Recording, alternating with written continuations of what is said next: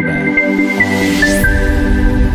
What you were saying about Memorial? Digiwaxx Radio. They were selling it on, they try to sell it on different platforms, but I'll say this. This is why Spotify recently stopped giving everybody money. So they messed up the game. So now you have to have at least 1,000 organic plays to get a check from Spotify. 1,000 organic plays. 1,000. At least 1,000, and it's the reason why is because Spotify has to pay out on these streams, right? Let's say these fake streams, but Spotify's main expense is what? It's their servers. They actually have to pay for everybody who puts music on their server, on their platform. The server has to house the music, and that expense is through the roof. Probably a couple $100,000 a month. A month? A month. Oh, damn. I mean, we're talking about. I don't even know. I'm just gonna put out there something like 1,000 yettabytes of content. I don't even, and what that would equate to is such a big no. I mean, if somebody put 100,000 titles a week, sometimes I'm hearing 250 a week of songs from all genres of music, and they got to sit on a server somewhere and be able to be accessed that forever. Somebody can play forever. Damn, no, I really never even thought about it like that. I know it's a lot. It's a lot. Like they're never going nowhere. It's not like a limited time and then they keep them like they sit there. If you run a basic website, you need basic storage. You're probably paying, let's just say, basic $20 to $50, maybe $80 a month, maybe $8 or $100, maybe that in that range for a basic joint. Yeah, basic. Yeah, facts. Damn. Record pool and all these things are paying thousands a month. A month. A music streaming service. Yeah. All right.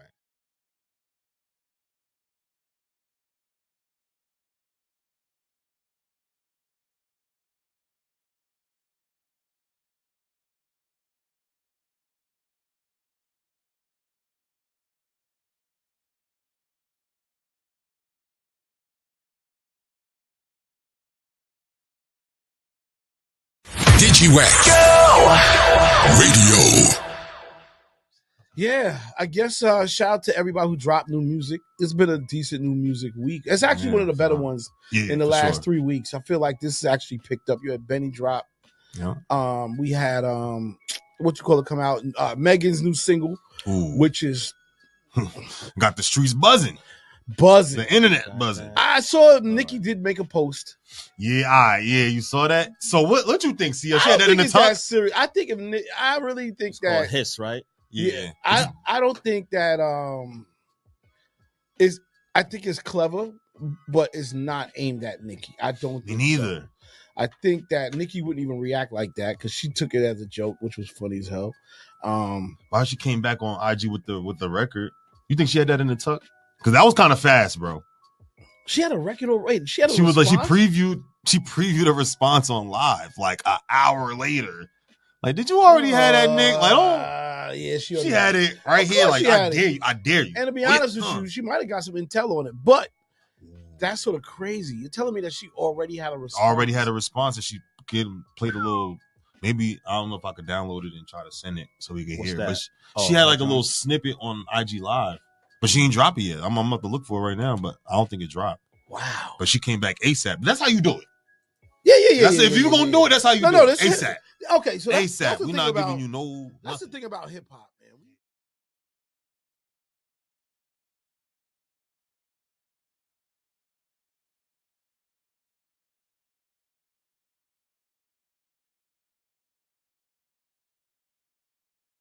man. Though is Thibodeau getting fired?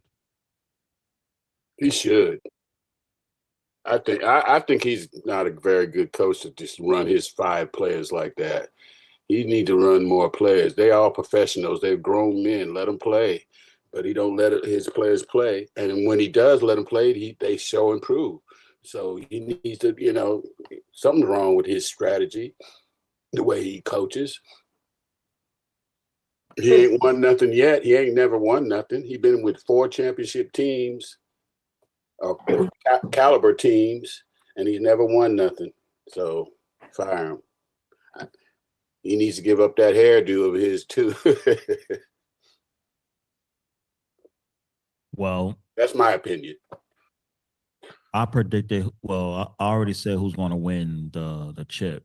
It ain't going to be on the East. It's going to be the West. On the West. You call it OKC then? Well, I at the time I didn't know who was going to be in the finals, but now I know it's going to be, Indiana, OKC.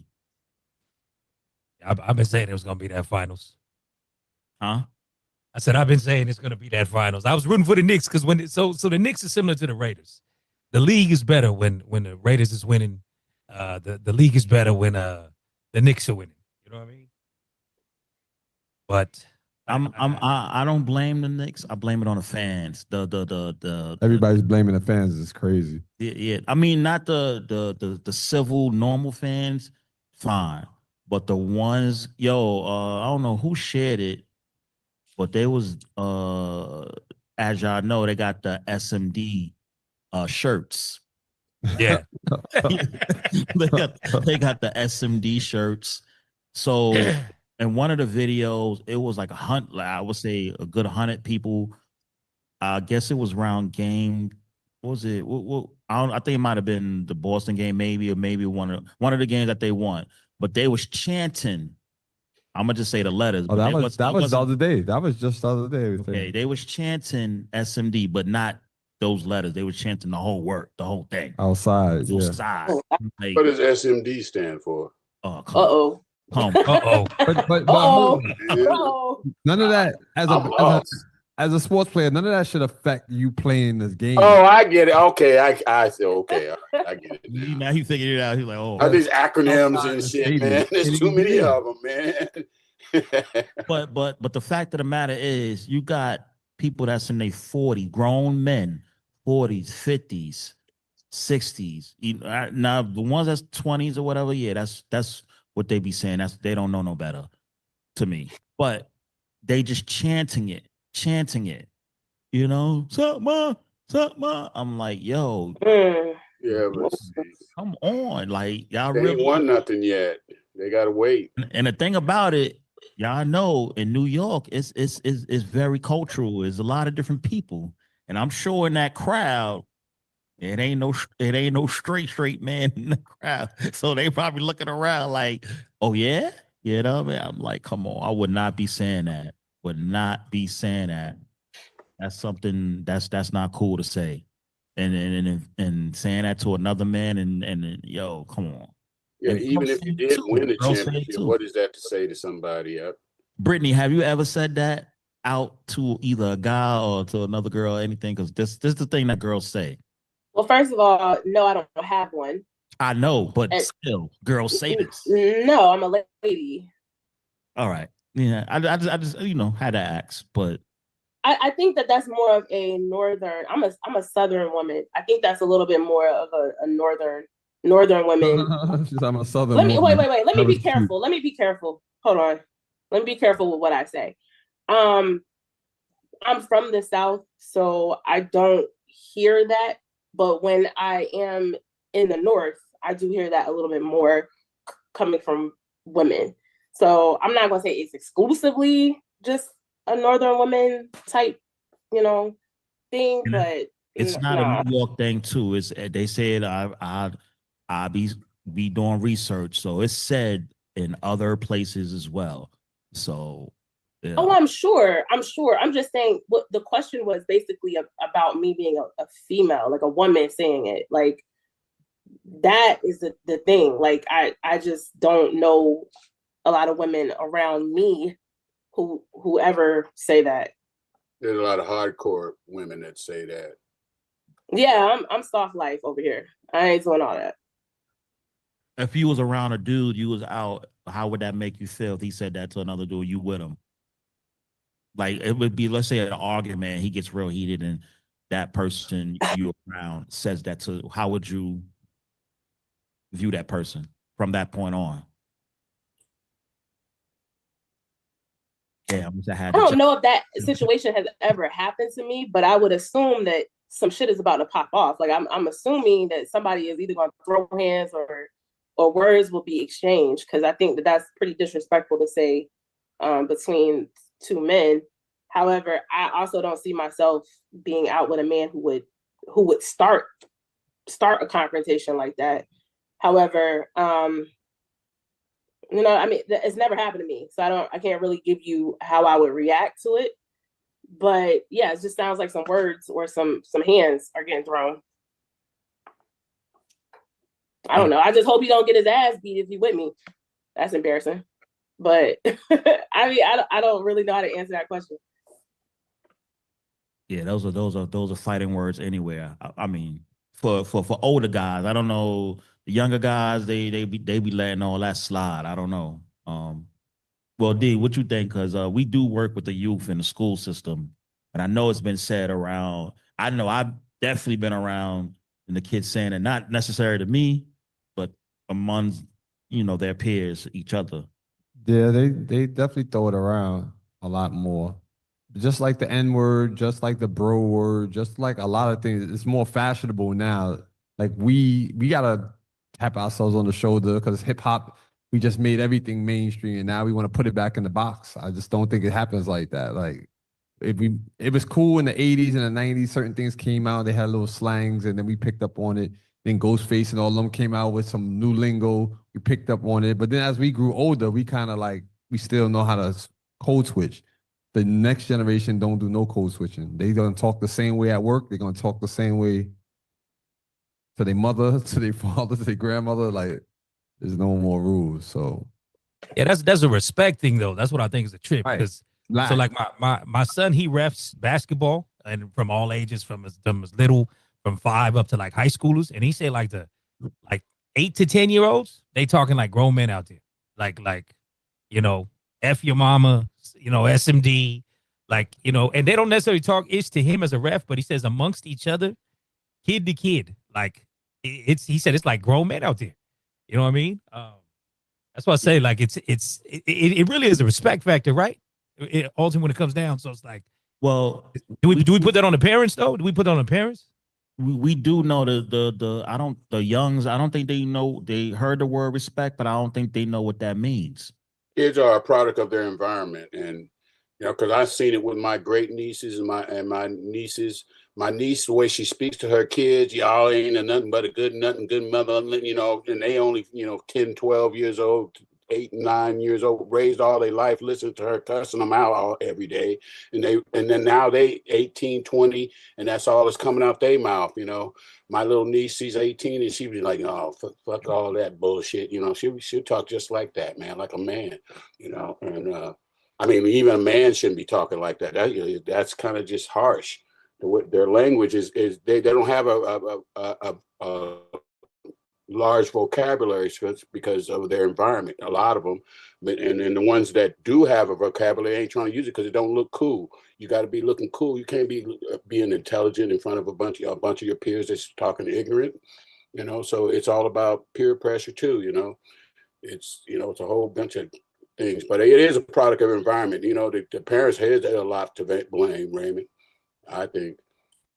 Yeah, it's funny you say that because one of the kids in my school, actually a female, she was addressing me sometimes in the classroom, bro, and I'm like, I'm not your bro. I told her, I said, I'm not your bro. And then we had a long talk about how they speak, and if they go on a job interview, you know what I'm saying, how would they speak during an interview? Or even they get the job, how would they speak to their employees up there, to their boss? I was like, you have to build up your vocabulary. You got to know when to basically code switch. You got to know when, okay, keep the street talk for the street and around your friends. But if you happen to be in a corporate world or any setting like that, or dealing with the public and the people, you got to know how to speak. Now, I done been, I'm sure a lot of us been into the fast food. No, just take the TJ out. We've been in fast food places, and it be young people working in there. They in their 20s, and sometimes they be like, how can I help you with the sassiness? How can I help you? You know, and they be rolling their eyes and stuff. You be like, why? Like, you got an attitude, and you know, we getting food from them. Sometimes we be like, I don't even get no food from it now because you know you got an attitude. I don't want you around my food with that attitude and this, that, and the third. And you know, they gotta learn, which is a very spooky future as time go on because they're going to be the ones that running the world, and a lot of them going to be parents.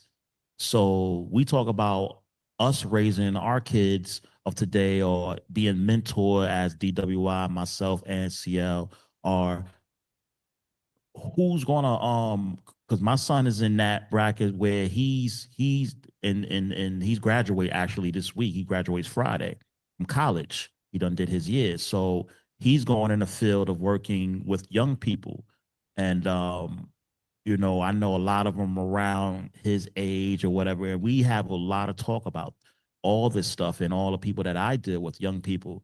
And I'm thankful and blessed that my son is not like that, you know, But that's on you though, Swerve. You know what I mean? You instilled that in him. I You was know what I about to mean? say he's not like that, right, Raymond? He's not like that because you're not like that, and people Yeah. You know, when your kids I are think like that, it's because you allow them either to be outside around people that's like that, or you are like that, and you don't think you like that. It's either or. I think we got to take some of the element off of code switch. And I know I'm not speaking as a black man. I'm just, you know, but like there's something to just about being professional in the spaces you're in. We talk about it all the time with even some of these, you know, artists that come on. You could tell there ain't been no media training. Can't even just have a conversation.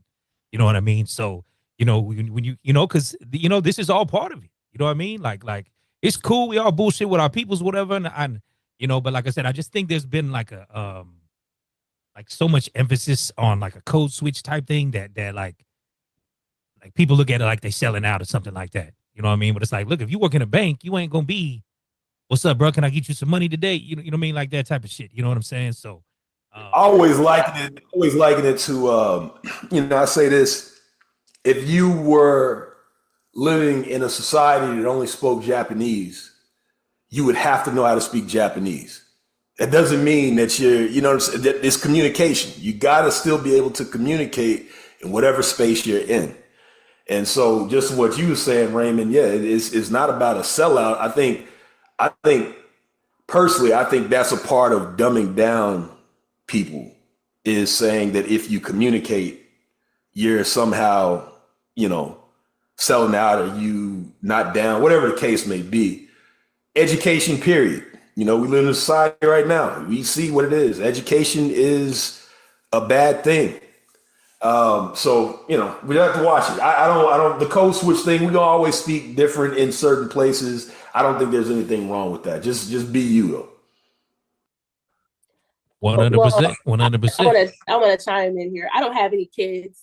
However, I will say that like what I would say would probably get me canceled among women, but single women do not do a good job at raising young men. They just don't. Say it again for the people in the back. Say it again. There are statistics behind that, you know, and they just don't. Now, part of that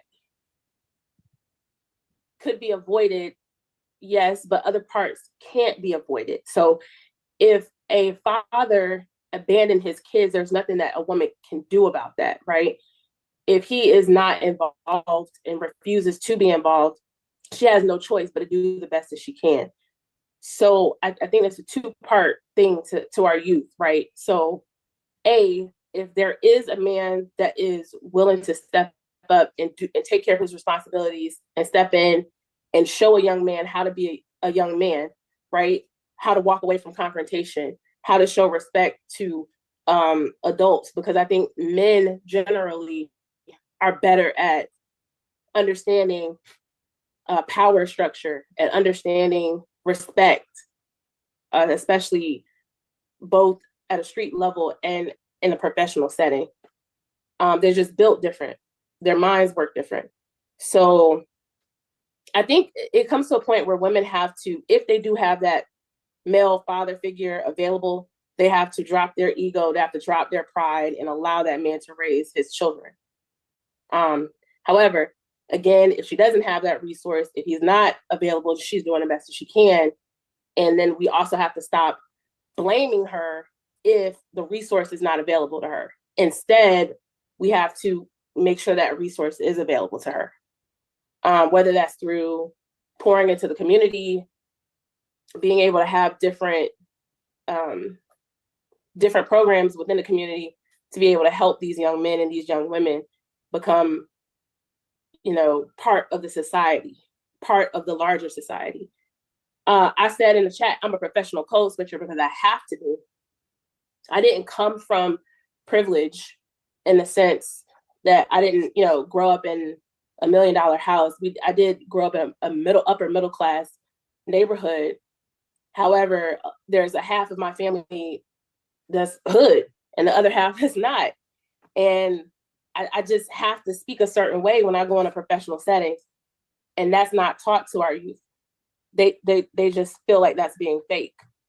It's not being like true to who they are. But as a code switcher, I think both parts of my personality when I'm in a professional setting and when I'm with my friends or family, that's both me. That's just me adapting to my environment. But I guess just to piggyback off what everyone said, like single moms, if they do have the resource available, let those fathers be fathers. Let them guide, especially the young men. Let them guide them. Don't be petty. Don't do that. Because it only hurts the children. It doesn't prove anything. And it doesn't, there's no good outcome for that. But that's all I. All right. Good combo on a Wednesday. I like it. I like it. You know what I'm saying? But listen, Brittany, I think if and when you do break down and have some babies, you're going to be a good mom. You know what I'm saying? You got a good head on you. For real. So, Go out there. These girls need women like you in their lives too, just like the boys need us guys. So I know you want to fight us saying I ain't nobody's auntie, but you somebody's auntie. You somebody's auntie. I am somebody's auntie. I am. You can't live to be in your 30s and not have a brother or sister who has a kid. Like my brother made me a very young auntie because we're so many years apart. So I became an aunt at 10 years old, technically. But I think the important thing here is just to realize that, we can do better as a community, and we have to allow the men in our community to show up. That's it, period. It takes a village. You know what I mean? That's what's missing. And no more villages. So everybody want to be so what independent. It's like business. There's people that do business, there's people that want to get into business but don't know how to do business. Get it? So same thing. Everybody want to be independent, but a lot of people need help. They need help. You know what I'm saying? They can't do it by themselves. So Raymond, I don't know if you got any music lined up. Actually, we me and CL on a way coming down here, we was like, yo, what new music came out? It seemed like it was kind of like a dry week. I know probably later on I did share that new Snoop video that dropped today, which is looked pretty dope. And I know people might, I ain't gonna say nothing. I want people to see the video. We can have a conversation later on about it whenever you play it, Raymond. Whatever you got on deck, I'm waiting to hear it. We here. Did you? Raymond look like he a little stuck. I don't know. His screen is. Yeah, I told you I'm slow motion. I got in late last night. I've been on New Orleans time till like 4 a.m. for the past. You know what I mean? Like. And let me address Head Rush. The reason why I gave you hell for calling me an auntie is because there's a way to call somebody an auntie, and then there's a wrong way to call somebody an auntie. Like if you calling somebody an auntie because you feel like they got an old soul, you know what I'm saying? Like I'm still a young woman. Like don't get it twisted, But I think in the sense of like last week, I want to share this, but I hosted like a talent show for a inner city program for the youth. And it was pretty cool because I wasn't originally signed up to host the talent show, but I did it as a favor to someone who could not host the talent show. And what's really impressive is that all these kids need is someone to take an interest in them, what they got going on, encourage them to continue to do great things and take them out of the environment at home. Sometimes the home is the worst place for some of these kids to be. So it was really cool. I guess I could be called an auntie because I was there with all the third graders and the fourth graders, but they had a lot of positivity going in that room. And so I guess it's spilling over into this week. So with that being said, if you are part of any community programs, you know what I'm saying, keep doing what you're doing. Big up. Let's say a baby kid around 5, 6, 7 years old. He try to dish you like, whatever, grandma. He call you a grandma. Yo, well, you know, I might be a grandma to him because maybe his mama had him at 12. You know, I don't know the circumstance. Yeah. You know, like I have to approach everything like you kind of have to be a little bit more understanding with people's trauma. You know what I'm saying? Like his grandma might be my age. You know what I'm saying? Like there are 30-year-old grandmas. And so I'm not like immune to that fact. I just think that sometimes when kids see that you're actually cool, like if you show a kid some shit and they be like, oh, this is cool, right? That is how you get a kid's respect. And I know that's not how you get adult respect, but that's how you get kid respect. So kids, they see that you doing stuff that you on TV, you on radio, they think that that's cool. So then they stop disrespecting you and they start asking you questions. So that's where we got to get to. We got to get to where the youth is actually asking us questions. Yo, how did you do that? Or you know, what was it like talking to this person? Or, you know, how you graduated college? You know, what was college like? Like, get them to ask questions. Yeah, they're gonna crack on you. Kids, if you ain't got tough skin, don't have kids because they're gonna be your biggest ops. Punch. You got something to say? Oh, yes, sir. Can y'all hear me? Yes, sir. Yes. Okay. Since we don't got no music, if y'all want to run the highlights from the belt to ass whooping last night, we can definitely do that. If y'all want to do that. And in all seriousness, how did I know he was gonna come in on some Pacers energy? How did I know he was gonna come in on some Pacers energy right now? Hey, Raymond, listen, I wanna check on my brother CL because you know what I'm saying, it's all love. You know, I just want to check on him, make sure he's okay. But in all seriousness, he's still at the Garden right now crying. He'll be okay. But in all seriousness, I've been coaching youth football for 6 years now, 5 through 11 years old. And to chime in on what Brittany was saying, when you actually show interest in these kids, and we talk, the kids I love them to death, but they from the hood, the ghetto, and they act a fool a lot. Okay, so once you really start to show them love, show interest in them, take pride in what they're doing in their schoolwork, in their home life, not giving their parents trouble, things like that, tutoring these kids. We've been doing it for 6 years now. We got over 70 kids out there. We take them all over the country with this football. And if it wasn't for football, ain't no telling what a lot of them have been doing. We got kids graduating high school, going into D1 division football scholarships from our first year that we started during COVID. So like people were saying, get into your community, make a difference in your community. Or, hey, listen, I can't hear what you're saying because you're not out here doing nothing. It ain't about what you say, it's about what you do, period. You know what I mean? So with that being said, I'm going to land my plane, Pacer Nation, Pacers in 5. All right, on that note, let's run a joint. Peep this out, y'all. You know, of course, a friend to the platform just dropped a project that she previewed when she was with us. Check it out. All right, Estelle, she dropped a project when she was with us. Stay Alta is the title of the project out now. You know, just good energy, good vibes. You know what I mean? I figured that one was a good song to play in the spirit of our conversation going on. You know what I mean? So she got Tidra Moses on that. And Russell Taylor. It's been crazy too, because Tidra Moses has been popping out quite a bit here recently. You know what I mean? She kind of everywhere. I seen her like she popped up on a content piece, like just freestyle with one of the homies like in the streets. You know what I'm saying? So it's cool. I mean, I think this is the crazy part, and I was actually having this conversation in New Orleans this past week. Is we're seeing a lot of artists that we came up with still thriving at a high thing, and it's like.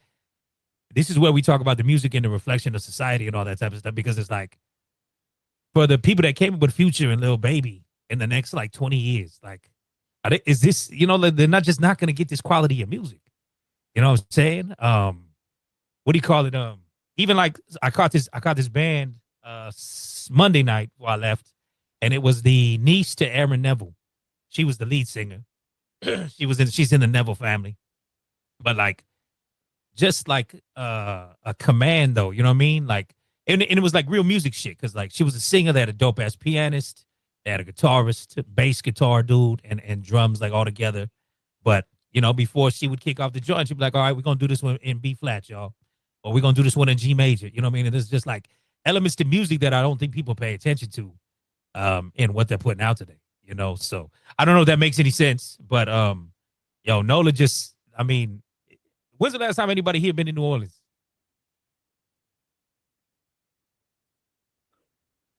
I went in 2021, so a while ago. 2021. I mean, it's just mad like inspirational. Like you go there and you can just get a fresh breath of, you know, just music, man. Music, food. My hands still smell like oysters and crawfish. You know what I'm saying? But like I said, it's just refreshing when you go see all the live elements. Like, cause I'm a sucker for horns.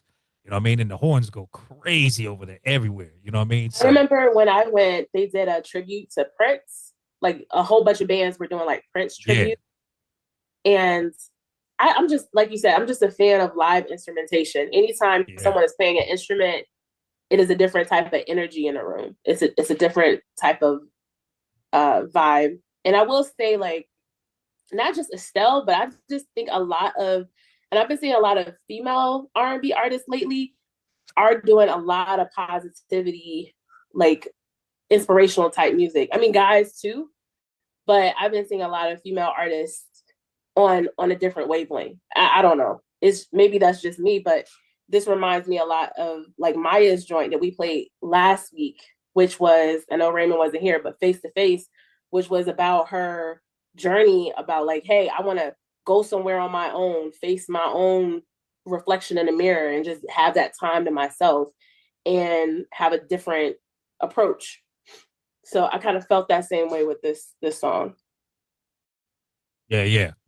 I mean, you know, and we've been talking about it long enough, you know, and the idea that, you know, we always talk about balance, but, you know, getting away from the quote unquote pussy rap or whatever, like maybe that's the other end of the spectrum. Like, okay, we gotta show that there is like woman shit going on aside from just this ratchet shit that has been popular now for, you know, because I mean, you know, it's weird too, because it's like, if you see like, and I think she's a bad example, but like, I think it's like the Brittany Renner situation, right?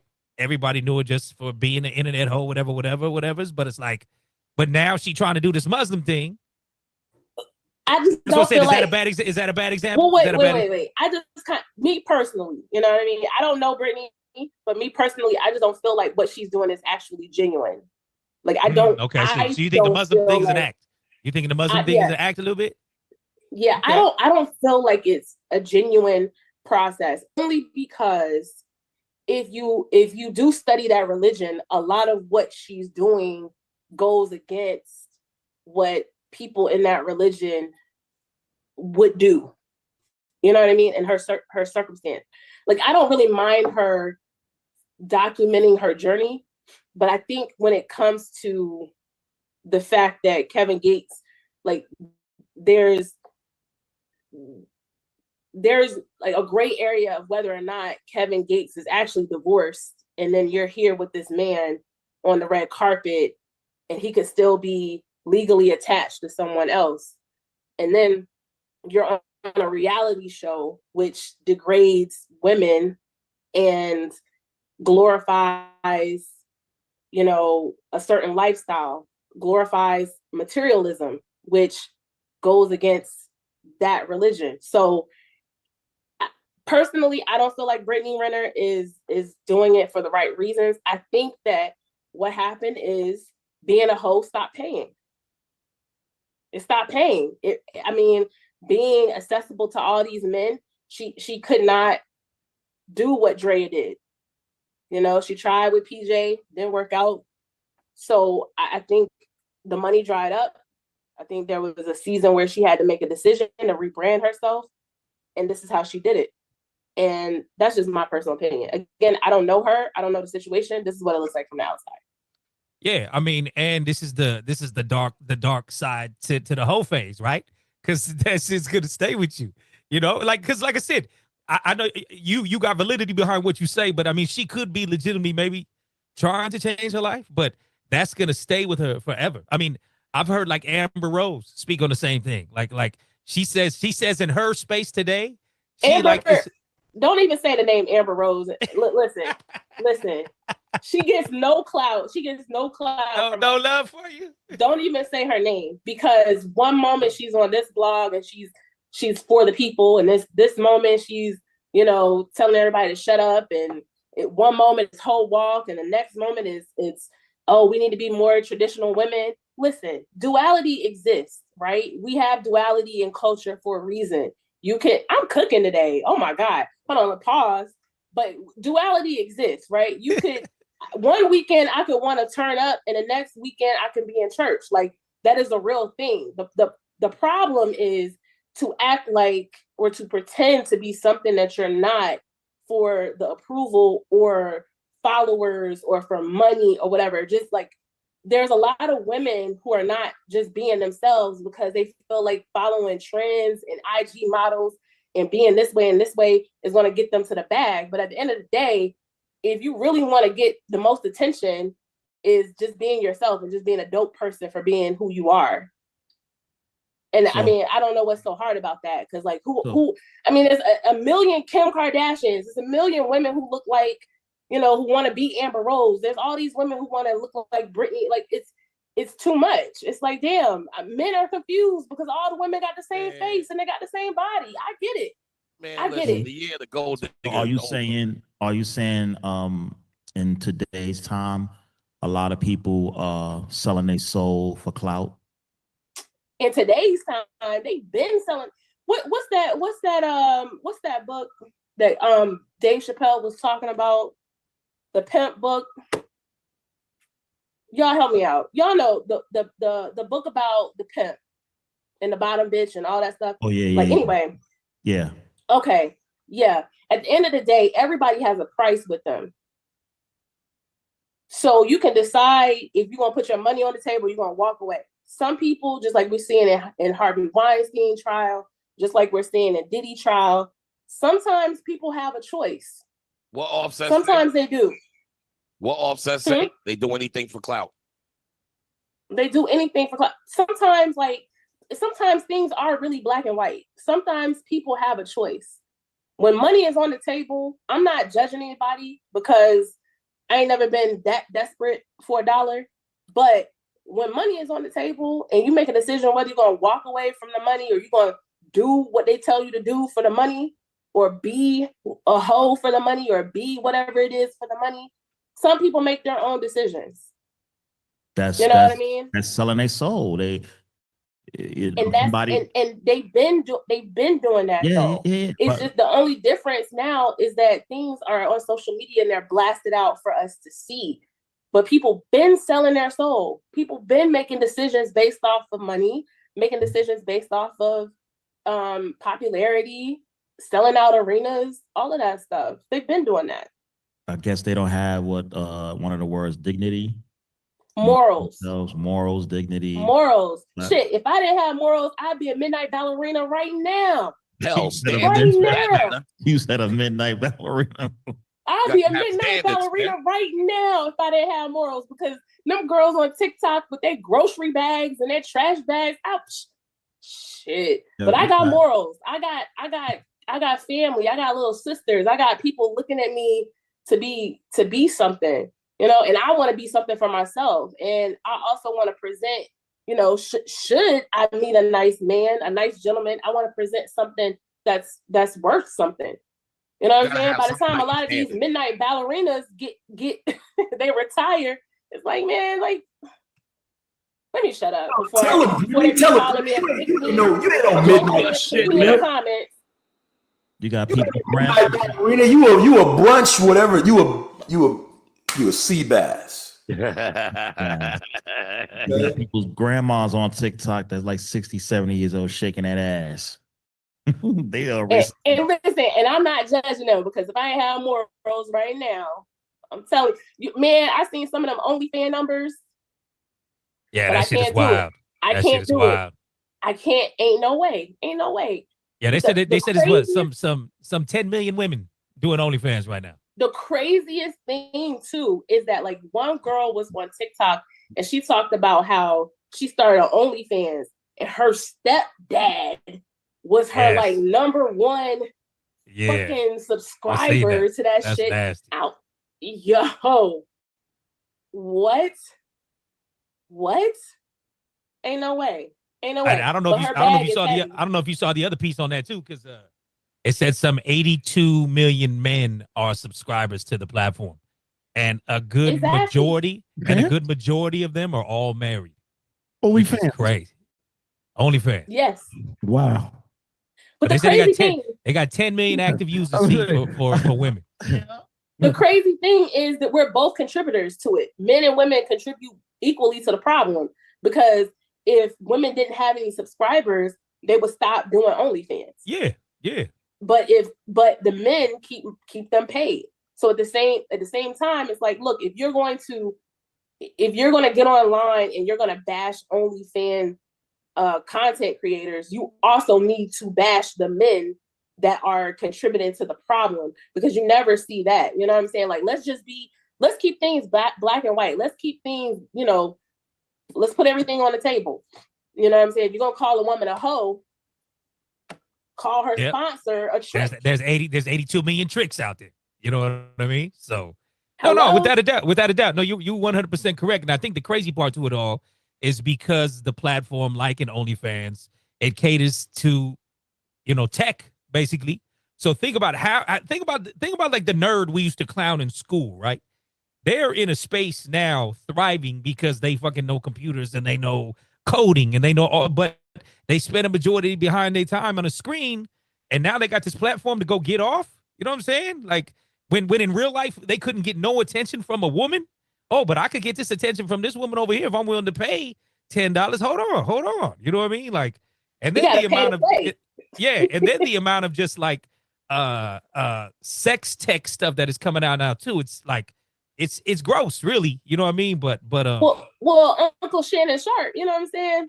Shay Club, Shay, he know all about OnlyFans and tricking off and 25,000 a cheat. I know he is just so happy that we're talking about Diddy. He people have forgotten. I did see that he canceled his tour amid all of these, investigations and legal troubles and all that stuff.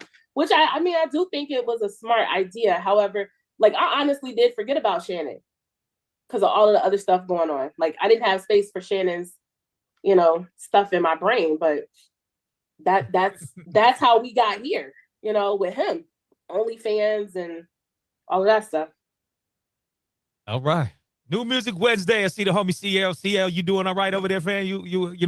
They coming in thick on the Pace the Nation stuff here on the card. Just gotta let you know. They coming in thick. So we can't hear you, dog. I don't know what's up with that mic. There we go. All right, it's all good. Yeah. All right. Listen, Pace the Nation, y'all looking good, but it ain't over. It's not over. I say Knicks in 7. It's not by a long shot. Listen, Knicks in 7. It is what it is. Y'all stop it, man. Y'all stop. This is he was saying Knicks in 6. He was saying Knicks in 6 earlier last week. I was saying y'all stop. Now you done changed it. Now you done changed it to 7 now. Yeah. Knicks in 7. We'll be going to the parade. We will let y'all. You didn't even know. Some ACL. Remember what I told you? You don't even know. You didn't realize that the women, the Liberty was undefeated, and they got y'all a championship already. Y'all better pulling for the with the Liberty also.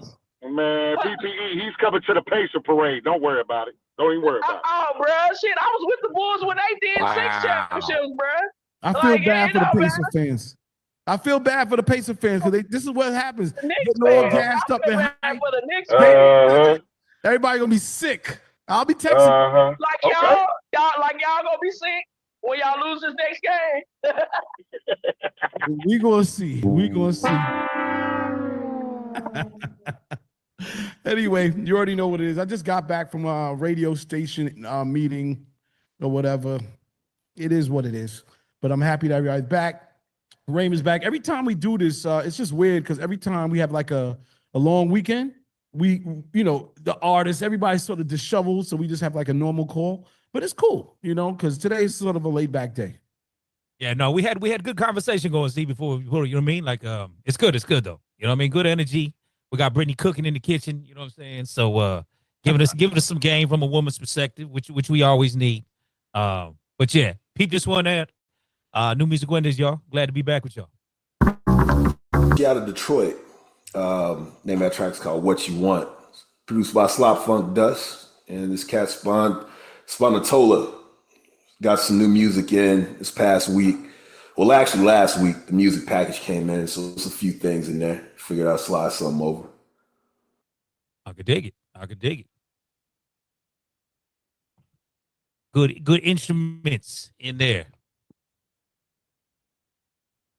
What's the live music scene look like in y'all's area? Like, is it more just DJ based, or are you getting bands, you getting groups, instruments, whatever? Who you talking about in Houston? Yeah. Shit, hell if I know, man. It's all types of stuff happening and not happening here. What I sent you a couple weeks ago when Slum was here, that's a rarity to get acts like that here again. I will say it's been picking up, at least here. It's been picking up a little bit. We've been getting some shows, but there's always stuff coming through, depending on what you're trying to see. But in terms of like legacy acts, definitely in terms of hip hop, shit, that's been picking up a bit. Like I said, in the last couple of years, but for a good stretch, we wasn't getting shit because the problem is, I think I've talked about it on here. The venues are all controlled by. It's like radio right now. Like radio is basically what Radio 1, iHeart. Yep. And anything else outside of that is nothing. So when it comes to venues, you got what's the Rock Nation? They own all of these venues around the country. Used to be when I was coming up, there would be certain venues you could at least get shit, because if I'm a promoter, I'm trying to bring people down. Well, I got to pay the door. I got to make money back. I got to work with the venue. If the venue only wants big people, well, then the smaller acts are not coming through. So that's why I say the longest been shit not coming through, man. But lately, it's been a couple of things have been sliding through here in terms of hip hop, but it ain't like how it used to be here. Now, if you want to see certain shit, you can maybe get out. But if you're trying to see some Quantum League radio, you're gonna be hard pressed to find that. Now, are you saying pre-pandemic still in the same situation, or post-pandemic? Post-pandemic has gotten a little bit better. Pre-pandemic, like the last 10 years, from 2010 all the way through, it was nothing coming through here. Like, you would be hard to find. Like, yeah, you get, whoever was hot might be doing some shit, but if you just want to get, and for those who don't know, I sensed Raymond, Slum Village was here in Houston a couple weeks ago, and Doe Man, who we interviewed on here, he was at the show actually performing with some folks. Shows like that you don't see a lot here in Houston before the pandemic. Now it's starting to pick up a little bit more.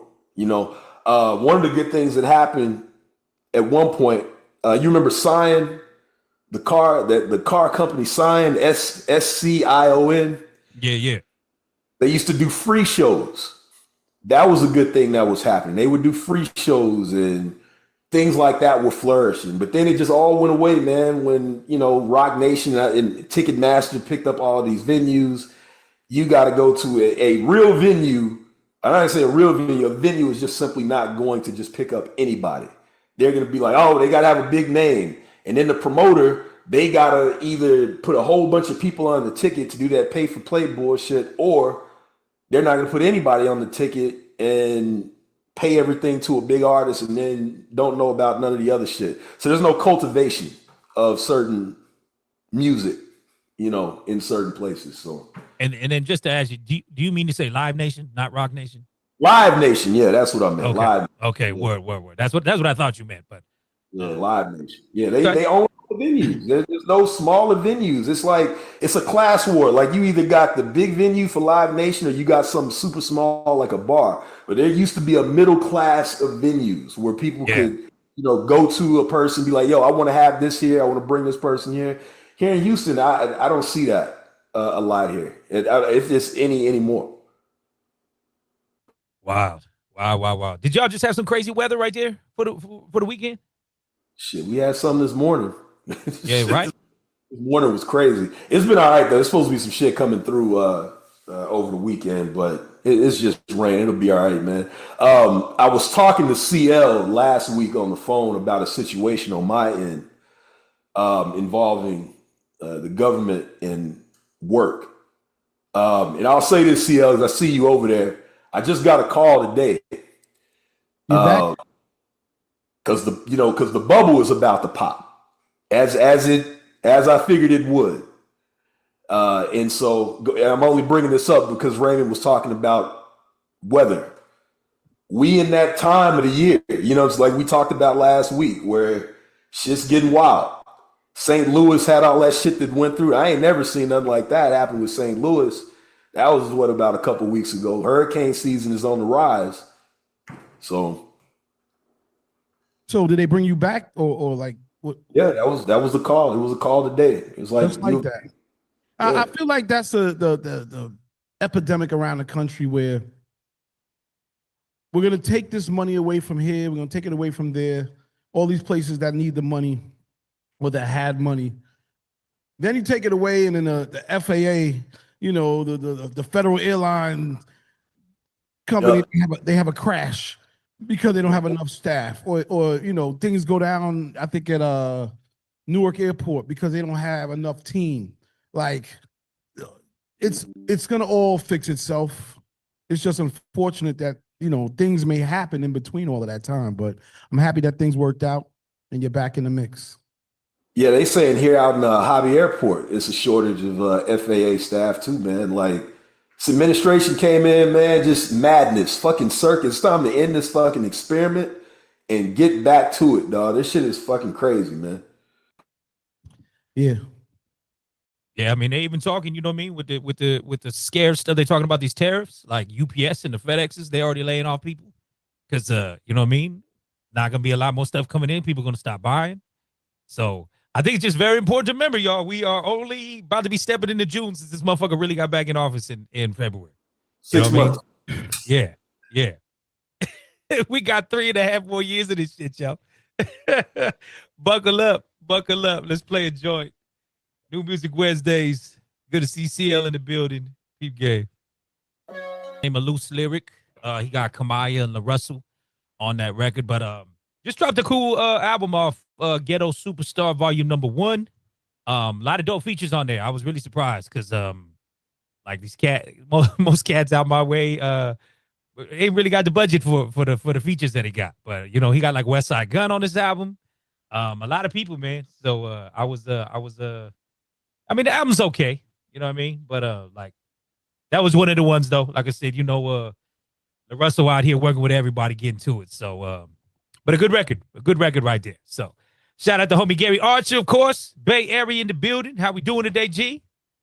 We're doing live, all the way live, getting ready for my show. I popped in at the right time, you know what I mean? I apologize for being a little late. My Wednesdays be crazy now that I'm doing real estate and music, you know what I mean? Yes, sir. Should be yes, wild. sir. They hustle different, like they hustle different out there in the Bay. for sure. But hope everybody's doing well. See, you said we got a guest line coming up out that way pretty soon. Yeah. We got a dope guest coming out of New York around 4:40. So in about 20-25 minutes, they're gonna step to the stage and talk about what they got going on. All right, word. All right, well, let's run another joint in the meantime. Peep this one out, y'all. The third drop. He got a project coming. That one features Shoreline Mafia on there, which they made a return. Shoreline Mafia had split up for a while. They actually had a member who got murdered, but two of them will come back, getting down together again. But yeah, YG got a project coming very soon. We'll see what's good. You notice the Joey Badass shout out in there. Where's the Joey Badass situation right now? I missed the whole week of it. We was just talking about that. We just while the music was playing, we was just talking about what's going. Can we get that mic up a little bit more, Swerve? I don't know why is this low. Okay, hold on. Yeah. There we go. Yeah. Okay. Now we was just talking about what you were just talking about, the Joey Badass. What's the report on that? I mean, I know Absol did a I think he did a record, and I guess he's throwing some shots at him. And the funny thing, they just did a freestyle. Didn't they all just do a record together with Big Sean? Yeah. That's what I'm saying. That's what I'm saying. Like, how they go from that to now they throwing shots at each other. Like, what the hell did we all miss? Like, they're doing it. They're doing it for the sport, y'all. That's what I was saying. The video that we saw was clearly like put together. But they're doing this shit for the sport. I don't know the end game. I know that they're saying Joey Badass is about to put out an album, I think in July or August. So he gonna live off of that. But there's also the TD East thing. They were saying that like there's a Top and Joey been talking and they doing the TD East thing. So this could be a way to maybe bring attention to that. Much like you, Raymond, I really haven't been paying attention, man. I'm not gonna lie. I've just been kind of looking at it on the sidelines. I'm not that interested. I'm glad that they rapping, but I'm not interested in it, man. I'm really not. This could be interesting if we look back, because remember, Pac was supposed to start Death Row East. Yeah, that's what they're doing. So this could potentially be TDE tapping into the East Coast, right? If that's for real, right? That's what they're doing it in homage of, is that whole Death Row East, TD East. That's what it was for. I don't know what's gonna come of it, if it's even, gonna be official or not, or maybe Joey Badass might come out with his shit on that. I have no idea. But all of this, I'm waiting for it to land. Because right now it's just kind of in the air, and I'm like I said, I'm not really paying attention. Shout out to everybody rapping, but I need it to land somewhere. I need there to be an end game with all of this. So you remember when the whole Kendrick and Drake thing happened, and it was like, they're coming at each other so fast. Like you said, do you think some of this is pre-planned, because there's just so many songs have come out, and really kind of only been Joey from the East Coast, but like so many cats on the West have like jumped into the ring. I think Joey Badass finally had somebody kind of, I think, like I said, man, I've been. Battle rapper. It was a battle rap. What's that dude? Damn, now I'm forgetting. It's on the tip of my tongue. Lux. Loaded Lux. Yo, why did they call your boy ass cheek though, dog? That was fucked up, man. Yo, I'm saying I agree. I think it's dope for the sport of it. Like it's good. Like they're not killing each other on wax. They just battling, and I don't think there's anything wrong with that. Like it's healthy. It actually makes it better, and you never know who's gonna jump into it. I know at the end of the day they actually do got respect for each other. So it's an Olympic sport, man. Rapping and battling is a part of it. It's okay. Now if we start putting hands and feet on each other, that's when it goes left. But why not? Like, why does everything's not always gonna be, straight hip hop or straight R&B or whatever the case is? Sometimes it gets to be a little bit of a cipher, and cats can go back and forth. I think it's good. I think what Quantum said that was sort of interesting is, what is the end game? Where does it lead us to? I'm cool with it just being a moment in time. I know in music and the way we think about things is like, okay, there has to be some type of monetization or some type of win at the end of the day. I don't know what that looks like, but I'm okay with it just being a battle. What do y'all think? I'm a fan of, if this really does become a TD East thing, you know what I mean? It would be a good look for Top. I mean, and for Joey to kind of lead the charge on the East Coast, I think that would be top tier. Because Joey, if you listen to all these songs, on his own, rapping his ass off. You know what I mean? But But I think ultimately, like I said, if there's an end game and this really does come out as like, yo, we're starting TD East, that's brilliant. I think that's brilliant. So I'm here for it. I'm here for it. Check this one out, y'all. Awesome. Shots to Gary. Send it. My bad. See, what you about to say something? No, I was seconding your thing. I think that's awesome. They do that. But go ahead. Yeah. Let's run this joint. Like I said, we got Gary in the building real quick. Submitted this one. Check it out.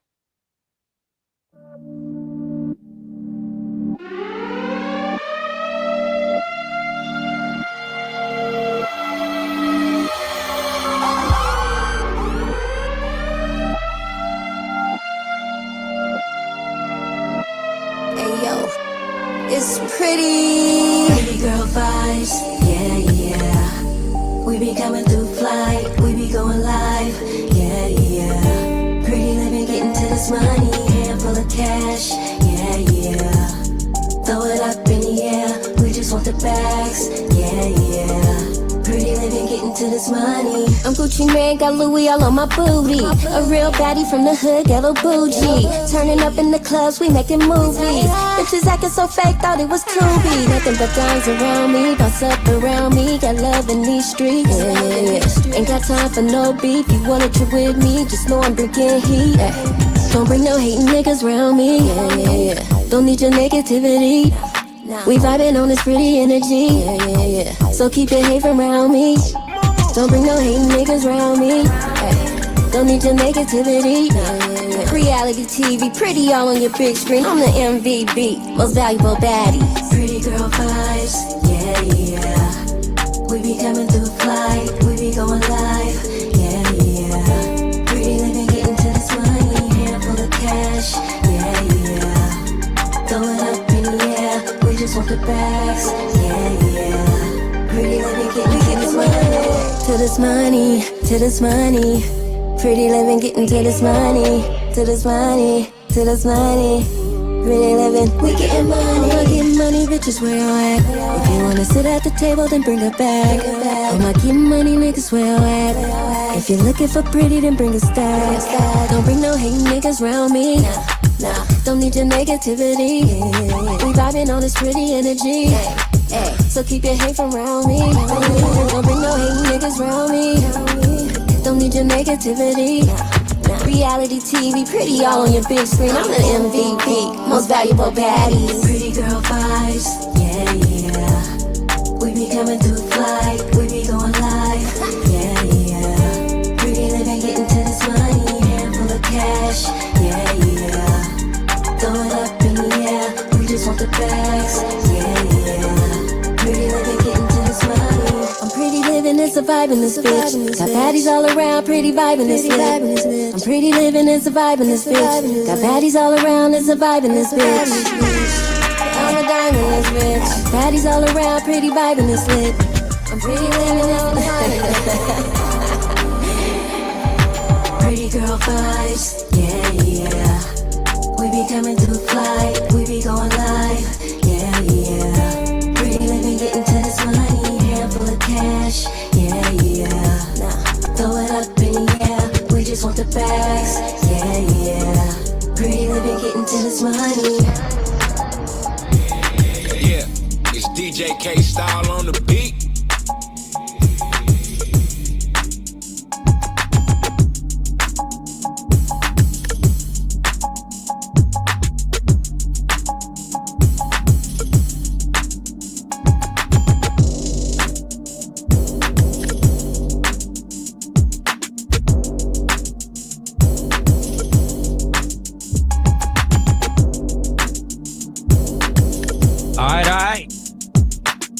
Pretty girl shade with the pretty girl vibe.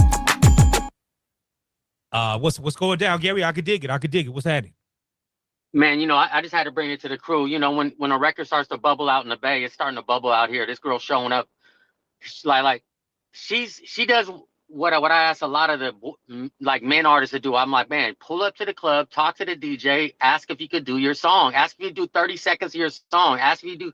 I said, man, if you ain't got 100 no's, you ain't tried, right? So she's been going out, and now like every night she'll go do like 4 or 5 different clubs. She'll go bust a song out, and all the girls be like, it's starting to like, oh shit, you know what I mean? So as you know, I don't know if it's gonna be a giant record, but like here it's starting to grow. Like as I tell people, motion causes emotion. Dope in the house is a liability. You know what I mean? If you're dope, you gotta have dope fiends. So I said, let's go get them. So she's starting to get some dope fiends, and I want to bring it to my family. Yes, sir. Yes, sir. Gary always help put the pain where it ain't 100%. You know what I'm saying? But no, I dig the song though. You know what I mean? It's some classy ratchet type shit. You know what I mean? I think that's right up Miss Brittany Cherry's alley. What you think, Brittany? Did you like the song? Yes, it kind of can you hear me? Yeah. I'm You good? so sick, y'all. I'm sorry. I'm holding it together. It kind of reminds me of like 2010. Like it kind of has that vibe, like stepping out, like, oh my God, don't shoot me, kind of Cassie. I hear some of, I can hear it. some of like Cassie's vibe in there, because she did have that kind of cool girl, like stepping out vibe, where it was kind of like a little bit understated. I guess that's what I'm looking for. It's a little bit more understated, not too much in your face, which I can appreciate. But yeah, it's a vibe. Cassie. Yeah. The hell is going on with you, Brittany? She said, no. She was comparing the song. She was comparing the song. No, the song. Like Okay. she had that. If you remember the song, like Me and You, it was very understated. It wasn't like, I'm not talking about her personal life. Literally, just talking about her voice. Right? Very understated, very cool. Like got a little rock to it, a little vibe to it. That's it. I like the song. I'm just saying I haven't heard somebody compare anything to a Cassie song ever. But cool. What? Do we got our people in the building over there, see? Yeah, man. They just stepped up in the house. You know, we got some New York talent. I'm not even gonna say just New York, but just some dope talent tapping in. And shout out to DWI. He saw these brothers. Go ahead, D. You know, tell a story and everybody knows. Yeah, so this story is very near and dear to my heart because my one of my closest friends of 30 plus years. This is one of his boys. This is his younger two boys that I watched him raise. And I've been in the music industry for longer than he's been born. And he's never been to any of the studios or anything. So his father invited me out, and Sean invited me out to one of the events. I went to two of the events, excuse me. And these two here was rocking. He's the artist, he's the producer, he's on stage making the drums live. And I'm a producer, so I got hype. I was like, oh, they get busy. And they got the crowd full with all their friends and supporters selling merch and everything. So I was like, this is how it's supposed to be. And this is family right here. But I gave him I still gave him the same script. Like I gave him the invite. He took the invite. A lot of people don't take advantage of these situations. So it's not like it's not nepotism totally, but it's like I gave him the opportunity, he took it. Because a lot of people, I know a lot of people that do music, and a lot of people didn't take opportunities that I gave them. So no, that's what's up, man. So yeah, coming to the stage, man. We got Signal Coast in the building. Thank you for having us. Hey, y'all, man. You know, I'm Key Johnny. I'm Charlie. Charlie and Key. Key Johnny. Okay, no doubt, man. First of all, welcome to Music Wednesdays. We got a beautiful crew in the house, and we do this every week. So happy to have y'all, and happy that D saw something in y'all to say, you know, y'all should come up, which is dope, man. So, well, let's start from the beginning, man. First of all, where you guys from? From New York. We met in high school in Manhattan, just on like 66th Street, you know, and we were in a performing arts school. So we had English class together. We started a band in high school. Long story, I can get into it, but pretty much we met, you know, in this band. He was the bassist. I was a guitarist and lyricist. And really, you played the guitar too? Yeah. So we met just going to rehearsals together because we lived the furthest uptown. I'm from the Bronx. He's from Harlem. So like we would just meet up on the 2 train and go to rehearsals together. And that formed the bond initially. And we started making tracks outside of band rehearsal, and we saw this like connection.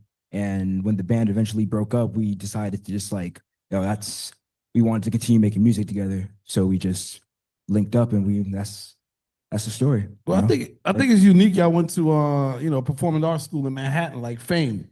You know, what was that like? I could tell plenty of stories, but I'll let Charlie take it. It was super weird. Like the first time before I really knew Key Johnny, we were in a class together, and one of the first impressions of him I got was him doing a rap for a like an English project about like some book we were reading, and I was like, damn, like this is actually That was good. the easiest credit I can get. They said write something or like make something. I said I'll make something, write a song. Repeat assignments. It was interesting, but So you meet cool people. was there any other talents in the school? Yeah, definitely. Like I was a acting major. He was a musician. So like just alone, you have so many talented people in your class. Like I have a couple friends that are on Broadway right now and just like doing their own thing. And we have people that we know that are in successful bands that went to our high school. Like there's maybe 3,000 kids that go to that school. So everybody, they're bound to get like even 10% of those people of a graduating class are super talented, and they're going to go on to do good things, especially if they're dedicated to it. Like there's a lot of talented people from that school. Cisco Swank is going crazy right now. I don't know if you guys have heard of him. No, but Cisco Swank. Yeah, he's like a jazz artist and a rapper, makes all of his own music. I think he might have got signed recently. I don't know, but he's blowing up right now. He had a good run last year. He was like a year or two older than us when we went there. I was blown away. Like as a radio guy, producer, and like all around just music, I didn't know what to expect. And the spots we was in Bushwick, Brooklyn, like we was at some of those real performance spots. I was like, okay, these guys are outside. And the last one I went to, they booked out. They had the shirt right here. I purchased the shirt there. They had merch. They had a lot of people coming in to support. And I was just peeping the scene. I was just sitting back watching what was going on. The performance, he's dope. So the performance was cool already. So I'm listening, but I'm watching how this next generation is moving. I'm like, oh, I got a family member that is coming up that I can possibly be a part of his success and not the failure. So when I spoke to you and Swerve, I said, yeah, we got to bring these guys up because we trying to do something on the next level. And I think their audience would be great merging what we got going on. Especially new music Wednesdays. Dope. So how would you guys sort of describe your sound or your style of music? It's definitely a fusion of a lot of our influences. Like we're heavily influenced by like groups like the Gorillas and even Run the Jewels, Arm & Hammer. I don't know if y'all know Arm & Hammer, but they're really doing some dope stuff in Brooklyn right now. Just with the lyrics alone, like being able to paint a picture and like have our music not only be audio, like an auditory experience, but like a visual experience too. Like you want people to hear the story and feel like they're there with you. And that's down to the lyrics and like how you say what you're saying and like how the words fit together. It all matters, So I was raised on a lot of hip hop as a kid. So like, just like the feeling of the music matters most to me. So our sound definitely just comes from a lot of different ballparks, So there's a little rock in there, a little pop, but like it's all rooted in what we like to listen to, if that makes any sense. That reads, like we're really adamant about just being excited about the music that we're making, having fun, So that can be a rock song one day, that can be a hip hop track another day. Like we started and we go to so many different places, so I'm appreciative of that. I have a question. Who from your dad's era that he was listening to when you was a kid that you remember that you think is dope still now to this day? Oh, like, I mean, A Tribe Called Quest for sure. Like that was just like my roots and like my core. Like a lot of stuff just stemmed off from that because I was introduced to that at a very young age. And then Diggable Planets, definitely just like a real mellow, like real New York vibe that just like sort of makes you feel like you're in the song with them. Like it's always like, it's always those artists that have such a different approach. And how old are you again? I'm 22. 22, and I heard the groups that he just mentioned.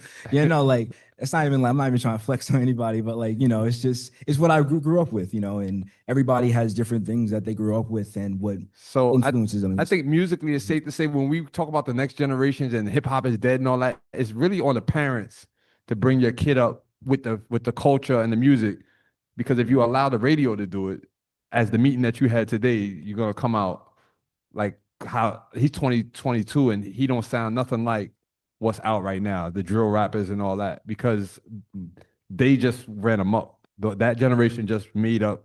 I don't know where they got that style of music from, but I guess we'll come back to that though. Maybe online y'all can help me figure out where Chief Keef or where did it all start. I don't know. Chicago. That's like a whole started in London. A lot of the, it's a subsection, and there's like a lot of intersections that happen with music. And I think every generation has that one thing that they're super excited about that people can't stop listening to for some reason, whether because it's that one summer they heard it and like they was all outside or whatever. Like it's all about the context, I feel like, as well. But also like what your parents are playing in the house also has a influence on that too. So for sure. Yeah. No doubt, no doubt. Well, listen, Signal Coast. Let's get into some music since we talk about the vibes, man. What's this track called that we're about to play? This is most likely Centipede, if I can do a little bit of guessing right here. I think we're gonna play Centipede first. It's off our third album titled Third Vision. We just released that last Friday. Had a really successful album release show in Brooklyn, so we had a lot of fun doing that. So I hope y'all enjoy. All right, let's get into it. Y'all hear that shit? Y'all hear that shit? Pop your shit, pop your shit. Harrison Ford hopping out the two-door, 4 score, 2 scoring to learn the chorus. They knew the war wouldn't end, so they sent the medics home. They need more, alone in a crowded room. Should be more relatable to the freaks and numbskulls, but I don't know what works, but what hurts is for sure a holy exit stage left. I fell towards a better ending. My friends dipped and I paid the entrance fee. Don't look at me, I'm wearing the same suit and tie I wore last week. Dukes and liars, the freak show, who's higher? Red eyes conspire, loosen wires, break cut during the winter storm, reduce the life expectancy. I was too tired to find a reason to believe a white collar isn't trying to have it for themselves. I felt creepy, sleazy, sunglasses conceal me from the cameras on Cabrini. Cease please, this isn't a phase, it's the real me. Eyes reflected the flames, bastard dancing on the main stage. Seance, I was late to the summoning. The holy corpses mumbling something, muttering, stumbling. Starving kids in the fast few line, stomach rumbling, bubbling. Past the spliff to who? Rotation done got fucked up. Now we pass it rich and rude. That's the goal to reach, it's true.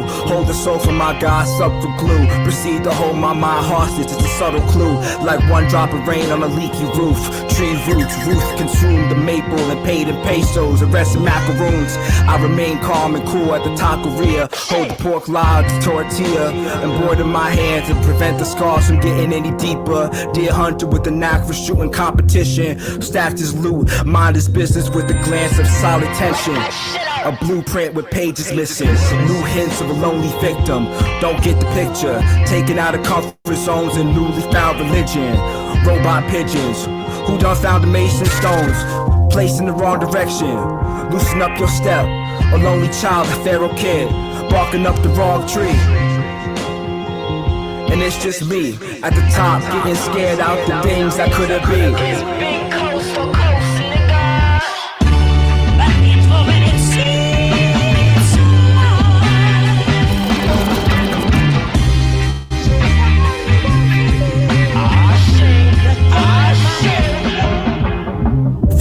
I won't ever play these games again. I hold this molten bare-handed, bolder than a group of phantoms, the same poultice, wrapped in poltergeist and webs. No, this isn't exposed yet. The moment's eroded stone, quicker beneath the floorboard.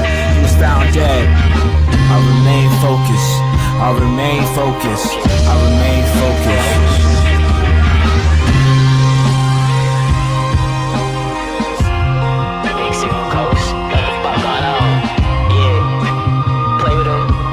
Slice and dice, type shit, type shit.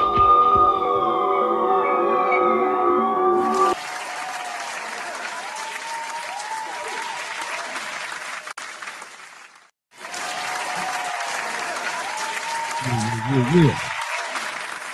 All right, that's sort of a mic check. That's what's up. All right, music is in the building. That's what we're talking about. So, something different and whatnot. I definitely want to check out the album. It sounds like you all have your own style and your own bag and whatnot. We were just talking on camera, some of the inspirations, not really inspirations because, they mentioned Tribe, but I would say new inspirations or artists y'all want to share the stage with. Like, who y'all rocking with? Like, who, like, sort of, when you hear them, you sort of, like, motivated or, you like, all right, let me step up my game production-wise and pen-wise. Yeah, so you want to take this one? Or? Yeah, sure. I mean, Johnny mentioned Arm & Hammer earlier. I feel like that kind of taught us a lot about the type of hip hop we're trying to make in terms of like the way Kijani writes, the type of beats I'm trying to make, especially like the Alchemist type of beats or like maybe Madlib or any of those guys. I think the last Injury Reserve album was like really big for us in college because we heard that, and that album is so weird and experimental. And the sample flipping like is so weird. Like you just think like, how does anyone even rap on this? But yeah, they find a way, and it's super cool. Yeah, definitely Arm & Hammer, Injury Reserve. Earl Sweatshirt is a big one for me.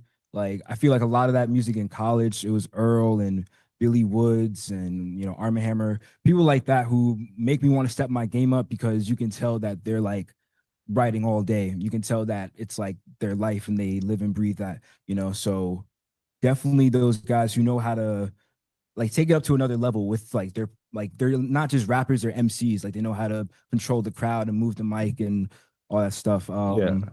Definitely those guys. And I'm blanking on one more artist that was a heavy JPEG influence. Mafia. JPEG Mafia for sure. JPEG Mafia is crazy.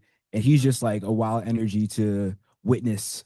And because it's one of the like how does somebody have all that breath control and all that like anger inside of them to like create such music? Like where does this music come from? You know, so any music that makes you scratch my head is the music that I want to like continue to like pursue, you know, try to make people, you know, question their reality a little bit and make them sort of think outside the box, you know. I feel like I'm getting a lesson in hip hop. I don't know how to do. Yeah, me neither. But that's the point. That's what I was saying. Like there's a whole section of music that we don't even tap into. And then again, like to be invited out to something and I'm just in the crowd, I'm like, oh yeah, we're not doing nothing. Like they're doing something over here. Like we need to switch it. I mean, this is a pivot right here because I still was feeling the music. Like it wasn't like he was up there, like it was some rock and roll type. Like he was really like up there spitting, like, but it was just the beats between the beats and what the energy of the crowd. It was just like, all right, everybody's in tune to what's going on. So I couldn't. Raymond, go ahead. No, I was just gonna say, make sure they know they was getting some love in the chat. A lot of fire emojis. A lot of people were complimenting the production. I think we all agreed the beat switch in there was fucking nasty.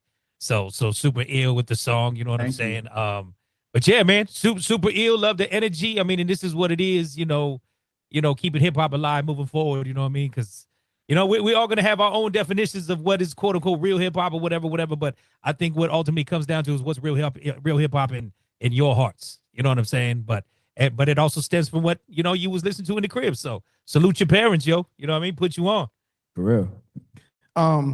As far as like the fact that you guys sort of, it seems like you're doing this all on your own. Where did the lessons come or the idea to come to say, all right, we're gonna try to monetize from the merch table to some of the other things you guys are doing? Where did the business acumen come from and why? We just like failed for a couple of years, honestly. I mean, we've been doing this since 2020. Today's actually the 5-year anniversary of our first album. Oh shoot! All right, yeah. Which sounds like completely different. Like it's like rock and indie and alternative. Yeah, it's crazy. But good rap on that album. Like we definitely explore that field, which is interesting because like even right after that album, like we had like maybe 4 or 5 rap songs written for the EP, and we just. It's not even like we were thinking about it like, oh, we need to monetize on this and need to do that. We just tried everything and saw what, really worked. Like we said, we were in another band that didn't work out. So we took a lot of lessons from that. We had like a whole situation with like a label trying to reach out to us in high school in that first band. And we was definitely on some like, oh, let's get this bag. Let's do this. Let's do that. And we tried to capitalize on that for sure, but things didn't work out. And we definitely had to like sort of fall from grace a little bit when your dream is right there and you're just like, oh, it humbles you a lot. And we took a different approach where we were a lot more focused on the music and not so much on our image. And then from there, we incorporated the business aspect when we started playing shows in college. Like it was really just seeing how people responded to our stuff, seeing who came to the shows, like just like how it was sitting in the room. And we just started selling merch a couple months back, and it's been going really well with that. So like, and then like we want to try everything. We've been selling CDs too. Like that's CDs, like that's really cool. I've been making them in my room, like printing You still them. got a CD burn. Yeah, no, I've been like burning the CDs and like printing images on them. And like not like I'm just proud that we're able to have so much fun while making music and be so hands-on with it instead of having somebody who's like controlling us and like trying to like tell us what to do. And some people are lucky to be in a label situation, but we found it to be better if we built our foundation, just the two of us, and got really strong on our own, 22 years old. Yeah. That's I was great. 25 when I started The Matrix. So 25. I was 25. So I don't know if they make it 22 and 25 like that anymore. No, I don't know. This is like Real a talk. relic right here. Real talk. No, it's good to hear, like, you know, the entrepreneurial side of everything, and the fact that you guys are having fun with it. That's a big deal, because sometimes these things start to turn into a job. But the fact that you can profit from your passion, that I always think that's a skill in whatever we do. So that's keep on that track. Your passion. I did have a question about shows and how you guys go about securing your shows and doing your shows, and what do you guys got planned coming up into from spring into summer, show wise? So really this year, like, we really took the I guess the steering wheel in terms of booking our shows. Like, we graduated college, didn't know what to do necessarily, how to like get into these venues. And our first show in the city was actually like offered to us. Somebody dropped out from a slot, so we just got that off of a friend connection. But starting this year, we were just a lot more diligent and like, okay, we need to play shows. So I just sent out like mass emails to as many venues as I could, like 10, 15 venues in an email, just like sort of blasting it out. And luckily enough, like the first week, we got pianos to respond to us, and they were, you know, they put us on, and we did our first show, and like, we sold a lot of tickets, and people came through. So like, once again, we're doing it by ourselves, and our next show is next week on June 4th at Purgatory. That's out in Brooklyn with our friend Doran. So like, we're just we're also trying to make it more of like a network thing. Like, we have friends that are playing music too, so we want to be on their bills. We want them to be on our bills, and we're just trying to build that like community of artists and musicians and whatnot. So yeah, planning for the summer though, I would love to play a bunch of shows. Like, we're trying to like do like a little tour for the college season up in the fall, you know what I mean? So that's like the next big step for us to like learn how to navigate that, you know? Yeah, I think, you know, obviously it's festival season. There's a lot of festivals, big to small, that are looking for dope new talent. But even beyond that, I like NACA. I don't know if you guys are familiar with that, but NACA is like the college show board that every college they can book. I think that's a perfect place for y'all to go to and probably get, you know, 50 shows for the year real quick, and all that stuff. DJ Endzone, I see you raised your hand. Step to the front. Why not? Hey, so I loving the joint that just played, and the fact that y'all say y'all do this on your own. I would love for y'all to be a part of my show called The Zone Show that launches next month on Sonic Scout Radio, and we're gonna be playing a lot of independent artists. So y'all are really fit for it. Maybe like after like you finish the interview, if it's fine with y'all, I get y'all contact info and then we discuss from then. But I would love to play y'all music on my show. And like I said, that launches next month, June 27th. All right, that sounds good. Yeah, I'll definitely give us. We can link on Instagram, or I can give you my email. Either one works. You know, I can put Yeah, that. either way. All right, word. Yeah, we'll put it in Appreciate the chat. Y'all link up, you know, follow through. Thank you, Endzone. That's what's up. Got some love coming out of the Carolinas. Yeah, Nice. South Carolina. South Carolina, buddy. They saying boots on the ground over there. We know what's happening. It's all love. Talk to us about Cobwebs. Cobwebs. That's the opening track for the album.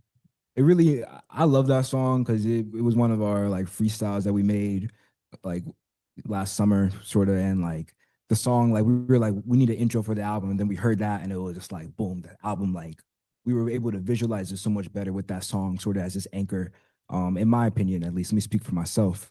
But that song deals with a lot of like contradictions and just like placing things like misplaced identities and like sort of like false identities and like who can you trust sort of thing. Like I'm trying to like delve into that aspect of, I feel like we're living in a state where like there's a lot of scary things happening, but it's like suppressed.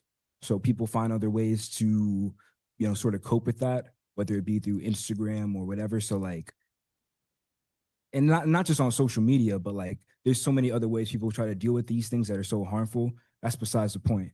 I think it's just interesting for me to shine a light on the things that are going on behind the scenes that we not always thinking about, and like to be like, okay, like let me ask this question and see how people respond to that.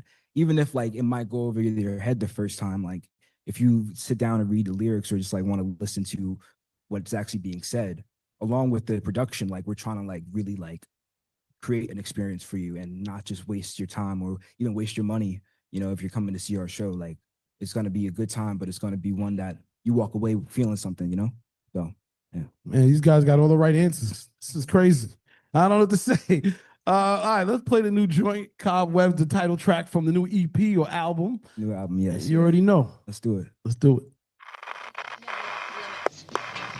You will learn the answers only when you see Space Thing. Space Thing, you make my heart sing. Space Thing, filmed in a galaxy of colors.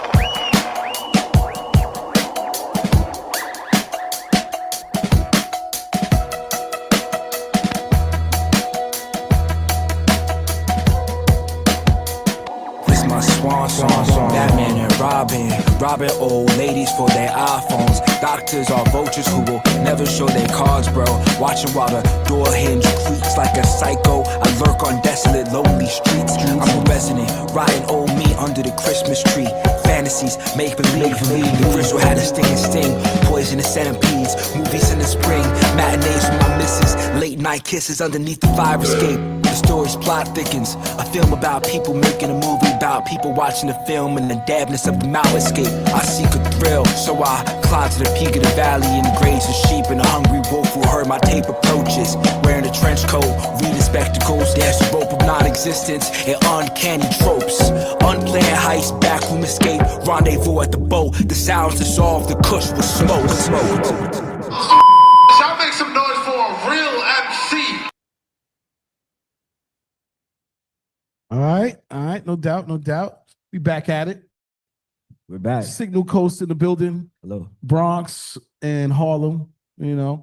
Wild connection. It's all good, you know what I It's mean? New York City high schools for you. Like, you know, you'd be surprised at the people that you meet that's sitting right next to you, you know, like, so. You mentioned MF Doom off camera. Yes, I forgot to mention him before. Like, all praise is due to MF Doom. Like, he's the reason why I do a lot of what I do lyrically and just like how I carry myself.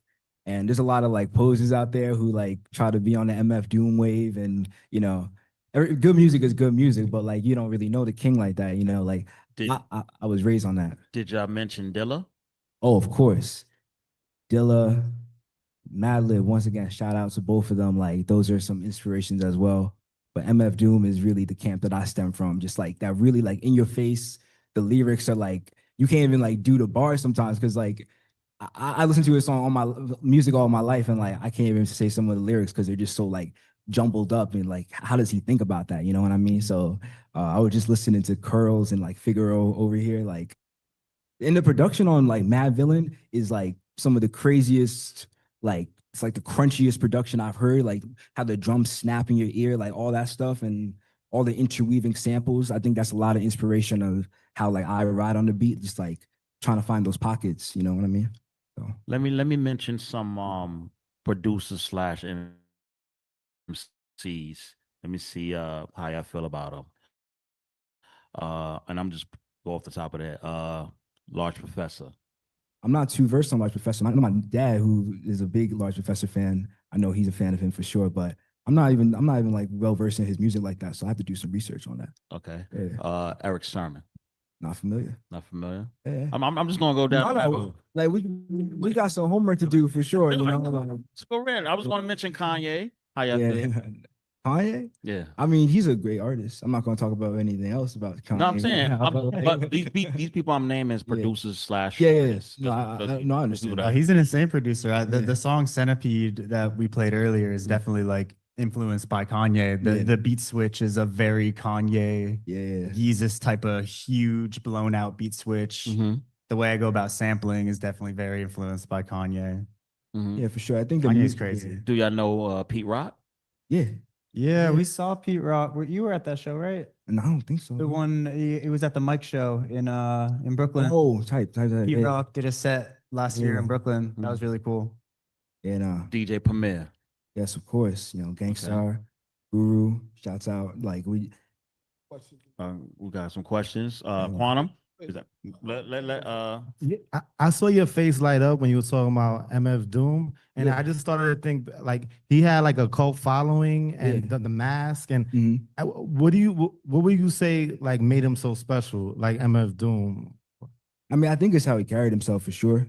I think it's how he took time to create an image and he stuck to that image, and he sort of had like this myth behind him, you know what I Right, mean? right. So, like it's that stuff that I like try to infuse into my music and to like how we do our thing. But it's like he had this like really strong foundation for his music. And not only that, the image that he was able to like play off of and not only monetize, but just like have like a whole realm of like there's comic books, like animated music videos, and he just like created this world out of like thin air, you know, and also just the legend of his story with KMD and just like how he moved through the music industry. And not only did he act like a villain like on the outside, but he also like act like a villain like while he was out doing his thing. Like he would have like fake Doom, you know, performers and some Yeah. shows and whatnot. He got 5 shows, a show in London. Like it's things you don't expect.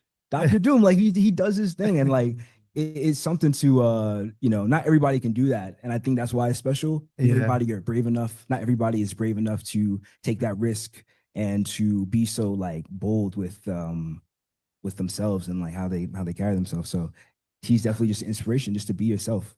I love that description because he was anti-commercial and like an underground hero, and you could see his influence on people like Tyler Creator and Future. Yeah. But definitely had that cult following. And after he passed, people wanted to learn more about him and what inspired him. Because you would go to his shows, they'd be crowded, and he had an influence on the world. He really did. And we need more people like that. I sometimes, and I'm sorry if I'm talking too much, but like I sometimes think about that artistic gift sort of like, you know, a ball of light that you sort of have to like harness and like generate. I don't know if that makes any sense, but if you're watching like a superhero movie, they're generating fire, that takes energy.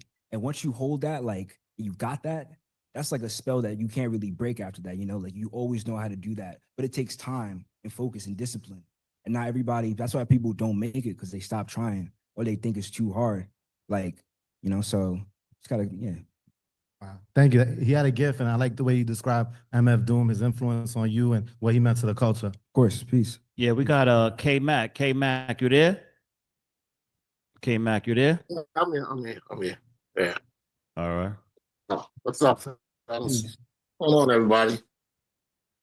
Yo, I really like y'all sound, and you all definitely had the Army Hammer sound as far as production and everything. Are you all familiar with Open Mike Eagle? Yes, definitely. Yeah, because he extrapolated everything to like comedy and all types of stuff. And he's from there. I went to school with him down in Carbondale. Yeah, I'm from Chicago, by the way. Peace. Nice to meet you. Nice to meet you. But yeah, Open My Eagle is definitely like, he has a YouTube channel. He's doing interviews of himself. Like, so like he's definitely inspiring, where he just has so many different lanes that he can tap into. You know, he doesn't let anything like really hold him down. So that's really dope. You know. Yeah, no, he's definitely himself, him and the crew that rolls with him. Yeah, they definitely do their own thing.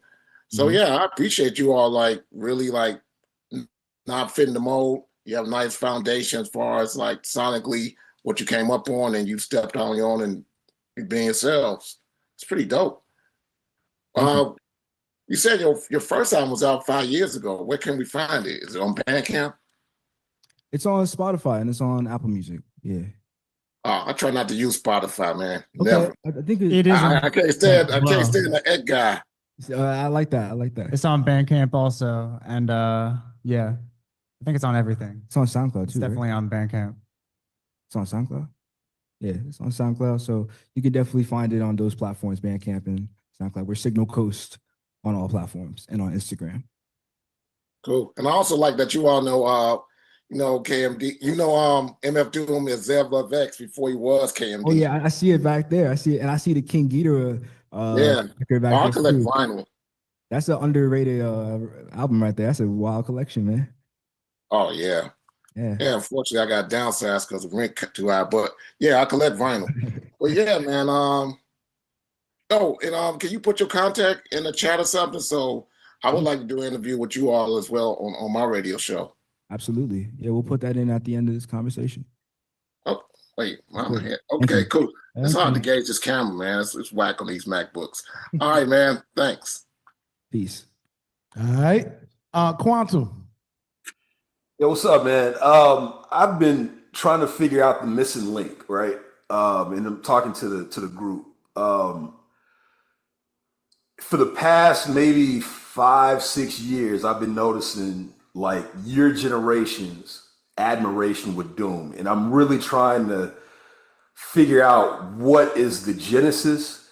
In the comments, and even just from what Swerve was asking y'all in the comments, Headrush was wondering how they would know about Eric Sermon versus like a Pete Rock. And one of the things that was happening during the kind of late 90s, early 2000s, there was a level of underground hip hop. You had a Slum Village side, then you would have a Def Jux Company Flow side. A lot of people don't understand or know this. And so just from what I'm hearing with you guys, I hear more of that Def Jux side. And so just to answer Headrush's question, that might be why an Eric Sermon or a Large Professor might not be as known.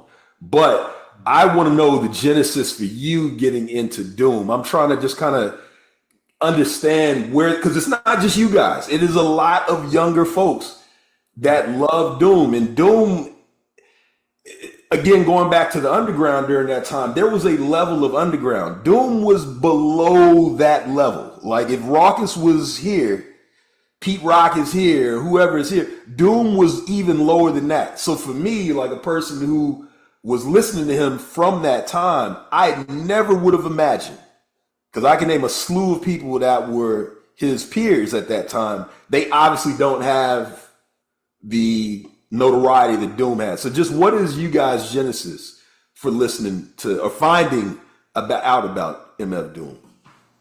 Well, like I said before, like it, started with my pops, like listening to that in the house. Definitely, it just like sharpened my ear to that sound. You know what I mean? Like it was always playing or in the car.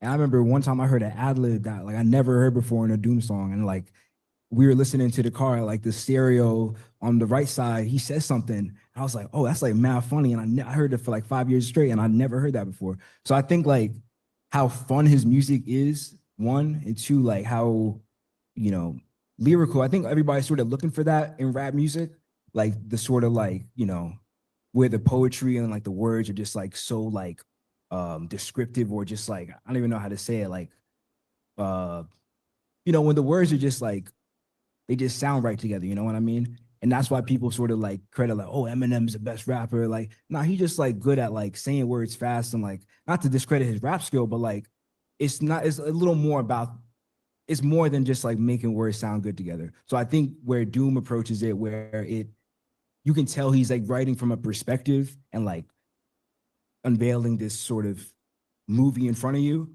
I think people are just very attracted to that because it is not what you're always hearing. And his music is visual to anybody hearing it, you know what I mean? Like it's undeniable, So I think people are just very hooked into how he performs and to like, the things he writes about, So, and just like all the different lanes too, like I said, like this myth that he builds, I think just like the aura of Doom, people want to know more about him, want to hear more about him, and he has all these different alter egos, Victor Vaughn, King Ghidorah, like his collaborations with, Madlib are dope. And even Quasimodo, shout out to Quasimodo, like that's just like, and he's like out in California doing that stuff.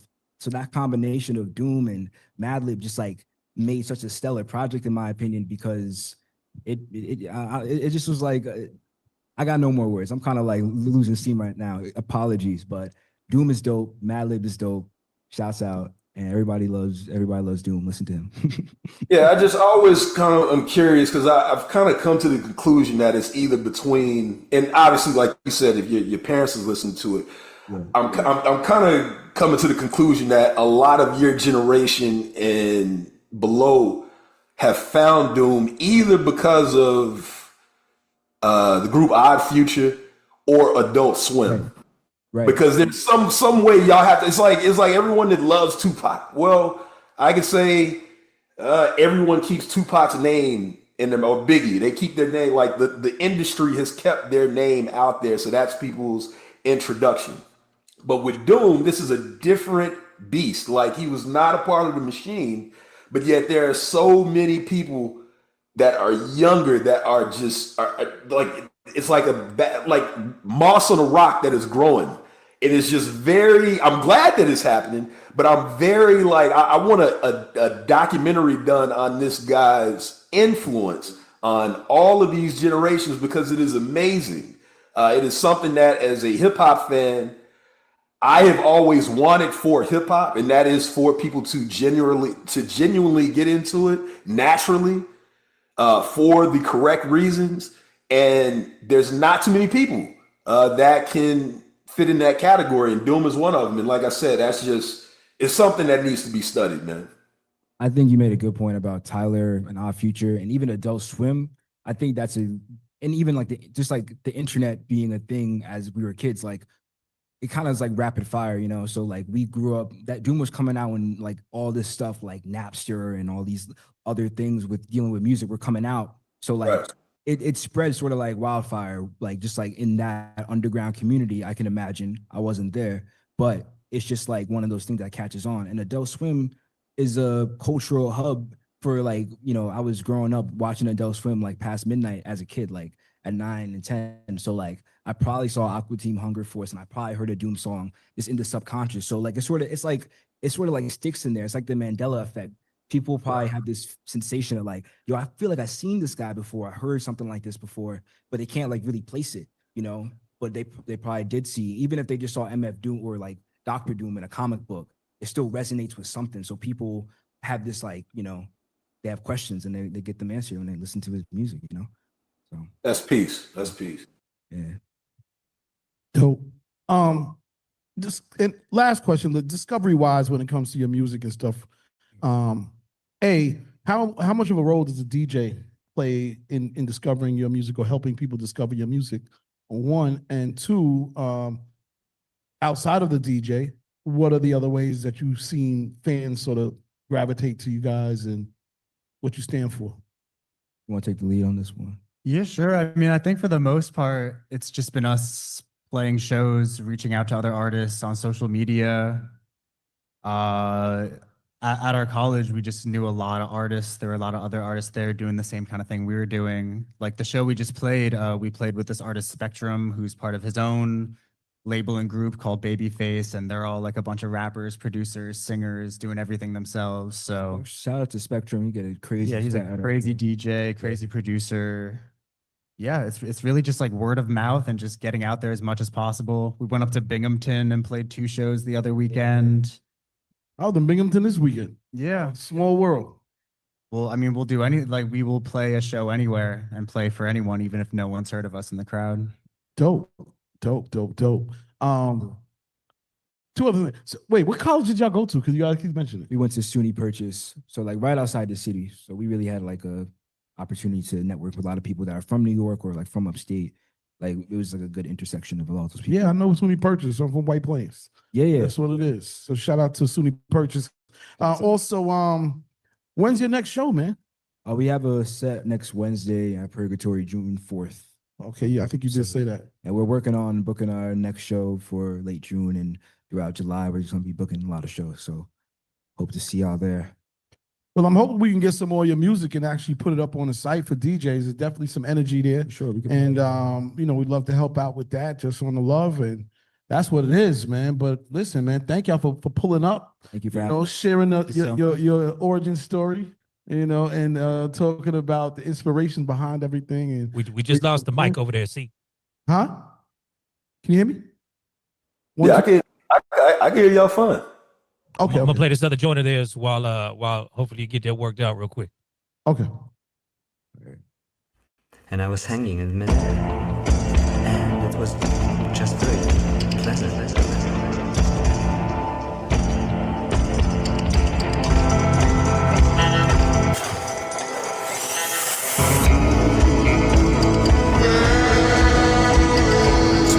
Your mind just met the minds, lies, untold heartstrings, no massage can heal this headache. Why should I close the mind, watching stole cold message unfold? Don't forget the medicine. Don't forget the medicine. Don't forget the medicine. Don't forget the medicine. Better get ready to sever all ties. my red eyes. Caught up in a dose of espresso. And I was hanging in mid, and it was just very pleasant.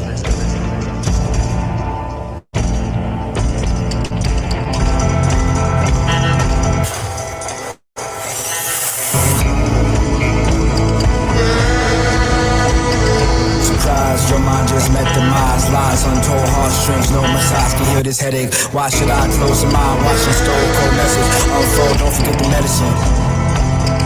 Don't forget the medicine. Don't forget the medicine. Don't forget the medicine.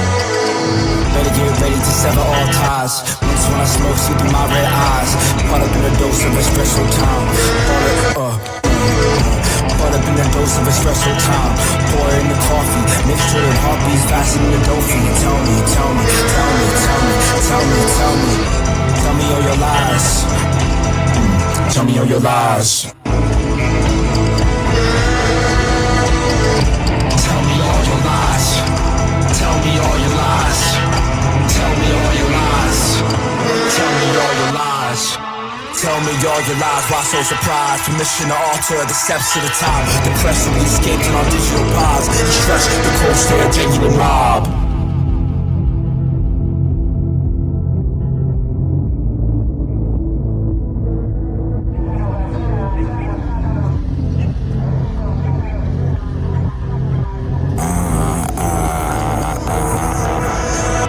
Loaded myth, wizard cloaked, poked holes in the Mona Lisa. Mysterious creature in the swamp is very nice to meet ya. Creature feature, I'm drinking cold brew with Frida Kahlo. He shows me how to paint with my eyes closed. Nose notes, low notes. I ain't sure don't come near my home. Explosive dose of psilocybin had me roaming corners of my dome. Expanding my reach within each breath. The tree spoke a cryptic speech. Messages received, now let's do the meat. Man on the roof don't took my flick. I tried to peep from upstairs like 15 flights. I climbed but he wasn't there. Just a Polaroid of his POV. Me looking up from the street. I'm paranoid, I'm so annoyed. I seem the void. Continuum, friction. But he won't listen. But he won't listen.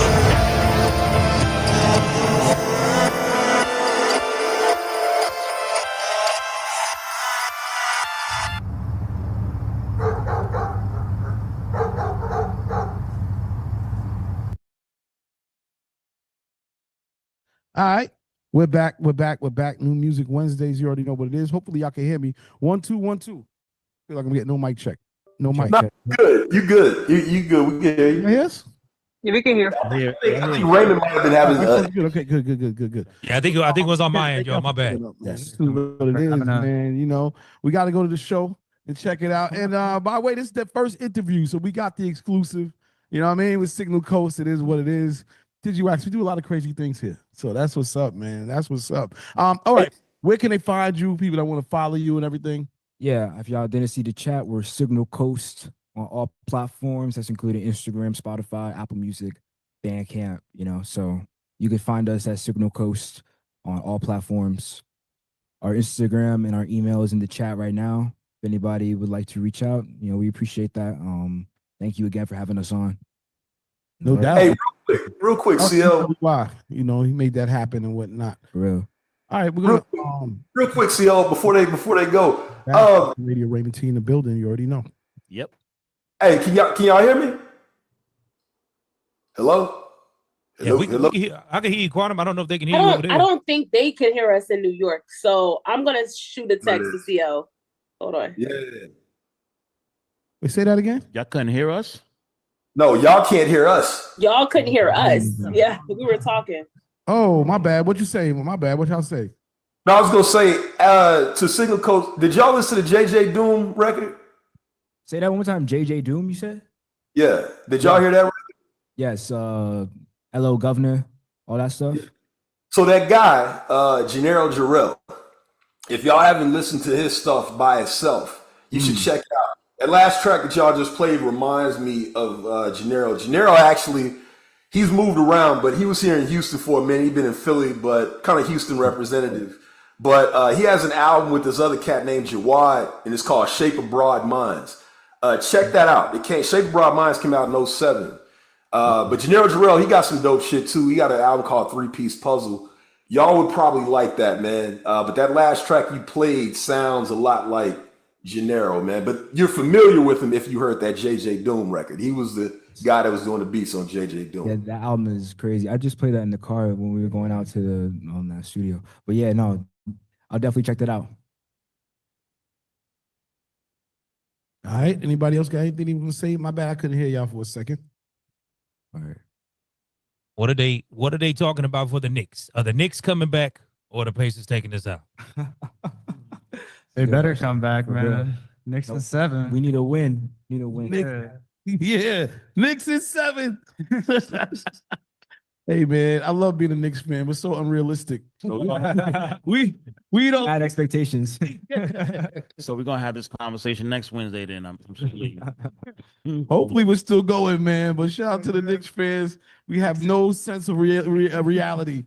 Fuck it. Knicks in 9. Knicks in 9.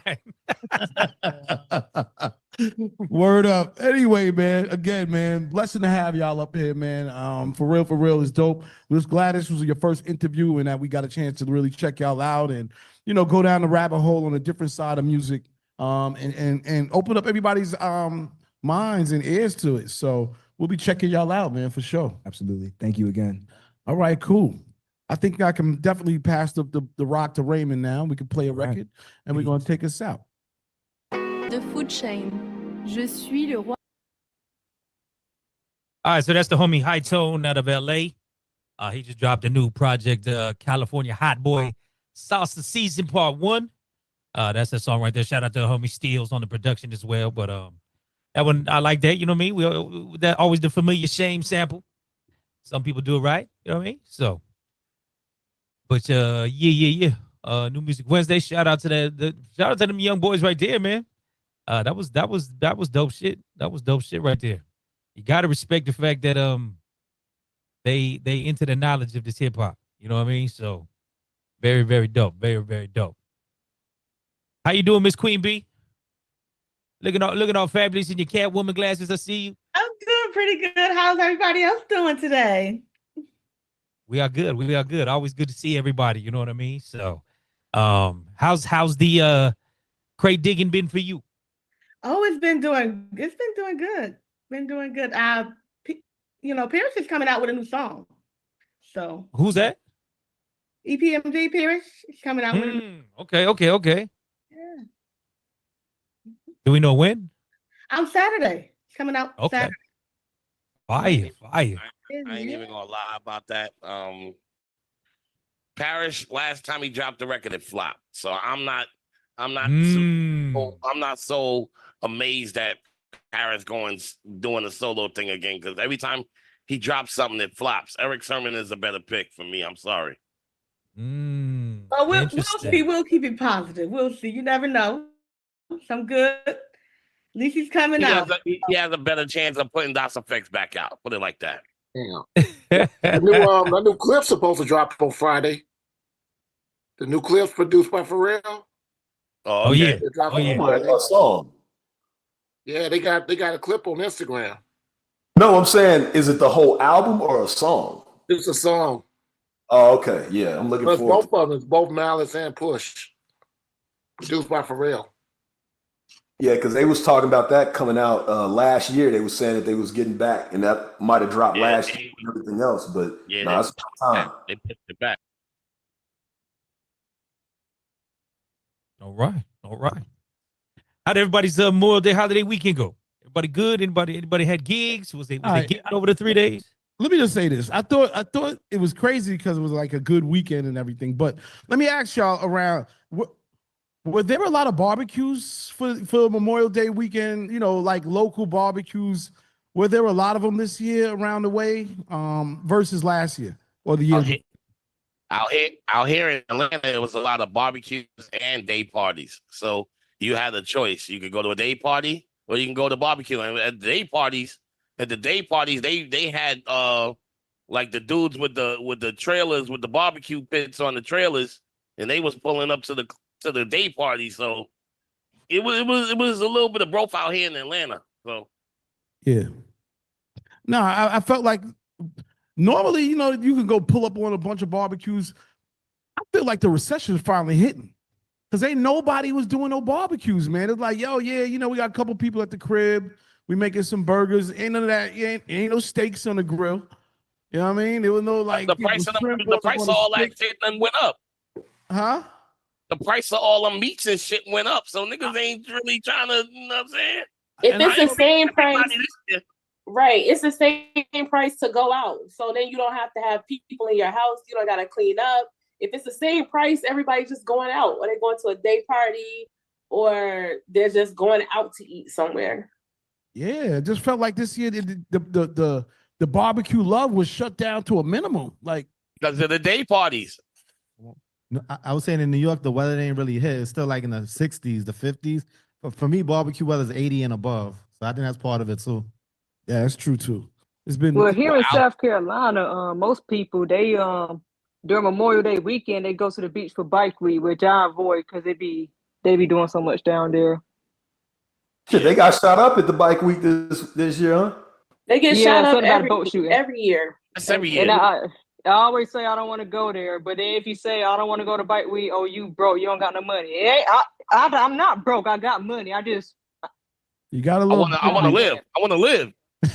Exactly. You gotta love It bike got week. nothing to do with being broke because I am not broke. All the biker gangs get together in this one place, and then you know, who knows who got beef, and then shit pops off. Everybody's like, yeah, you know, 18 people shot. Crazy. Nah, but the day parties is really the thing that took over the barbecue. You know what I'm saying? A lot of people are throwing day parties, especially out here in Atlanta. So it's more of a day. It's more day parties than barbecues out here. Like there's barbecues, but it's like, you know what I'm saying? Why would I do that? And I can go to this day party, and they got the dude with the barbecue grill out here, and I could do both. You know what I'm saying? At the same time. So this year is like, it's real iffy. I will say, is Boots on the Ground gonna be the song of the summer? No. We talked about that yesterday. I was like, maybe it will, but it was played out before the summer. They played it a lot before the summer, so maybe it will. It probably will. Well, they do have some trail ride events happening in June and all that, so most likely, yeah.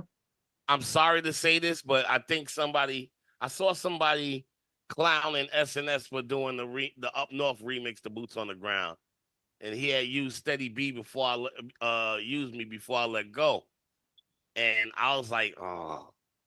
So next thing you know, Skills went online and trashed them. They say, yo, there's a lot of DJs doing the Boots on the Ground remix, but when you went up north with it and it was like, it wasn't gonna work.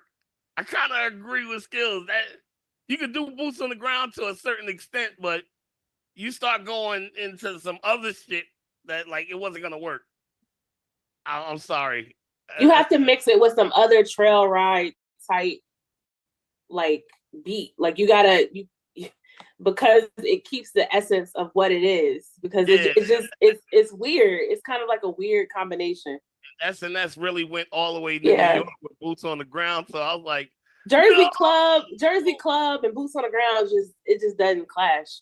It doesn't work.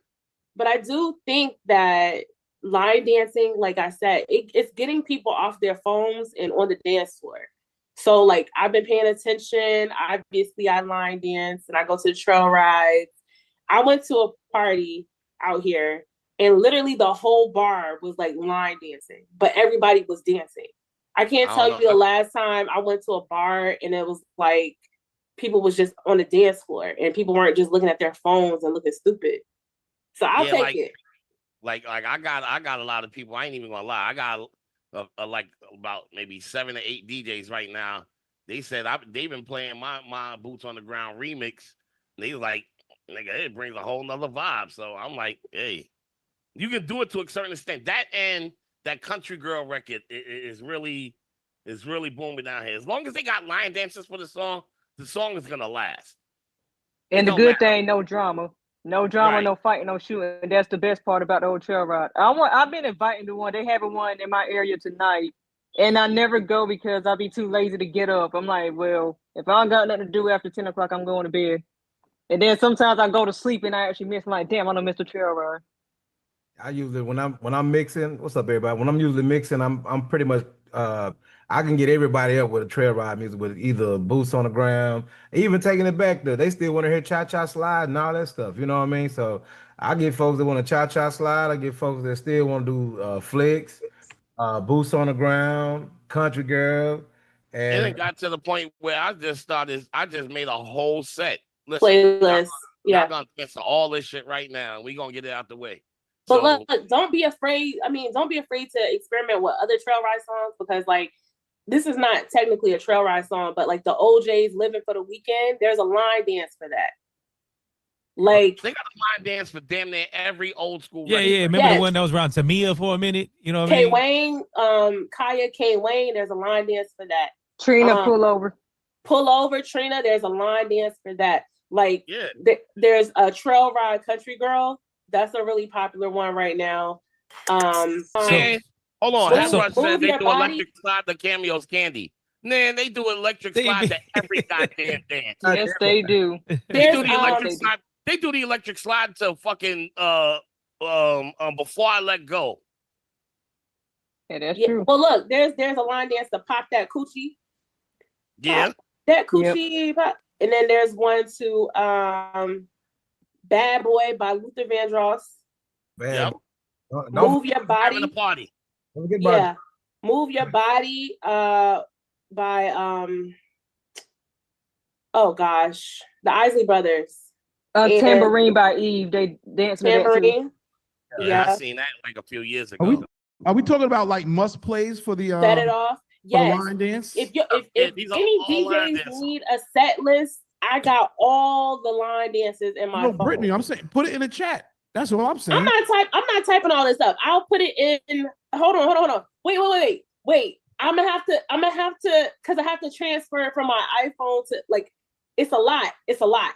But I will put it. You're talking about pushing. Listen. Let me finish, CL. I will put it in the Digiwaxx chat on IG. So if you're not following Digiwaxx on IG, follow Digiwaxx on IG, and I will put it in the group chat. All right, that sounds good. No problem. I just want to get the set list myself. I will send it to you. Raymond, you said what's gonna be the song for the summer? I think what's his name? Tommy Richmond. I think he coming back with another one, man. Even though he dropped it like in February. The joint with him and Sexy Red. Take her off of it. It was better without her on it. You know, that's true. I'm gonna be honest. That record bangs no matter what. It does bang. I've been bumping that one since when he first dropped it. I was like, oh, this is gonna be hot if everybody catch on to it. And it just now started making the airplay now. It just now started hitting the airwaves here in Dallas. Because of Sexy Red. Have you guys heard about Larry Hoover? President Trump is set to commute him. Pardon him. That's what I'm hearing? It's breaking news. Yeah, I broke the news. Yes, they're commuting his sentence. Trump is also pardoning NBA YoungBoy.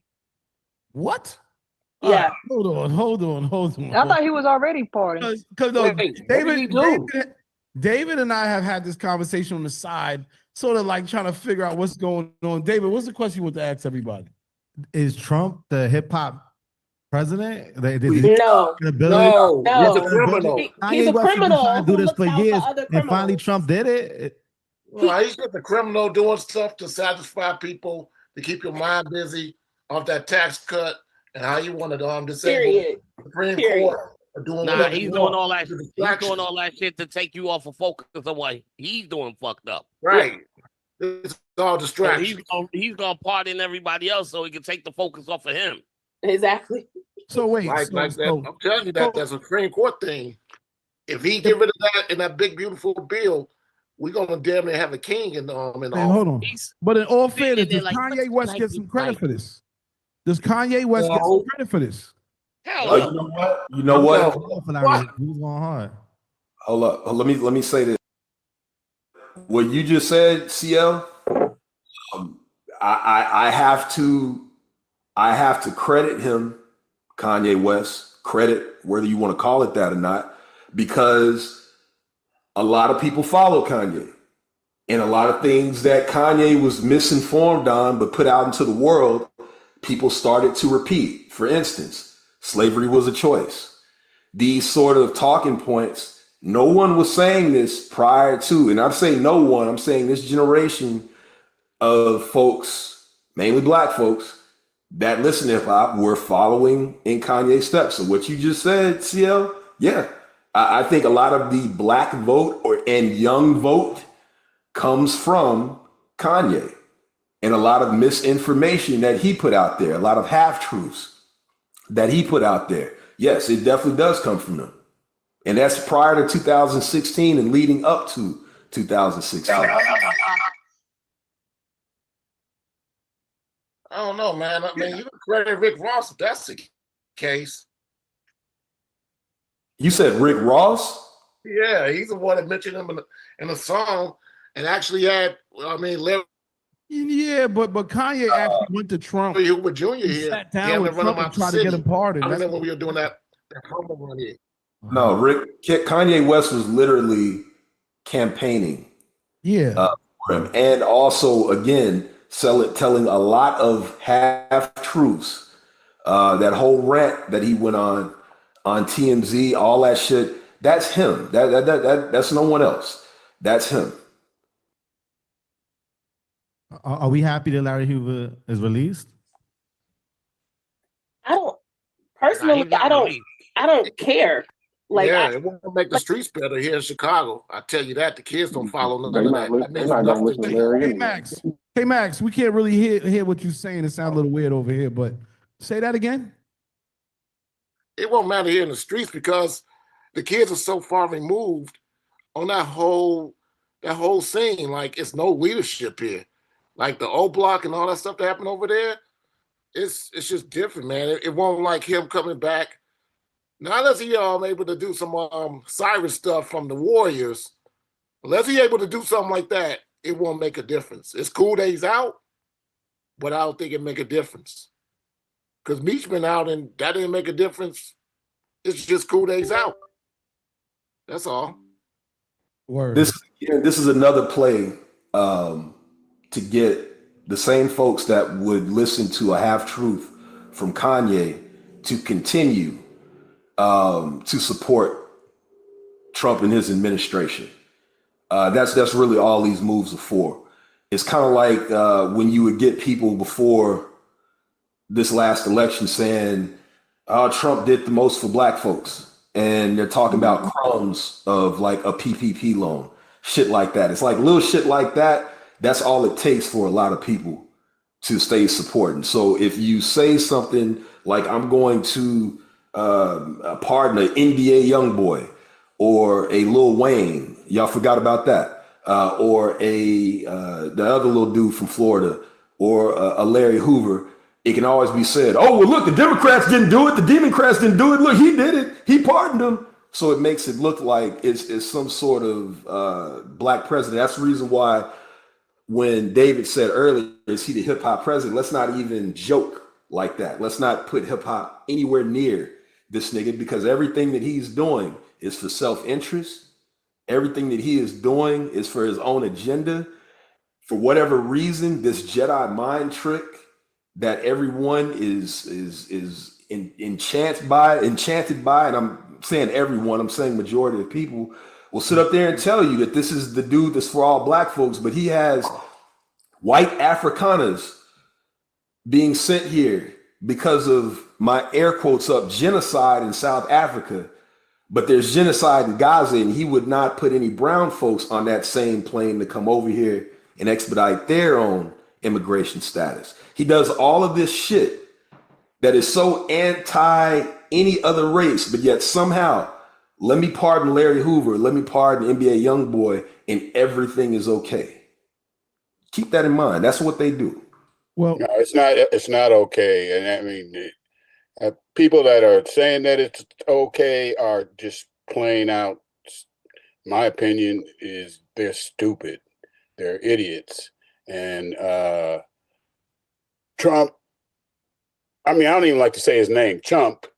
I mean, he's getting too much publicity as it is. But one thing is, it's a distraction. You're telling the truth, Quantum, about all that, but it's more of a distraction, and I don't think people are falling for it. I mean, he's letting go of Hoover and whatever. I don't even know what young boy did, but these are criminals, right? Are convicted criminals is what he's letting loose. He's not letting loose the innocent guys in prison. There's hundreds of innocent prisoners that are still sitting up there rotting in jail. I mean, he ain't thinking about them. And so, yeah, he's just a self-serving maniac that's in office right now. And I mean, we need to do more than, I mean, I don't know what, I just feel like I need to do more, but I'm like, feel powerless at the same time. You know what I mean? I think at the end of the day, like, we don't care. These aren't people that I think people would protest for, if that makes any sense. These aren't people that have been leaders in the community and have been unjustly imprisoned. So I feel like all of this is an act of who Donald Trump and the White House believe people of color, Black people to be. This is what they think that we represent. So it's almost like exactly slap in the face. We're going to free these people because these are people that we believe that you would be moved by.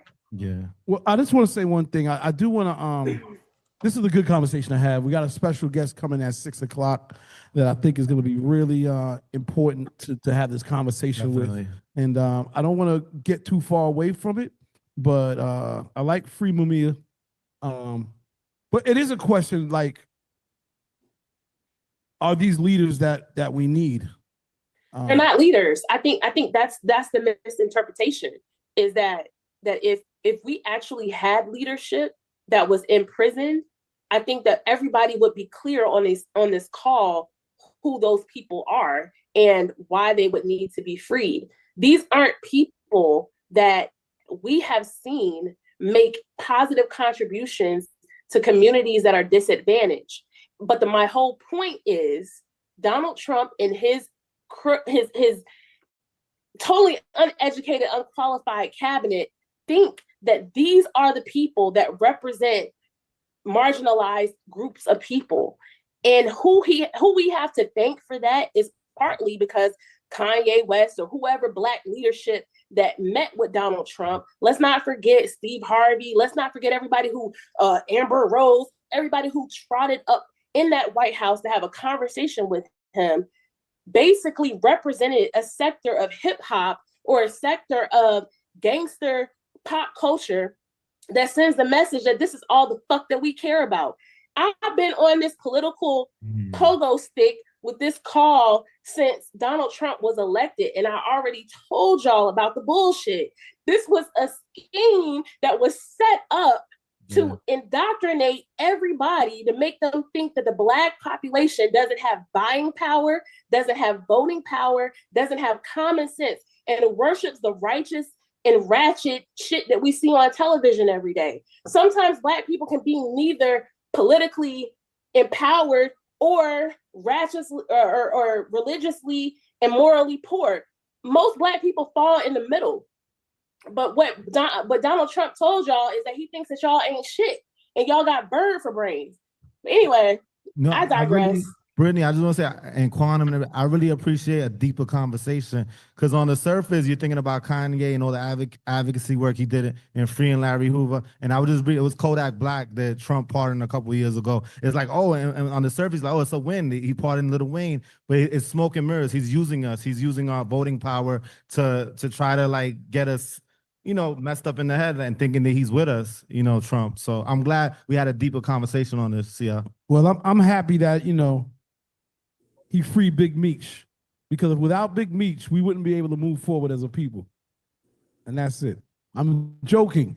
My point exactly. Listen, I understand sarcasm, dog. I get it. I'm from the tribe too, dog. I get it. But I do want to say, real quick. I did put the dance songs in the chat. These are the ones. If you scroll up, these are the ones I've actually done myself. If you need the particular artist name, if you have trouble finding the song, just reach out to me. But yeah.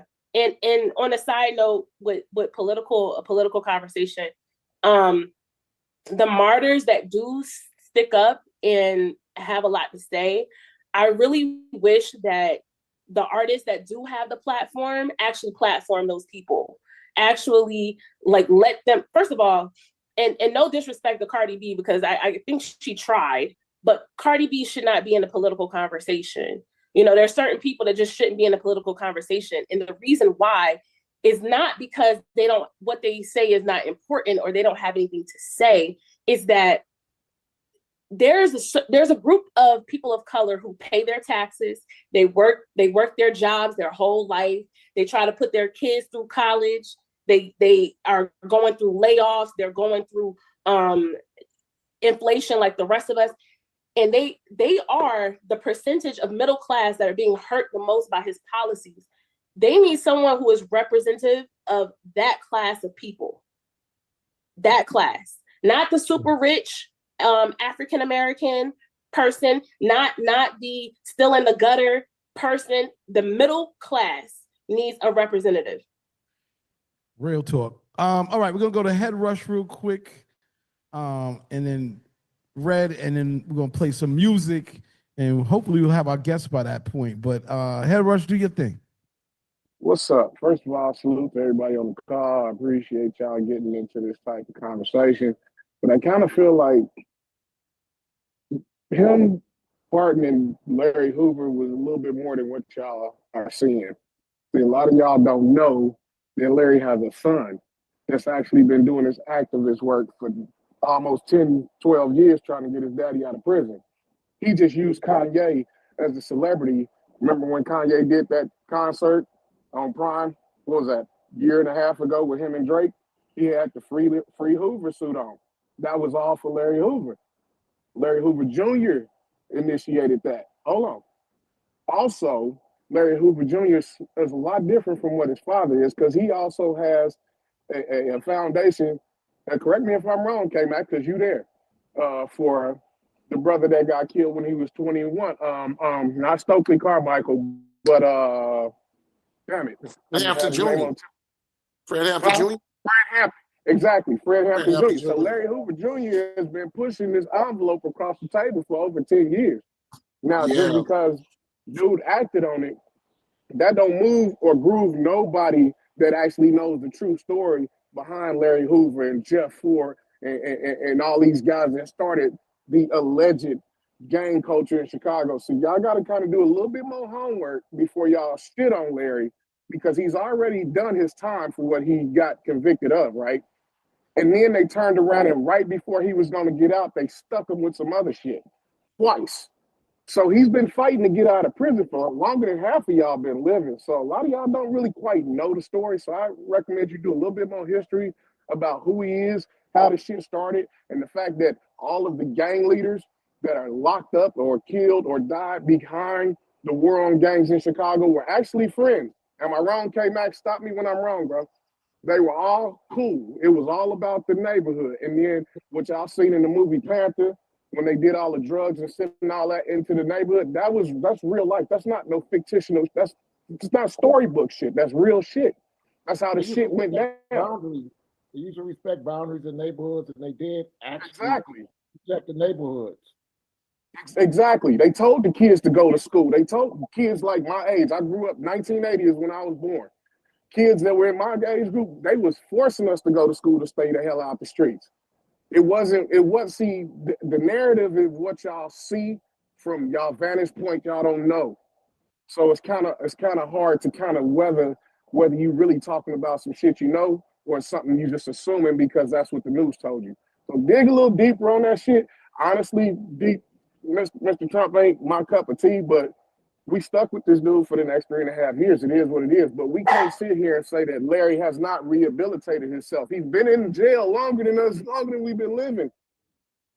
The man sat for 50 years, and they never really pinched him with a murder. Somebody else did the murders. They just pinched him with sending somebody to do it. So I feel like once you do your time, they can't keep hitting you with charges on top of charges when you clearly locked up. I think it's called double jeopardy. Like, you can't keep bringing shit up from 78 if he's already did all his time and you convicted him for everything. I don't think so. The man has the right to be out of jail. Harris, I agree with you. I don't think that we were debating whether or not he should be freed. I think the question was he representative of like leadership for right now? And I disagree with that. And I'm just saying at a certain be a leader right now, because the young cats, they not listening to that. They won't even listen to people they grew up in the same household with. They definitely not going to listen to Larry. Right. That's But out the window. what I'm also saying is yes to everything that you're saying, but most people will know him by his stereotype, right? Most people will know him for his infamy. So what I'm saying is this administration is telling us what they think is important to us. Like, I don't know how to put this, but what I'm trying to say is, if I meet with you and I tell you what's important to me, and you don't do any history because you think anybody in that White House know about any lunch programs or any respecting of boundaries and respect. You think they do any research like what you're telling us to do? Do you think they've done any of that? No, they're going based off stereotypes. They look at them like, oh, well, this is what's important to the Black community. Wait, hold on. They're saying we're not speaking about what we believe. We're speaking about what this administration believes and what they're showing us. They did not do any research on this man.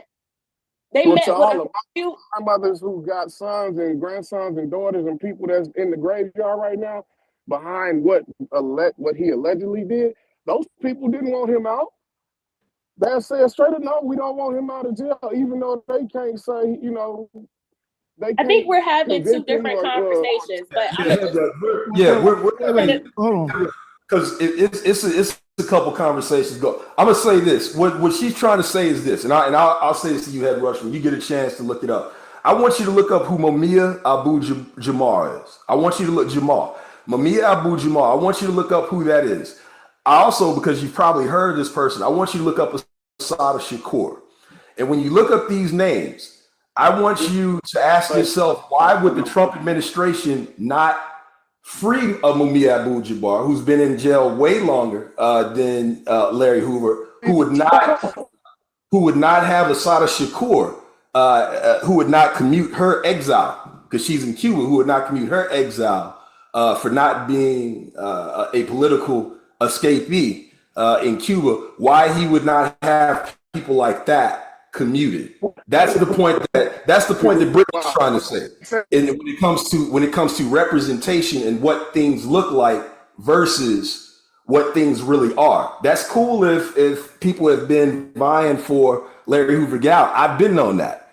But what is the image of that? What's the image that we have behind that of him getting out? What's the image that you have behind a Lil Wayne? What's the image that you have behind an NBA YoungBoy or the boy that came out from Florida, whatever the case may be? It's an image thing. There's an agenda behind it. It's not genuine.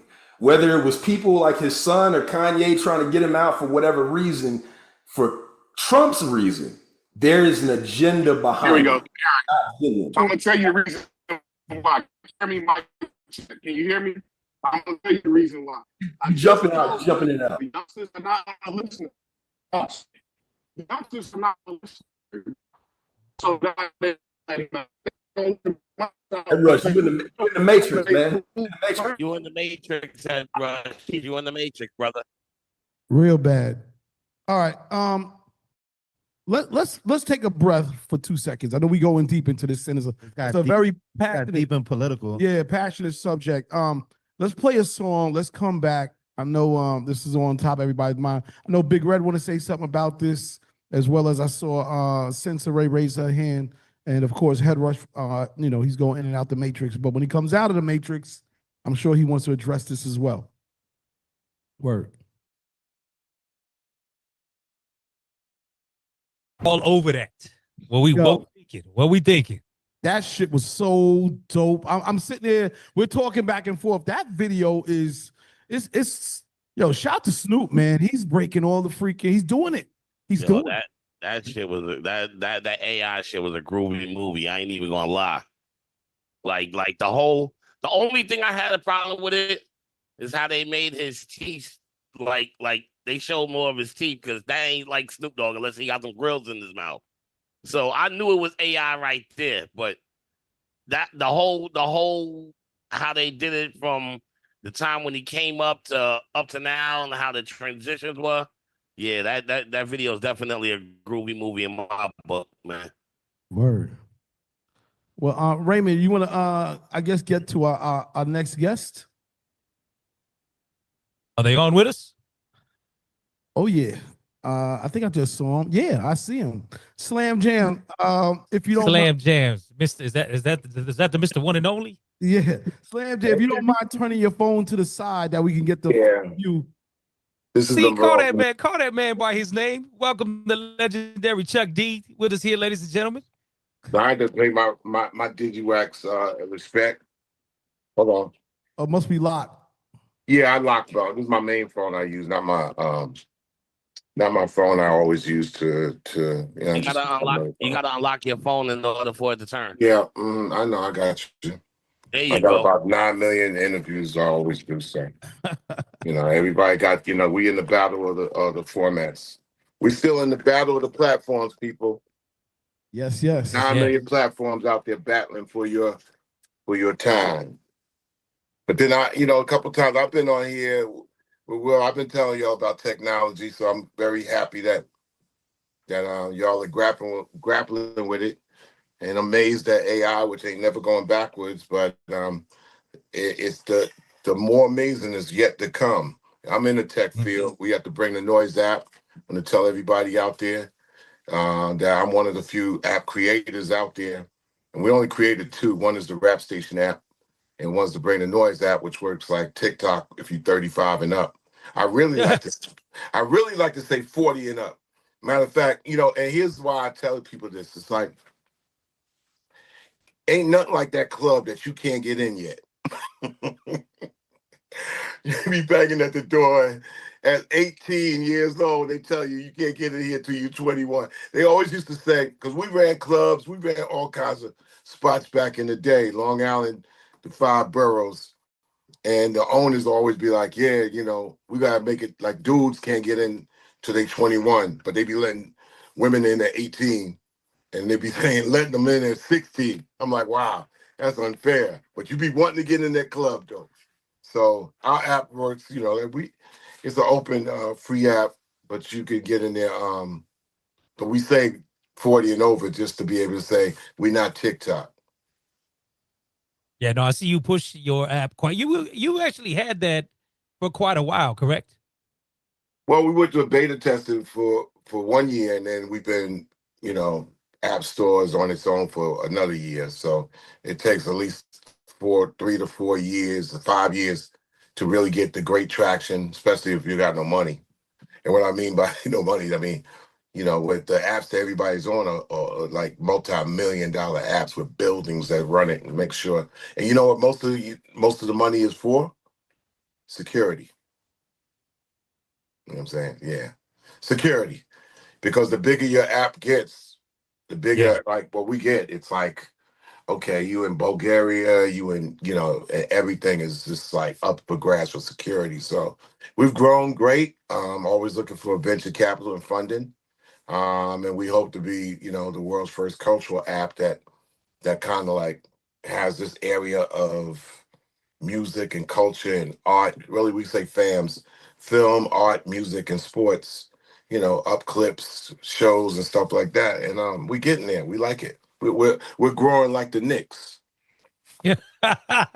And you brought it up. You brought it up because it's been a hot topic right here because we got a lot of DJs out of Indy right here as well on the call. So Pacer Nation and Knicks Nation has been going at it heavy. You know what I mean? Yo, man, listen, you want to appreciate a team that want to kill you, right? Without a Listen, doubt. we talk about Final Four, Eastern Conference Finals. We in the first time, the second year in a row for the Pacers. You got the Thunder in there and Timberwolves. You know, you got 26 teams that are home, man. So, you know, of course, people like, oh man, you hate the Pacers. I say, yeah, I hate the Pacers as long as we play them. I mean, the natural enemies of the Knicks are not the Celtics. That's the Lakers and the Sixers for them. So we got through that. But our natural enemies are the Pacers and the damn Miami Heat. That's it. So you hate the teams while you play, and when it's over, play the best team wins. So I ain't one of those persons that look at small markets like ain't nobody gonna watch OKC and Indiana play. No, that's a disservice, man. You say may the best team win, and you watch the champions go for the chip. If you're a real ball fan, if you ain't a real ball fan, I see that Bryant in the back, and you got the number 8, so you a real ball fan. There's people out there who are casuals, and same thing with music and hip hop. They're casual music fans. They like, they want to have a discussion. I'm like, how far you want to go? You want to go to your age area. Okay, but you can't talk about it outside your age area. Same thing like with ball. I talk outside my age area. I was a Knicks fan in 67. I'm a Knicks fan in 2025. I was a hip hop fan in 1975. I'm a hip hop fanatic in 2025. So nobody could come to me and tell me like, yo, what it was back then if they wasn't born then, because I've seen it in real time. And I see the shit now in real time. You know what I'm saying? Like cats be thinking that, like, because you're older, like you don't see what's happening. Like if I see somebody at a concert and they ad-libbing to their record on the stage, you can't tell me I ain't seeing that. Now, I'm not the person that's going to say it's whack. Because I say, well, that's how they doing their thing. So they're going to have to satisfy that audience that paid that money, $200, $300, $500, whatever, to see their main act that they love that song ad-lib to their cut. In our area, we can't get away with that. In the area that I play, where we, Public Enemy's going out with Guns N' Roses, we can't come out and lip sync to records on the Guns N' Roses. So we gotta figure out how to have that energy pack a stadium. So you got traditional heads, and you got to make a new head see you for the first time. Say, "Oh, what the fuck is that?" It caught my interest. I couldn't take my eyes off it because today we have screen ages, and people listen with their eyes. So that's why they're going full circle back to that video. That video you couldn't take your eyes off of it. So somebody might say, "Oh, AI and all that." Yeah, but your eyes were stuck to it. Even you can't even get judgmental on it because it's moving like that. So I think AI has a great future, not just in visuals, but in audio as well. Screen ages. That is the. Ooh. I mentioned, because people listen with their eyes. I mentioned this. The project will hit me up. It's called Radio Armageddon, and it was put together by my man C-Doc, who was actually co-president, really president of Spit Slam record label, but also he is a producer. We call him the Brian Eno of hip hop because a style of his production has long been abandoned. Switches, sudden left turns, beat changes. Will might have known, this might have been a little bit before your time, Will, but back before records, that MCs used to rhyme over beat changes. Even tempo changes. Number one, the whole saying that goes on and on to the break of dawn, like hot butter on the popcorn. The Bomb Squad came out of that. So a lot of our beat changes really was out of the style that rappers and MCs rhymed over. Nobody did that before we did that in production. We could not do that 3 years after we initiated it because of then the lawyers come in. So now you can't beat change, and now every change is being scrutinized. So now you got to come up with a different design, and C-Doc has mastered that. And I can't give the recipe away, but it was refreshing to hear beat changes and sudden left turns come back into production. Man, Just keep talking, Chuck. Just keep talking. No. I like Say, to but no, answer much respect, homie. I think we all some sponges right now. Will said, yo, man, Digiwaxx been with you since day one. It's been with the Split Slam. Chuck, get your ass here. And I said, yes, sir. Well, so I do want to go back to your statement about listening with eyes, because it's something we talk about a lot right now, because content game is nuts, right? I mean, that's what it is. Everybody's scrolling, getting their 15 seconds of knowledge. You know what I mean? How 15 much seconds of something. I don't know. Yeah. Well, that's why I say we'll say that what they're calling knowledge. You know what I'm saying? I had a bite of fish. I ain't had the fish. I just had a bite of it. So same thing with on your look. There's only two types of phones. You got an Android or iPhone. That's it. Ain't a third phone.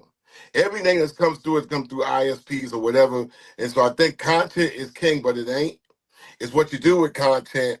And if you're going to just keep it to the screen, you're doing your content a disservice. I think there's a beauty in closing your eyes and listen to sounds. And the DJs know that. And the DJs are confronted with like, damn, I got to throw a screen up too now.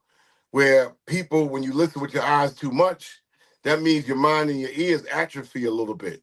You really won't be able to hear some shit. You can't tell, man. We got less dancers today.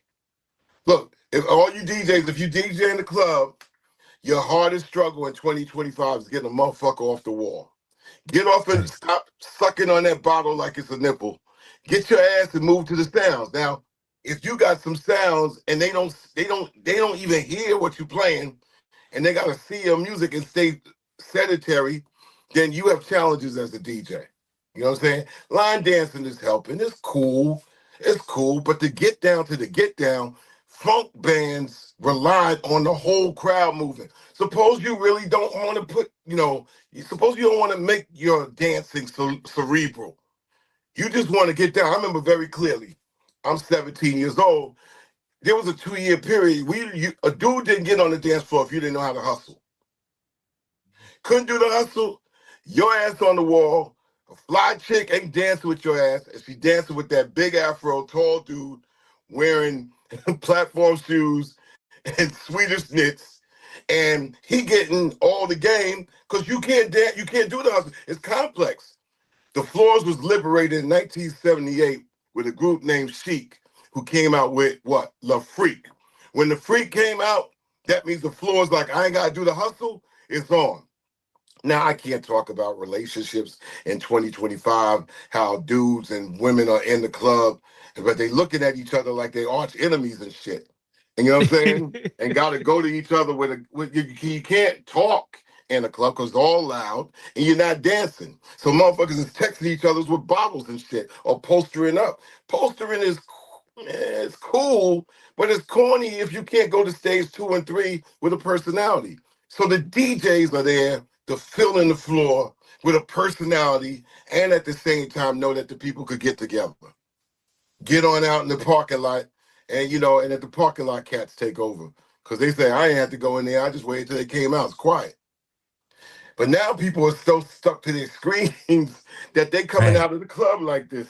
So, I mean, we at a turning point where I think that the DJs got to take control. And I tell you, it's even unhealthy when you got people that don't dance. I was like, what the fuck you doing? Me, I come from skating culture.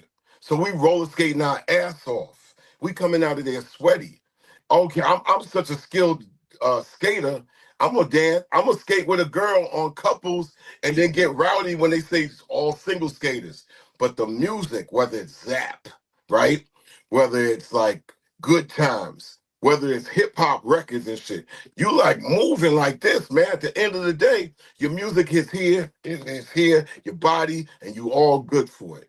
I don't know if we making robots, man. We making robots. So robots don't dance. Robots don't sweat. Robots is corny, man.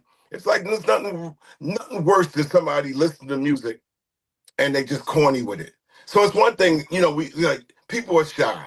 So if you're just doing this to music, you a head nodder, or you in the car like this, and your hands on the wheel, and you like this. I mean, it's cool, but that's just one stage. You got to move the rest of your body, and that's what people make the music for. They used to. The funk bands never ever Stop. Rick James will hit you with that microphone. You stand still and stare at him. Today, you get a bunch of young screenagers and you play James Brown, they'll stare at it. And they just recorded. And they just recorded. You know what I mean? So who's the number one DJ? Apple or Android? They control the souls, and we got to kind of like back off of that. And so, Radio Armageddon is like, it's like DJ Shadow meets Wu-Tang Clan in a radio station with security dipped in acid. It's just an acid approach, man. It ain't even meant to be liked. It ain't meant to be liked at all. Matter of fact, it's an album that says get the fuck up out of here. It's only gonna be something to somebody that knows like what beat changes are, rapid hardcore ass beats, tempos that switch and change, and dope ass MCs. We got cut on here called Is God She, right? Now, of course, in the lyrics, there's things where these MCs are bringing to the table. Now, I'm doing MCing, but I'm doing like a kind of like a quasi master of ceremony, sometimes rapping, sometimes spitting, sometimes just here they go, introduction of the MCs that's on this record. From anybody from, King T dropping the drop, or Schoolie D, Miranda Wrights, and MC Half Pint Women, spit on the song called Is God She. And Is God She basically was like saying, well, everybody talk about God being a he, but shit, Is God She is like, God could be a woman. Woman, that's the universe. Daddy O's on our first release. I can't really say the first release is a single because it's not no singles on here. It's just, and it's not a mixtape. It's really a collision. This is a sonic collision, right? So it has no beginning, it's no end. I'll tell you why. If you put it in iTunes Shuffle, how iTunes Shuffle, you go to iTunes Shuffle and they'll shuffle it. You can't tell whether you're at the beginning and the end anyway. Even when they mix up the joints, it's just like that type of thing. So I guess the first thing off of it, new generations, who all got their different thing. It's like it's a sliver. It's like, I don't know if you eat lamb or gyro, where they take the lamb and they slice the pieces off. That's what the sonics that come off of it. New Gens was a slice and made a gyro, and the next one is Black Don't Dead, which means like people say like black don't crack. Yeah, but it could die. So all these 5 fingers of death, as far as not just murder, but hypertension, stress, heart attack, diabetes, all that shit. Man, yeah, we can't take advantage. I mean, we can't take for granted. Oh yeah, black don't crack. Yeah, but that shit could die. Care how much makeup and all kinds of shit you put on it. You gotta take care of your thing. So, it's all full circle. Get the floor popping. Make the DJs. Saluting the DJ is not staring at him or her. You salute the DJ. Get that ass going. Let's go. Come out this motherfucker sweat. No doubt. Well, listen, we got a lot of people want to ask a question, but I want to run a song. And since you brought it up, let's play This Is God She. Again, and like I said, we got a lot of questions for you, no doubt. But I love the energy. I love the energy. Real spirit. Yo, man, hey, bro, I'm in the entertainment business, man. I've been in the entertainment business 45 years. People are like, oh, you're a preacher. I ain't a preacher. I ain't got no damn church. They just say, well, if you say Chuck D seemed to say something important. Well, I'm too old to say something stupid. If you're at my stage and age, right? At my stage and at my age, if I can't say something, I don't need to say anything. All right. Mr. Chuck D hanging out. New project out. Peep this one out, y'all. There it is, ladies and gentlemen. New project out now. All bars. No gimmicks, just good music. Old school checking in from San Antonio. What's up? San Antonio. What's good? Chuck D, fellow sexagenarian. There we go, right? Seeing you still out there kicking it and doing it well. I listened to that whole album of about a week ago. I was like, amazed by it. I was like, damn, you bring it. It's kind of bringing back that nostalgic Public Enemy, but you still got fresh newness to it. It's like a palette of music. You know, it's not like one color and being looped over and over again. You got like different colors and different flavors being all interlooped through the whole album. The whole album's like a musical journey through your ear. You know, it's like an eargasm. That's how I think it's a nice album. Well, thank you. I appreciate it. Like, listen, my granddaughter is 7. She pushed the shelf down when it came on, so I think that's a sign. Yeah, I've been a fan. Look, I got your stuff. I got so much Public Enemy stuff. Thank you. Shut It Down. Fear of it. It kind of remind me of that Fear of the Black Planet album too. It's got some of the touches of that. You know, it's still got that kind of Bomb Squad style to it. Because I followed y'all for years. I mean, I've been DJing for 40 years, and I know that's something else, man. That's to be everything you've been saying. I've been trying to express. I'm like, this, you know, you got it right, hit it right on the head. So I'm like, I'm giving you all the props or flowers, whatever expressions they use these days to, you know, express my appreciation for Chuck D, man. You was one of the baddest, one of my role models. They got me to starting to want to DJ and stuff. I mean, I was DJing before. But you know, when you came out, I was like, oh, when they came out with what was that dang song? I can't even remember. Yeah, Rebel Without a Pause. Rebel Without a Pause. Yeah, that one was. Can't Trust It. With that James Brown horn in it. Yeah, Welcome to Terror Dome. Brothers Gonna Work It Out. You know, all that stuff from last century. And then I appreciate everything you've done DJing wise. And do you DJ in the clubs also as well, or DJ online, or like tell me about some of your DJ spots that you get down. Well, right now I'm kind of like semi-retired. I just still try to DJ on my own, you know, like I've been trying to come up with a gimmick or something maybe online that I can come up with, because I still think I got a lot to offer the, you know, in music world. Well, you need to do a mix show on my rap station networks. Like we got 12 station channels, and we got listen, it ain't nothing like it. It's like Sirius XM, but it's just all, you know, rap. And you could go get it at rstvapp.com. And we in the stores, we in the Google Play Store, and we also in the Apple Store for the apps. You go pull down Rap Station, it ain't nothing like it. And I know I wanted to get back on Digiwaxx to tell, because Will been inviting me for the longest, but it's, you know, no bullshit. This ain't like them other people. This is like, you know, boom, go right here. Well, yeah. That's 12 stations right there. And we got DJ Kings, which is just for DJs. We got the only 24/7, 7-day-a-week station for women MCs. So a lot of this stuff in the marketplace, I'll be hearing them talk about like, well, what do you think about Kendrick and Drake? I'm like, they ain't the two only motherfuckers out there. God damn. Or what do you think about Nicki? Look, those are corporate situations that might as well be next to the heaven or whatever. We have 24 hours of a beat station called Rap INST. You see that? Yeah. Rap INST. When people come to me with beats, we got 24 hours, 7 days a week of producers, instrumentals, and dub beats that are cycled around. That you press the damn thing, right? And you get it.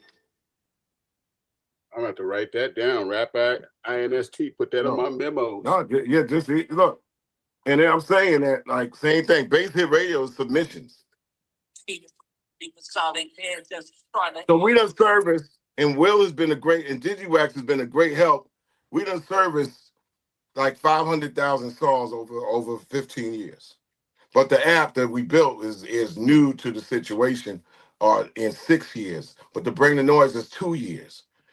Listen, I'm going to tell you a story, right? I could talk, right?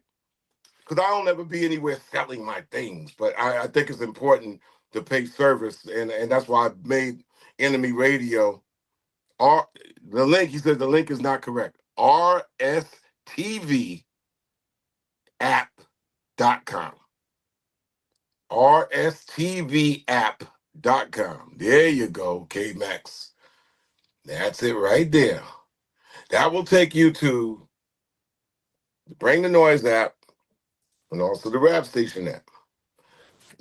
And I've been doing a radio show called excuse me, and You Don't Stop for 16 years. And that also runs through also another app situation, but it's highlighted on our station group as well. In 16 years, I've been doing the show, and so I have an area called Pacifica. Yeah, we have 17 Pacifica stations across the United States And You Don't Stop. And I tell people to submit your music over. So I've been doing that 16 years. So I'm gonna tell you artists, like his name is JB, Jabee. And he is probably the most renowned rapper in Oklahoma City. So I played JB's song that he submitted on the And You Don't Stop radio show in my segment. My segment is called Songs That Mean Something. I played his song. Next thing I figure, I get something through the mail, and I get a newspaper from Oklahoma City that JB's on the cover just because I played his song. Now, this is about 10 years ago, right? So we've been pals. Listen, JB in OKC, I'm gonna tell you how it comes full circle when you provide a service. I did that. He was on the cover of Oklahoma City Gazette. That dude went from that. He had a pizza shop, a coffee shop, and a restaurant. He's in tight with the mayor. He's damn near the official MC of what's going to be the NBA finalist team, the OK City Thunder. And the man's like 40 years old, brought me out there to do a lecture at his seminar, paid me a grip of money. I had to get something back. And I was like, it came off of a service. I'm out there doing my lecture, and Sam Presti of the Oklahoma City Thunder's in the audience taking notes. This is just like last year. So this is what I'm saying. As a DJ or as an artist or as a administrator or producer, you never know what service you might go out there and come full circle. And that's something that just started out me playing, this submission from a radio show that he happened to capitalize on. So there's a lot of things y'all do as DJs that you're doing for a lot of people. You're playing their records. You're going out and playing these events. And sometimes you might feel like, damn, is this all in vain? Nobody giving me no love. I've been doing this a long time. What is this? Your service, what you do, is seriously the lifeblood of our culture.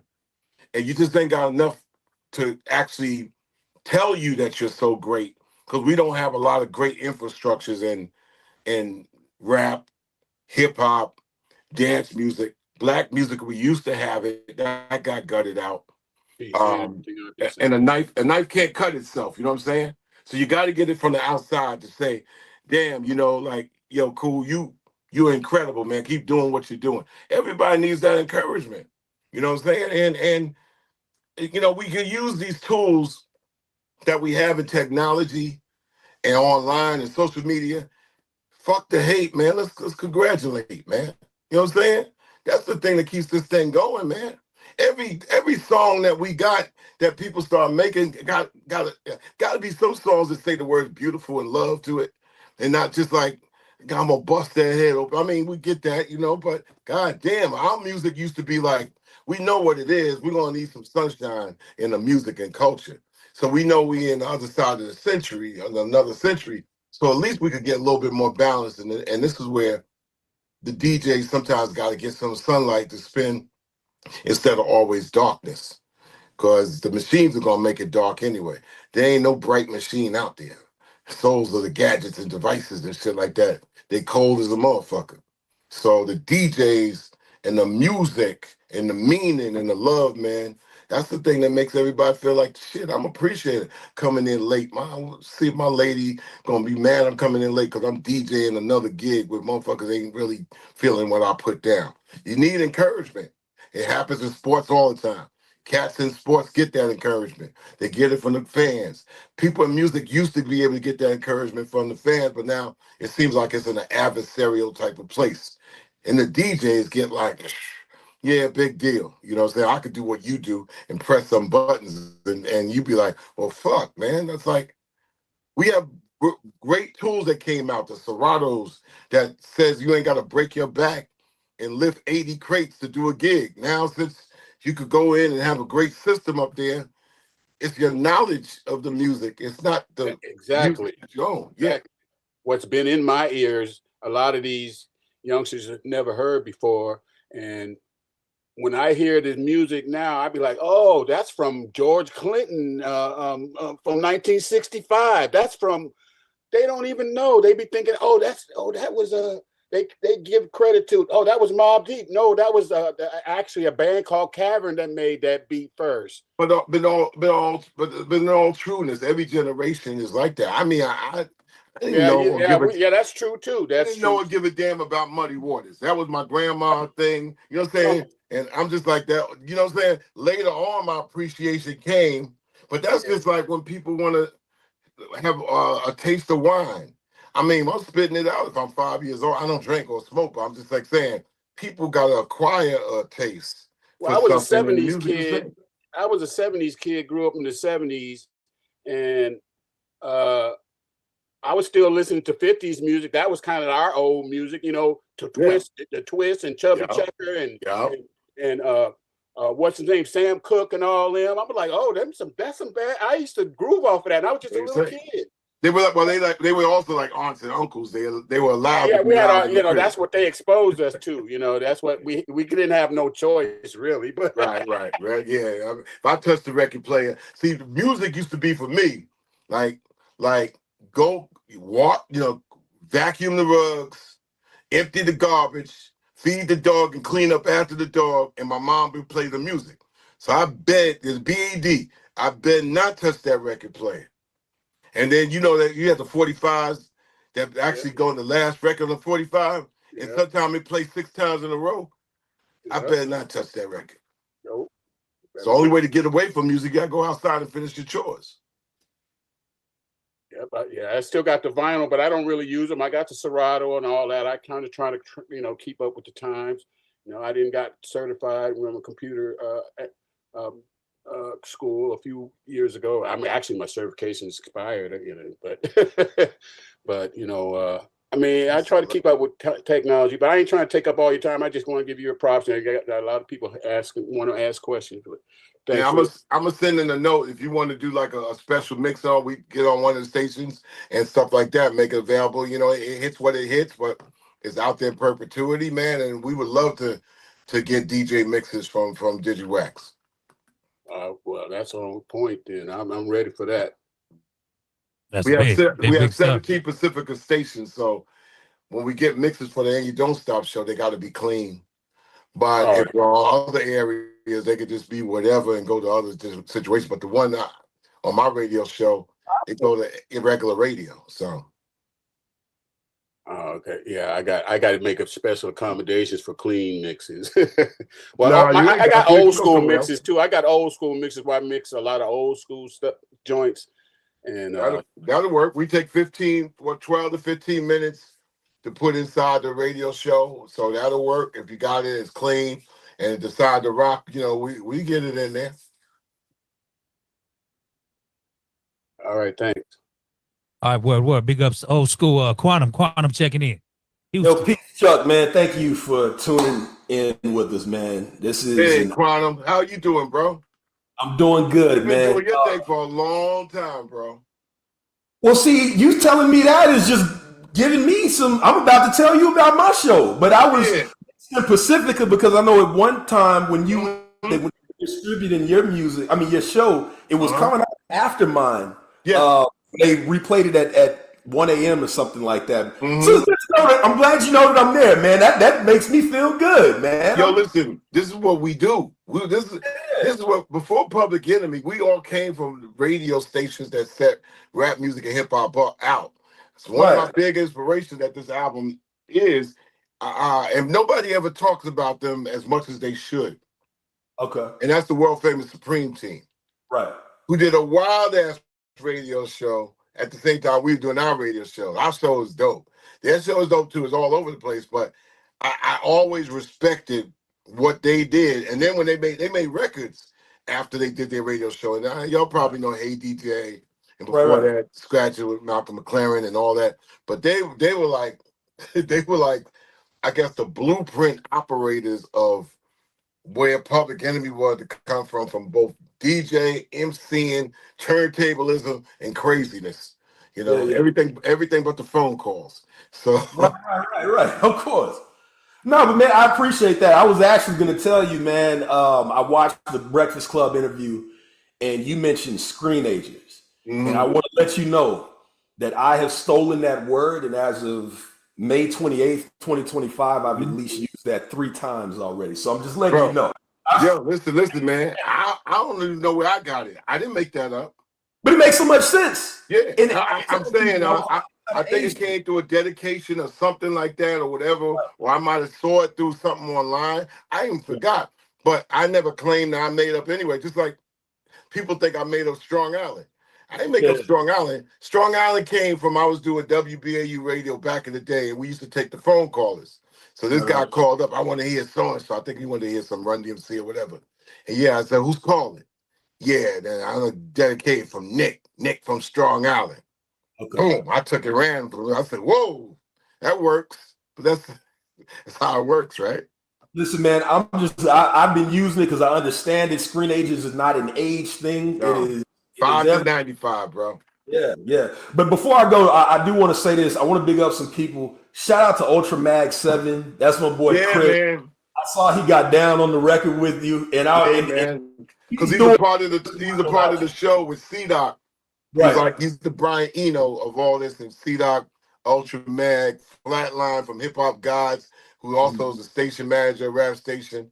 So they all get together. Jenny, who used to do K-Day over in LA, and they get together and they do their thing. So yeah, man, glad that you shout out. Ultra Mag he's a visual and audio scientist. Man, he's doing the Lord's work on IG, man. If y'all gonna get a chance, go to IG and follow Ultra Mag 7. He mashes up these old school joints with like old cartoons, old shows, and also Daddy O. I'm here in Houston, man, so Daddy O is living down here. He was actually one of my the first years we were on. We were able to interview him, man. So we actually got new gens coming up on the show this week, man. But goddamn, Chuck, man, thanks for knowing about the show, man. I was man. Salute, man. It's like you a hero, man. You a hero. Anybody that's doing that thing that we do, you this is our military, not to say it in such a brash, other type of way, but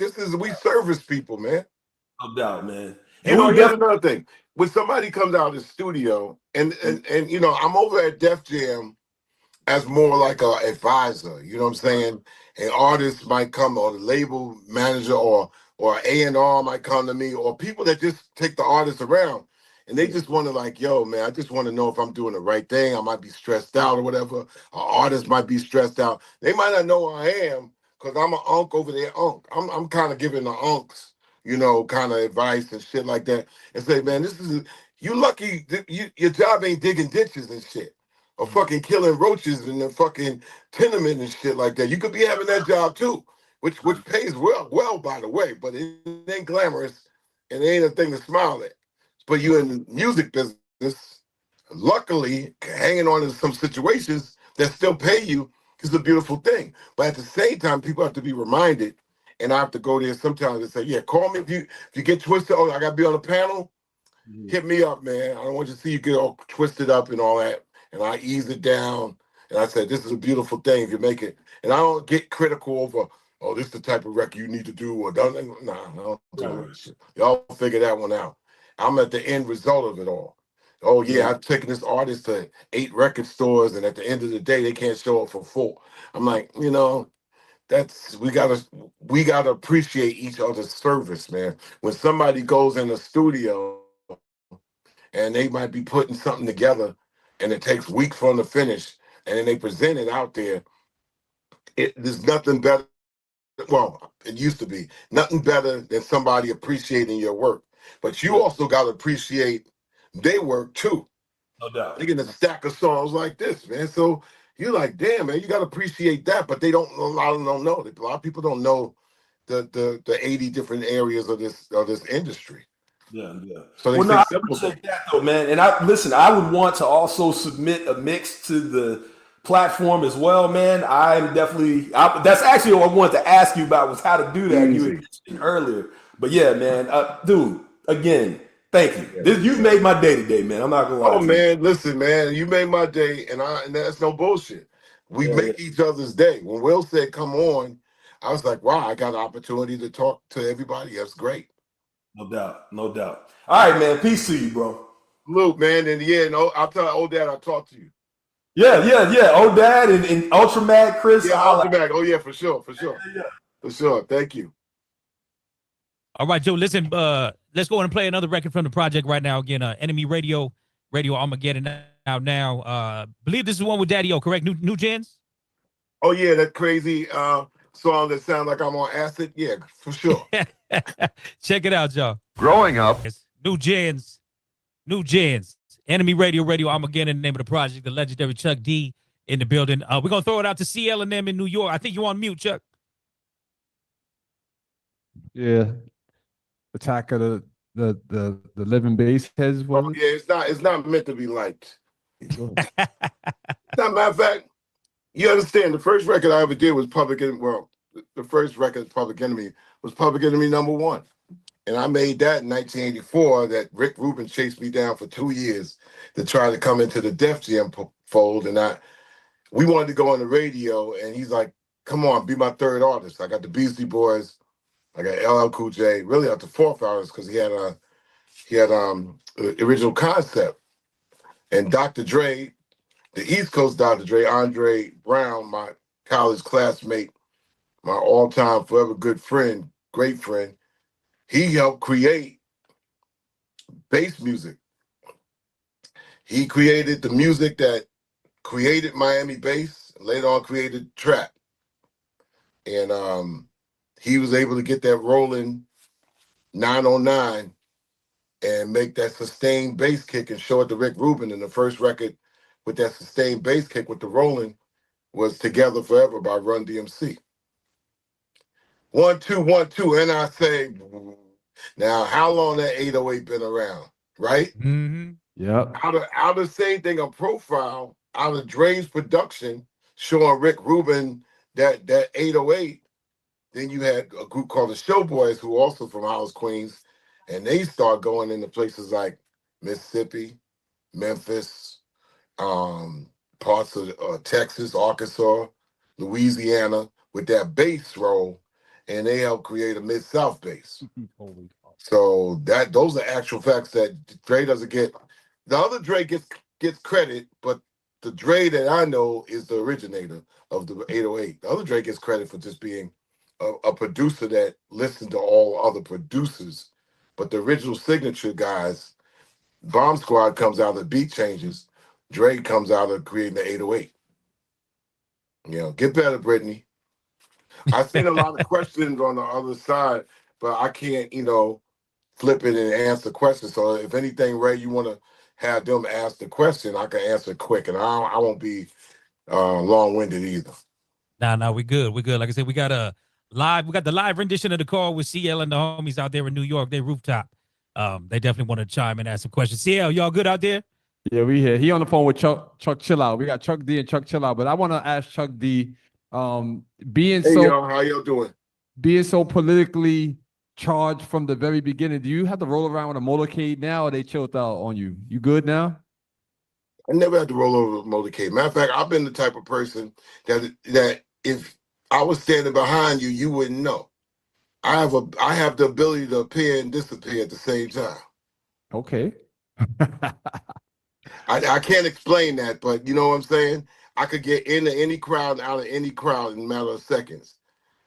I could get on the top of any building and into the basement damn near in 5 to 10 seconds. Meaning what? I'm saying symbolically is like, don't believe any of this fame or whatever, because fame is a fake construct. It's a 4-letter word that begins with an F and ends with an E, fake. It's also synonymous with fade. Because it's not real, it has a tendency to fade, which is another F word that ends with an E. And if you don't believe that fame is fake and that it could fade, then you're fucked. So another F word. So excuse me, the F word going, but another F word. And this is something where you got to manage everything coming at you. So Public Enemy was never approached by racists. We never had this, oh yeah, we're gonna have this conspiracy thing against you. We always knew what we was doing. I'm the music writer, and so I know the exact reason why I put Minister Farrakhan in a song. And people are like, I said, the buck stops with me. Ain't nobody else. I'm writing this song. I wrote Don't Believe the Hype and Bring the Noise back to back. And I wanted to make a statement based on how everybody was coming after the Nation of Islam in 1986 after the Jesse Jackson thing. So I said, well, I'm going to make a record where all their kids say Mr. Farrakhan's name. We had to do a soundtrack song called, the name of the movie was Less Than Zero, and Def Jam had the soundtrack.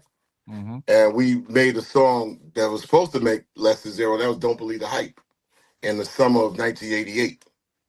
And Don't Believe the Hype had, a follower of Farrakhan. Don't tell me that you understand until you hear the man. But we canned that record because it was moving too slow. And we put it in the can. So we ended up coming up with Bring the Noise. So I said, I'm going to try the Farrakhan line on this one. I said, Farrakhan's a prophet. I think you all listen to what he can say to you. What you ought to do is follow for now. And then Bring the Noise became a hit on its own. Most of these things sparked in London, which is our base, not New York. There's two cities that created Public Enemy's explosion. That's Philadelphia with Lady B, and there was also London with Everything Out There. And in New York, it was Chuck Chill Out. So Chuck plays Rebel Without a Pause off the acetate, but also Chuck also played Public Enemy #1, and Magic did too.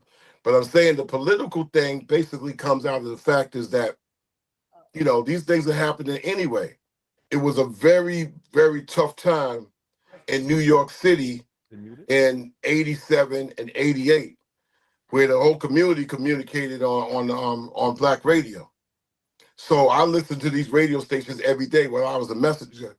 So you have people like Hotep Gary Bird, Mark Riley, everything came through WLIB politically because the Black community, for the first time, was able to speak to each other and hear each other for the first time in New York history through a radio station, talk radio. Remember, if you check out New York City's history, there wasn't a reason for somebody from the Bronx to be mixed up with somebody from Brooklyn. They're not seeing each other at all unless they dating each other through meeting each other in Manhattan. Nobody Brooklyn going to the Bronx. Nobody in Bronx going to Brooklyn. And if they got problems in the area where they lived, whether Connecticut, Long Island, Jersey, they never knew because I don't live there. The radio station aired all the issues, all the problems, all the political things going on. That's why, and I'll end on this note, if you ever see Do the Right Thing, how many of y'all seen Do the Right Thing? Okay. Do the Right Thing is what the movie that Fight the Power was in. That Spike Lee put it in. The key about Do the Right Thing starts off with Samuel L. Jackson being ahead of what? A radio station. Radio. Right. So the radio station gelled everybody together. So that sparked the Black community all throughout New York to be on the same page. Well, I was on that same page. So obviously I'm writing rap joints. I'm going to write rap joints that's going to be in line with the shit I listen to every day as a 26-year-old person. I ain't 16. I ain't 15. I ain't got 14-year-old problems. I ain't got 19-year-old problems. I'm 26. I'm a grown goddamn man writing my first album, Yo Bummer's the Show. I'm talking about, listen, I'm doing this job. Gas costs this much. I'm messaging this package over there. My rent costs this much. Hoping that they don't. I got grown folk situation. You never heard rap music. Fuck politics. You got to talk about grown shit that's hitting you right away. That's political. Damn, rent went up again, and I'm still making $2.35 an hour. That's political. So a lot of times people put a lot of deep shit to Public Enemy because at that time they were kids. And what kid is thinking about rent at 13 in their rap song? We didn't make records for kids. We made records to go head to head with the Rock Boys. Once again, I made my first record. I didn't make it for anybody. I'm making it for me. And then it happened to catch on, and people say, oh, I can relate to that as a grown person. The 90s, people started to turn what? 22, 24. Rappers became 25. Then they would tell you, man, rappers can't rap over 30. Then the 2000s came. Rappers is 31, 34. They talk about what? 31-year-old shit. Talk about drinking Hennessy. And yeah, you grown. If a 12-year-old talk about drinking Hennessy, that's a problem. You 33 years old, of course you're going to talk about sex in your records. You 33 years old. You got grown man stink on you. You know what I'm saying? It's like, you know what I'm saying? So a lot of this is like, because nobody ever had precise, really conversation about rap music and hip hop details until what? The podcast. Now, for the first time in this century, in this last decade, you see people like Joe Budden and them, they having real, not only just grown folk, but they having old folk conversations that ain't kiddie conversations. They don't have the same conversations that somebody 12 or 13 would have. You know, so this is where we at. It's a growing, evolving culture that always is evolving. And I just like to see it just also have some dance elements and fun elements like it used to have in the mix instead of like Doom is next door. We never talked about just everything Doom. We got shit. We have flavor. You know what I'm saying? It's like right there. So we a little different. We one damn sometimes dysfunctional family that's organized. Yeah, peace, Chuck D. I wanted to know if you were to do a Fight the Power tour with other hip hop artists, who would be on a tour with you like this? Because you kind of like have the activism. Like, what would be a dream tour for you? Well, if I do a tour like that, it sure wouldn't be dreaming because I like to be behind the scenes. And I'll be 65 years old, so my touring is like give it 2 weeks and take my ass back to my homes. I mean, I love to listen. Don't get me wrong. What artist would you pick though? Activists. What actors or artists would you pick? I would pick somebody like Daddy-O to make the picks. How about that? Because Daddy-O would come back and you know what I'm saying? It's a talk table discussion. Me, I mean, you know, I get confused with the like give an answer real quick on something where you could end up giving 100 different choices. You know, as well as being a little bit dyslexic and having brain fog and being old as a motherfucker, man, I can handle questions where I could give short answers to. Because then cool. I'll start meandering and y'all start playing with your fingernails like, dude, this uncle's talking a little bit too much.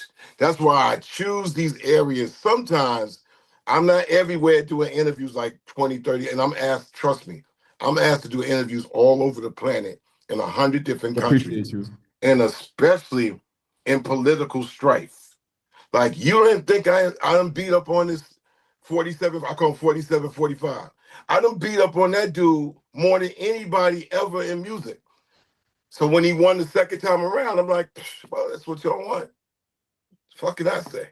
It's like, you know, he a New Yorker too. So he getting over with everybody, especially in this country, especially in the country, with that same old game, 3-card Molly shit that he pulled in New York. But a New Yorker see it, but everybody else can't see it. And they wanted that. So what do you want me to say? Right? I done seen this dude since 1975 pull the same game on people.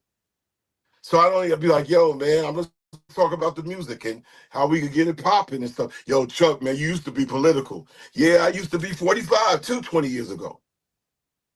Big facts. First of all, shout out to Chuck Chill Out. You just mentioned him.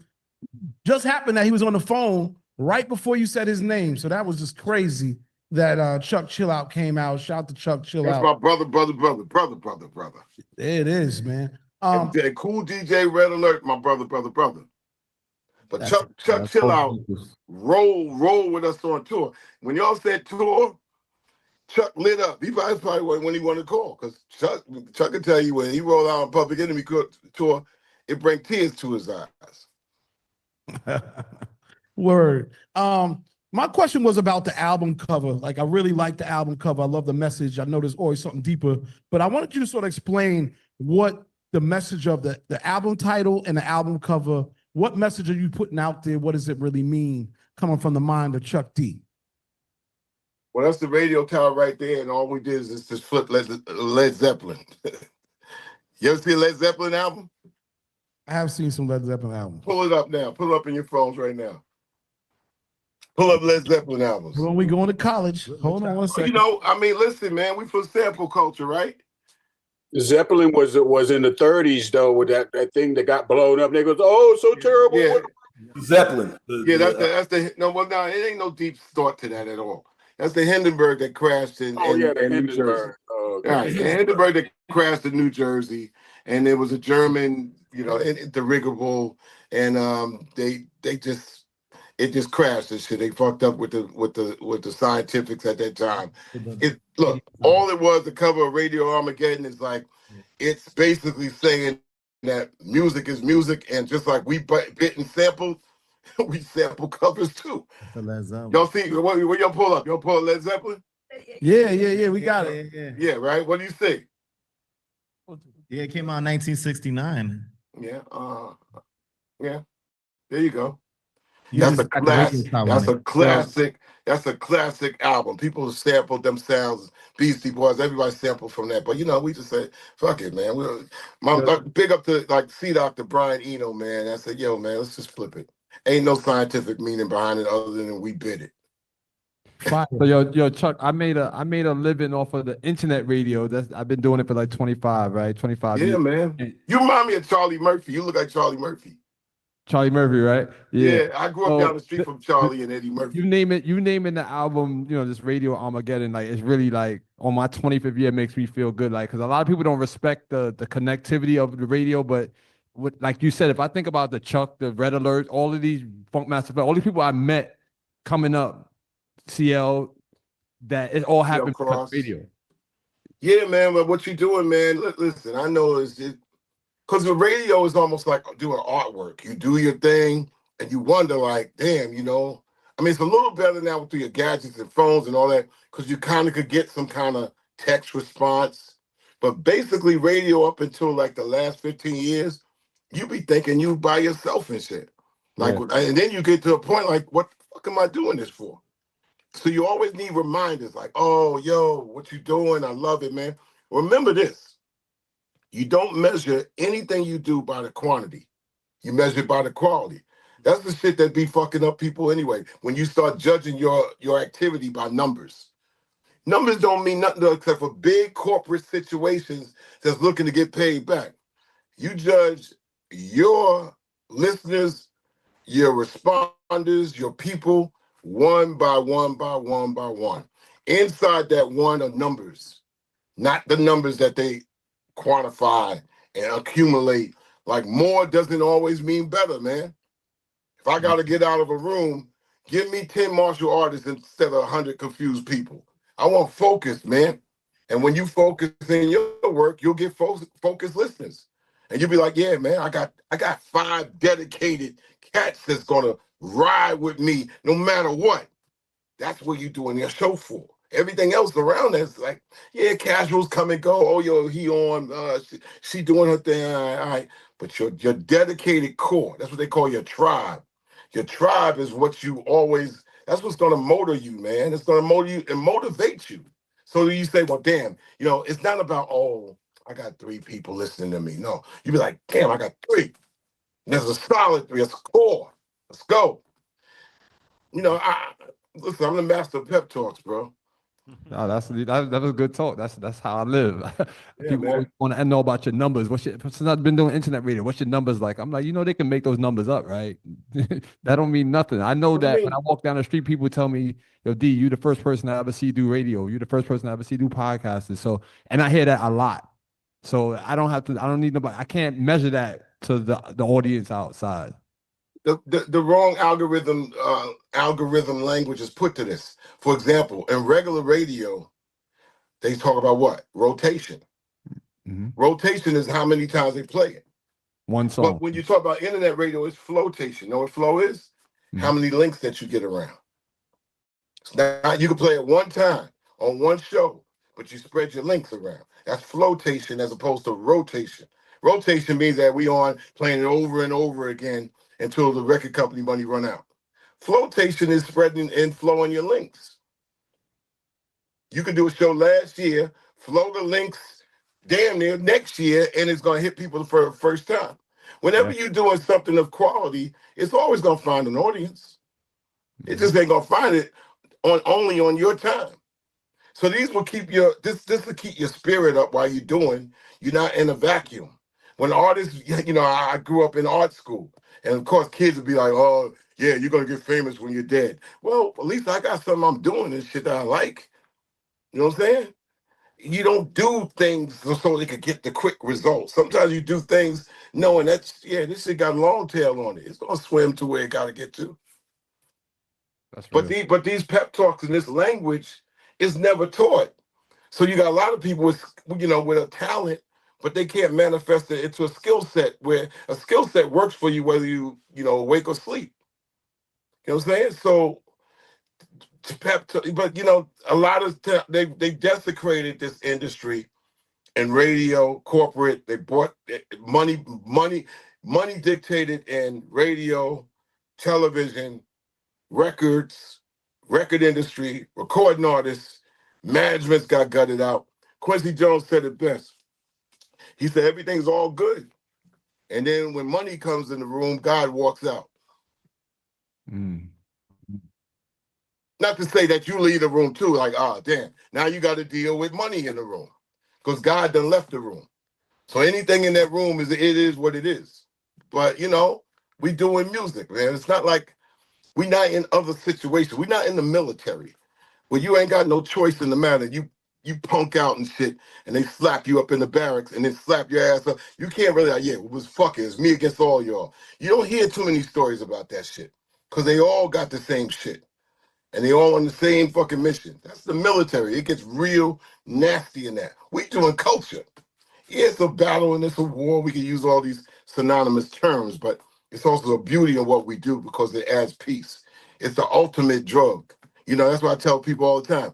Well, if you're doing your music and you're doing this and you over or weed, then something's wrong in what you're doing. So this is supposed to be therapy. It ain't supposed to be stress what you're doing. It's supposed to actually damn near be better than the weed if you're doing it right.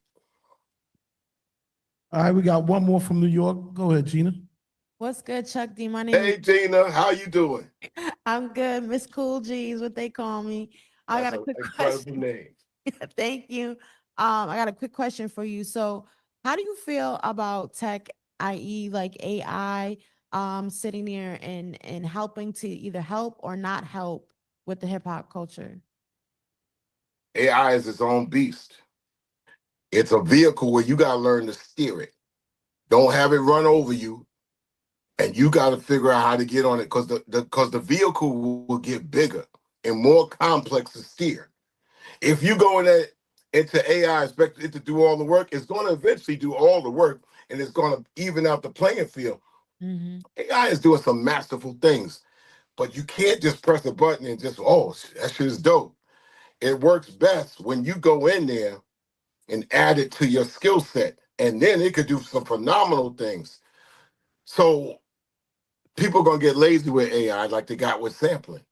Right. However, if you got a skill set, like I got to give it to my man Cedar, he developed some shit that he's doing and with sudden left turns and shit that lawyers can't see, that he could manipulate that AI space and steer it.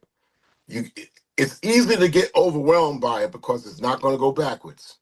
Right. Artificial intelligence, listen, doesn't go backwards. It goes forward.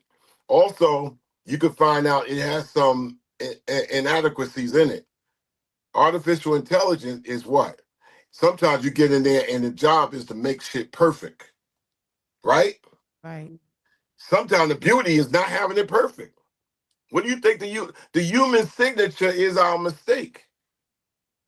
It's like sometimes like, all right, you want to get plastic surgery because you got a scar. But sometimes that scar might becomes your signature so beautiful, right? It'd be like, yeah, I'm going to keep this scar. You know what I'm saying? Mm-hmm.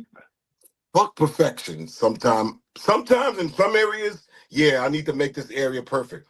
This is why I was anti-auto-tune because it got to a point, it's like one thing getting high, other thing getting sloppy drunk. People got sloppy drunk with auto tunes. Like, God damn. And then if you have a million cuts that's all doing the same thing, doesn't mean that it's whack. It's just that, 10,000 songs are doing the same thing. If you're talking about the same thing and it's actually doing the same thing and the same type of beat per minute and the same measurement, that shit is burnout. It doesn't mean that it's whack. If y'all getting a song, you get 10 songs and they all kind of doing the same thing, eventually you got to choose two, right? What do you say? This is survival or the fittest. And a lot of times you might say, well, you know what? They all doing the same thing. So I got to go for the one with the most pow name, the most name. But basically the song's flatlining and doing the same thing. So a lot of time when we go further with artificial intelligence, how much of you can you keep? That's the deal. How much of you is your identification, your signature? Back in the day, and I ain't gonna give too many back in the day talks, but back in the day, well, I'm just like I said, back in the day, the biggest violation was what? You biting my style. I came up with some original shit. You got some shit over there, but you biting my shit. All we got is our style. Sometimes the style ain't always up here. Sometimes the style be like down here, but it's my style. So when I come walking through the room, you know that shit is me. I mean, look, we old school, Flavor and I, right? Regardless of anything, take everything away. If me and him walking in the room and talking, Cass is like, that's Chuck D and Flavor Flav. Because our voices was the most sampled in rap history. Right. You know what I'm saying? Our voices. But we come from a time where voices and audibles was everything. Now we in a different realm. You can't really judge, NBA's young boy by his sonics. You got to judge him sometime by like the whole shit around him. So it's four areas in music today. There's sight, sound, style, and story. Those are the four elements today. Meaning what? I got to see what they look like. They got visuals. I know what they hear, like they sound like, I guess, even through the auto tune. Their style, I know their style based on what I see and what I hear from them is only distinctly theirs. And story, this is what they talking about. And this is, if they talk about wanting to go up on somebody, that's very.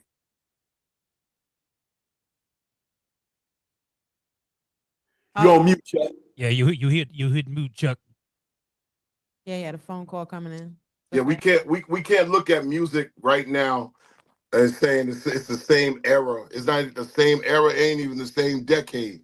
It's a different century, and young people, new gens, as I say, new generations, they process what they think is music differently from 15 years ago.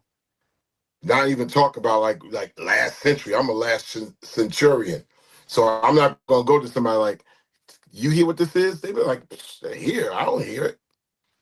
They listen to music with all their senses.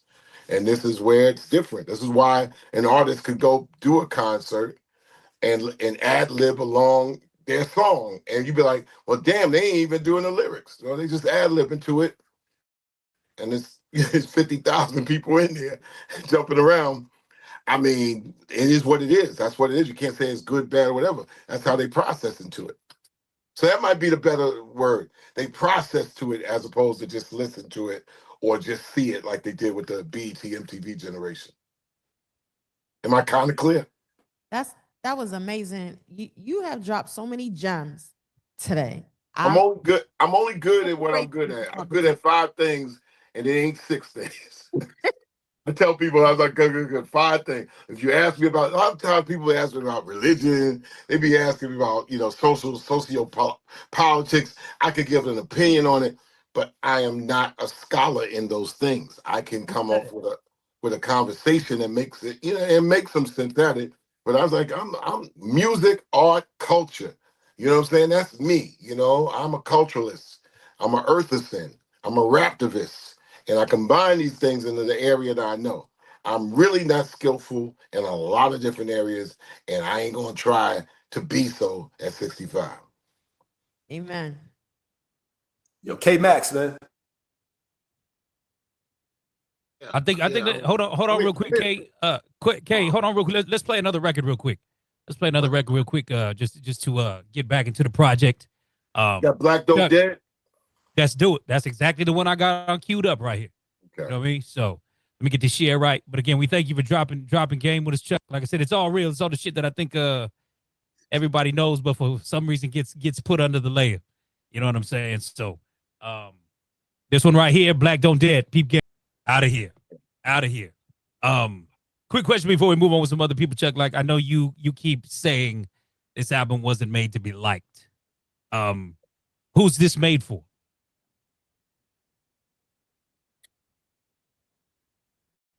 It's made for what, you know, it's like something orbiting in space. It's like space debris. So it's gonna hit something. It's gonna hit. So you know, it's meant for who it's meant for. Yeah. Yo, man, listen, it's on Def Jam. I would not go to Def Jam with something expected and conventional anyway. I would go to something that's like, okay, this is something that y'all ain't heard and seen before, so it won't get in the way of what you normally distribute out there. I go to these places also to see if I could curate and caretake for their catalog and treat rap music like respected music. And the three majors that we have, right? We have what? Universal, you have Sony, and you got Warner Brothers, right? They don't treat rap catalog like, look, I ain't even got to talk about Led Zeppelin, Beatles, The Who, you know what I'm saying? Jefferson Airplane. We got to talk about them. We're going to talk about acts that like Styx, REO Speedwagon, Foreigner, Def Leppard, you know, Foghat. Trust me, you go to any one of those majors and see if you can mess with those masters and see if a stack of lawyers don't try to 86 your ass. They treat that like, because they're each one of those legacy situations treated just like that. The world of rock. They don't fuck around, man. So in hip hop, it's like, it's stacked up in a pile, black music. We don't know, we can't even clear it. Made of samples. The people that did it, they did. They enjoyed, you know, all this other stuff in there. So going into these places and doing like what Rhino did over at Warner is a goal of mine. How to really seriously curate and caretake catalog and really and Mass Appeal and Nas start tapping at Sony and trying to treat it right. There's a lot of different issues like clearances, why somebody can't touch this. A lot of times song splits. You look at a rap song, some records especially in the 90s and 2000, y'all the DJs, you look at the songwriters, got like 20 songwriters on that. Yo, man, good luck in trying to get that royalty situated out on that. But it's got to get done. It might be some ugly work. It's what they call dirty jobs, right? Well, I got teams of people trying to do the dirty jobs to try to clean up our legacy, our culture. I come out of that culture. I know what it is to share songs. I know what it is to give away 150% of a damn song. You know what that is? 150%? When I did He Got Game and Steven Stills and Spike wanted that song in the movie, everybody was pulling for that song. That means I had to write that song, and the negotiations for Steven Stills says that shit, I get 150% of the song, which means that I get 100% of that song and 50% out of something else. Just like the same thing with Puffy that everybody calls Diddy these days. When he did that Sting record, Every Breath You Take, 150 or 200% of that song. He ain't making nothing off of it. So there's a lot of those issues that the regular fan don't know, but they up there like, oh, yeah, okay. But that the background of this, you know, those are where hopefully I want to do more of that. C-Doc is my label president, and he's incredible, you know, brother. Same thing as Flatline, Ultra Mag. They curate and they try to mine. They just mine all day. Y'all also heard in DJ culture, you got beat diggers and you got crate diggers. And the beat diggers and the crate diggers, when they actually pick a joint up, number one is like all the labels now, they got it all figured out. You can't use a spec of them old dusty 45s and think you get away with it because they already got search systems. People first got familiar with what? Shazam, right? What does Shazam tell you? You don't think Shazam is AI? Shoot, any second that you play anything, if you're like, I can get away with this sample, boop, press the button, AI found it as it files through like what? Millions of files and say, oh yeah, you took this from, oh, we're gonna be calling the we're gonna be calling the publisher right now. Oh yeah, you can use that in your song. How much is it gonna be? $10,000. So shit, we got like 15,000 to play with. So don't think this shit is all figured out. This ain't for the lighthearted or the fan. I said, oh, yo, yeah, after that. So those are some of the things I'm doing. And I'm just telling everybody, and I'll be connected with Will. I'm going on tour with Guns N' Roses, and be prepared for a surprise. That's all I can say. Hell yeah. Hell yeah. K-Max, you still there? Did you take off? Oh, no, I'm still here. Of course I'm Okay. still here. Oh, hey, what's up, Chuck? What up, man? How you doing, man? It's been a minute. Good to see you, man. Yeah, there you go. Yeah, it's been a minute since 2015, South by Southwest. Last time I was in person. On the other side of the pandemic.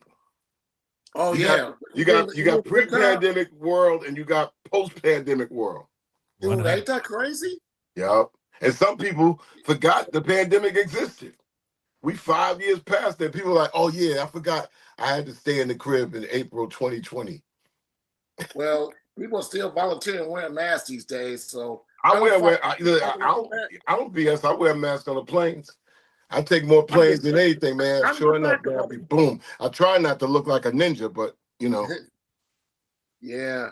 But yeah, speaking of pre-pandemic, there was a phrase that you did at a sold out House of Blues show. You all did a 2-hour set and a 30-minute encore, and you said at the time the U.S. government worked for God, and everybody looked like, what? And you said gold, oil, and drugs. That stayed with me all these years, man. That shit was crazy. They like to assume, and you know what? And people just think I'm always been anti-U.S. government. No. I live in the United States. I'm born in what quote unquote the United States. I always felt that we deserve a piece of it.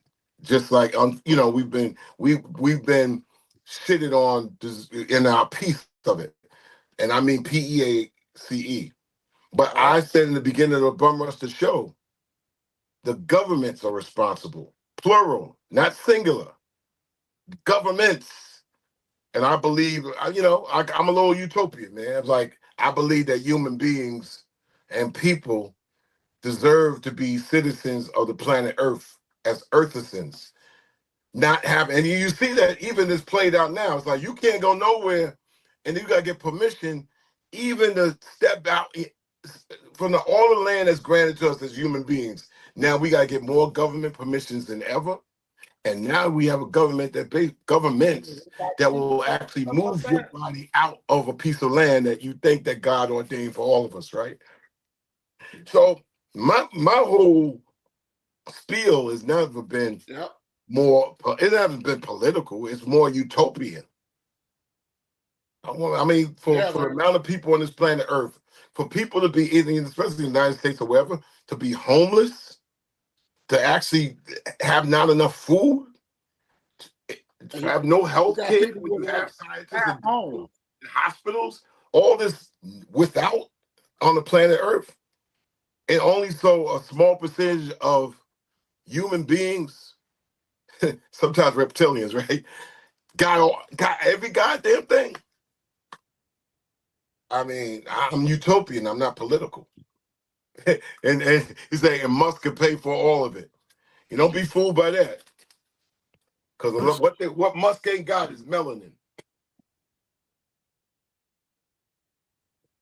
Fuck the Marvel superhero thing with Marvel comics made up for vibranium. What do they call it? Vibranium. That's the element is vibranium. Yeah. Melanin, dog. Melanin. See, when they came out, when Marvel came out with Black Panther as a comic book, the Black Panthers are already in activity. But Stan Lee was kind of hip as a writer, and that was the first black superhero in Marvel Comics. DC didn't do that shit. So they created a whole thing in comic because it was a little bit like, okay, we're gonna kind of like show that we're hip too. So what they call it? They call him the Black Panther. And they created a whole script kind of woven in the mythology, but a lot of truth in it, and sold some Marvel comic books. There's comics, man. Today it's bugging me out. I'm seeing for people tell you like, oh, shit is old. If shit is old, right? And this is why I say culture is very important to continue to do, love to do. I don't care. Don't let somebody just say old is good. Because every movie they've been playing the last 25 years been some old Marvel comic book shit.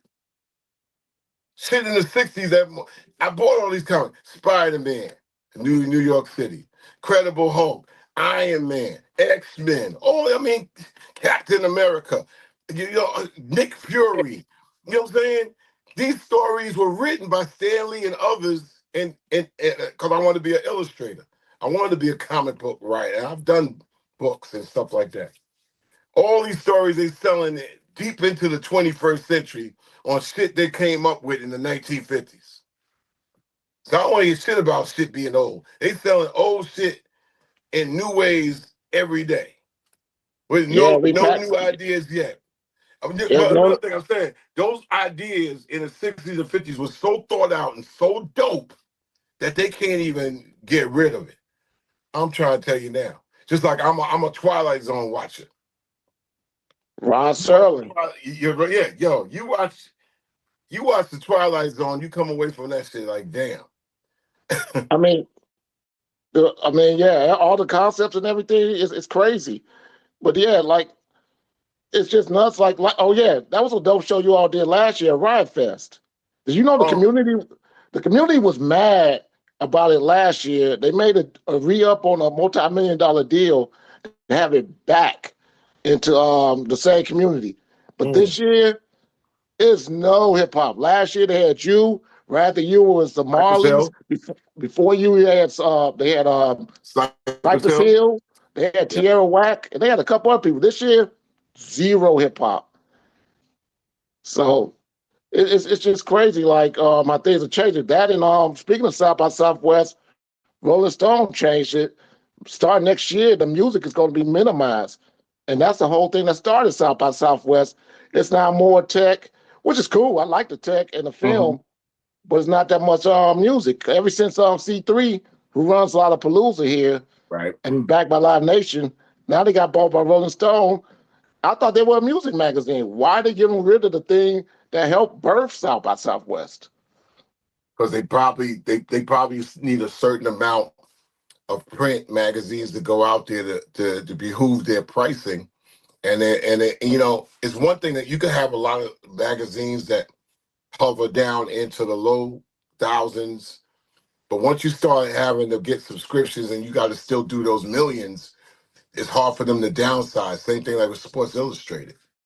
It's hard for them to downsize from those other numbers that kept everybody working for them and in business. So they're trying to figure out where their space is going to be. And that's their struggle. Yeah. Yeah, I want to hit you up about your radio station too. And then one last thing, one thing about AI, because I actually do tech and I've been doing NVIDIA got free certification where you got to pay for the material, but it's a thing called hallucinations. When the AI tried to create something, but it's not real, but it's still pushed forward with whatever it wants to put out there, despite it not being factually correct. So that is a problem. That's a glitch in AI. Yeah. ChatGPT has fell off so far, man. I did something simple. I just said, how many times the Knicks have faced the Indiana Pacers in the playoffs? They came up with 5 times. I said, I know that's a goddamn lie. Yep. What? I went to ChatGPT, man, and it was like, it just kept falling off. It kept missing things. It's like had Chat AI Alzheimer's and shit.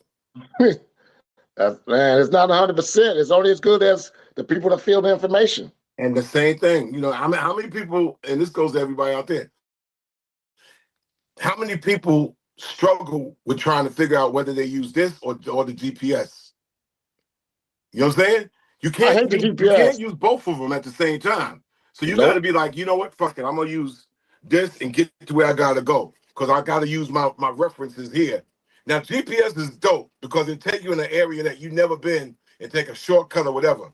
But in a familiar thing, like I want to try to figure out the shortcut and GPS, you can't do them both at the same time. I can't. But you know, GPS is a sign of, does AI control you or are you controlling and steering the AI? And it goes all the way down in the prompts. What are your prompts going to be like in designing something? You know, look, if you got AI and you able to go and say, I'm gonna go the AI to help me with this 3D print crib, tiny house. I need another room. I need the best thing, tiny house, back of my crib and stuff. You know, one room, one bathroom. Sketch it out, map it out. AI is going to be brilliant when it comes down to those things if you're able to use it. AI governing every aspect of your life. Yep. I appreciate it, man. Appreciate you taking time out, answer my question. Sorry about the glitches and everything. Hope to see you in Chicago or somewhere soon, man. Indeed. Thanks for the backdrop, Kay. No problem, man. Feel with Black Planet. Thank you. DJ Big Red, what's up? Hey, what's going on? How you doing there, Chuck D? What's up, bro? How you doing, man? Oh, good, man. I'm DJ Big Red out of Dallas, Texas, man. I'm glad to be on the call with you today. I'm much obliged, man. I thought, first I saw the backdrop. I said, man, you from Indianapolis? Nah, I'm from Dallas. No, sir. Yo, man, go, This got a lot of people mad. Social media. Go, Nico.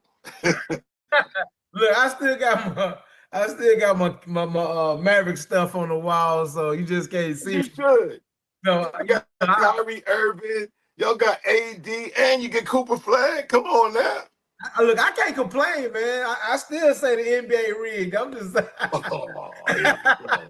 Here we go. NBA's rigged. Man. Listen, you know why I say the NBA ain't rigged?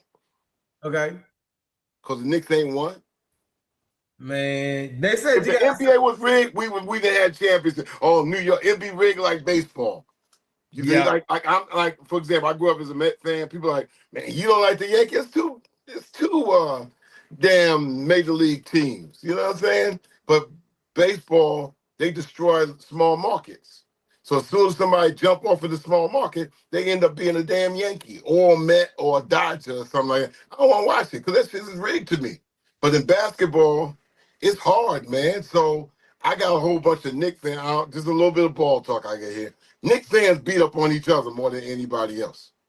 You know, I got a little bit of OG stats. They just call me crazy. But Knicks fans beat up on each other. And so but it ain't rigged because we in the biggest market and we ain't won in 50 years. So if it was rigged, we definitely would have chipping in somewhere. Yeah, I can totally agree with you. You know, the only thing I can say is like we sacrificed a real big franchise player and then turn around and get a number one. We never had a number one draft pick. As sad as we was in the 90s, we never had a number one draft pick. It just happened, man. It just happened. Y'all lucky. Nico is spared. How about that? Nico is spared. So when you see the brother, if you happen to be in the restaurant with him, give him a dap from me, all right? I got you. I sure will do that for you. But my main question to you, Chuck D. Yes, sir. Being a pioneer of hip hop, being in Def Jam, man, and seeing all of the years go by, and I also loved your interview on Drink Champs, by the way. It's just the advice that you give to different artists, and like, who can you say that out of all the artists that came through Def Jam that you gave advice to really stuck to them and you really saw them shine with it? Well, I could go outside Def Jam because we had all those tours. Right. So it was bigger than the Def Jam. We wasn't segregated by the label then. Inside the label, I could say young cats like Onyx paid attention. Later on, Ja Rule. When we were in there, they were coming in as rookies. Then you had even people underneath us that were coming in the 90s, like what Third Base was there, EPMD, you know what I'm saying, was coming in there. But outside of that, you know, being able to do America's Most Wanted with Cube, you know, being able to put Latifah on her first tours, Tribe Called Quest. We were really the older brothers that looked out for everybody. It's like Public Enemy is like the security at the door of the party. We know it's a party, but a party only as good as security at the door. And for years, we were that, you know. Of course, in PE itself, you had security. The first world was symbolic, and that was Griff, Brother James, Brother Roger. They were security of the first world. They were our security at gigs. We did the music. Flavor was the MC. You know, the Shockleys were the DJs. I was the main MC. You know, Busta Rhymes, like I said, yeah, you know, people like that. Matter of fact, Leaders of New School, we used to have them run around the track backwards, spitting their verses. You say you got to build up your lung power. You better not be on the stage standing still like you Luther Vandross. Get your ass, you know, but it showed up in the show. I said, you're going to beat other groups out with your wind power. You know, we would be a little scientific at that whole thing. So it was not like, it was like Bruce Lee. Like Bruce Lee said, I can't teach you a damn thing, but I'm here to help you explore yourself. You really can't teach talent, but you can guide talent to manifest itself into a skill set area where it works for them. I kind of get lost when people say, well, we can produce a better song. Art is subjective. You know, I think some people gonna like things and some people gonna be like, I don't feel that. It's gonna be like food, you know? I mean, there's things I haven't acquired a taste for. Somebody brings some crawfish to me, I won't be like, it still ain't. You maybe you catch on now. I'm like, well, it's been 6 decades and it ain't. So different strokes for different folks, as Sly Stone said. Right. And last part of my question is, when you talked about Ice Cube when he came in and decided to work with you guys and working on his album, what was that like working with Cube, knowing that at the time that he came from the West Coast coming to the East Coast? Well, Cube had a little bit of issue with NWA. It wasn't frictional. It was more like he had some things to say, and being part of a group wasn't beneficial at that time financially. And he wanted to, you know, still be in the situation. But at that time, it was with Priority, and Ruthless had Priority, and Cube was kind of told, yeah, you'll get your album like next year. And that was unsatisfactory with Cube. So he began coming east looking for producers, because once he got the clearance from the owner of Priority, the head distributor, Brian Turner, then he could go find, you know, some kind of producers on his own. He wanted Dre and Easy to do it, but they were backlogged. They had to do Miss LA's album, and you know at that time Miss LA is Dre's girl, so they had to concentrate on making an R&B album. And Cube was like 3 albums down the list. He was like, nah, that's unsatisfactory. Me, I didn't want to get in the middle of it, but eventually got to a point where he looked around, and I think that started with Burn Hollywood Burn. Me and Kane had talked the year before on tour about doing this song together. I wrote it. Finally, Kane came to the studio. We talking about it. Guess who's sitting on the couch looking at both of us? He has happened to be in New York looking for producers and going to Def Jam and things like that. Cube just happened to be in the studio. So Cube was like, I want to get on that shit. And that's how that happened. We both looked at him like, yeah, why not? That's why Cube got that little middle verse in the middle. It's a shorter verse. He came through that thing in and segued between me opening the song up and then Kane at the end telling it out. That is some information I never realized. That was the first time you guys got together. Wow. The buck stops here with all the stories I'm trying to tell you. Listen, when we ran clubs, I was a designated driver. Why? I never smoked and drank. And the big thing that scared me not into drinking, because we ran clubs where they were drinking. Listen, we on Long Island. The Long Island iced tea starts there. Cats is DJing and they got coke and everything. Free bass and everything in the club. Me, I'm being a designated driver because I don't want to get in an accident. And at that time in 1981, other than being a half-ass, trying to be half-ass, short-ass athlete, which I wasn't good at all, I'm watching the Indiana Hoosiers win the NCAA championship, and they had a player that played along with Isaiah Thomas named Landon Turner. Landon Turner, I think damn near was the MVP or whatever, 6'10". Then I found out that Landon Turner was hanging out with some people. They were drunk, crashed. He got paralyzed. I was scared to get paralyzed. I was like, what the fuck? He was jumping and dunking. Now he can't move at all. I'm 21, right? That's what I said. You know what? Ain't nobody driving for me ever. I'm going to be behind the wheel. I ain't drinking nothing. I ain't smoking nothing. And I ain't going to try to get paralyzed in a car crash. That's what my whole thing, because we was in the club. They were doing everything in the club, man. It was like early 80s, man. It's like crack is in the club. You know what I'm saying?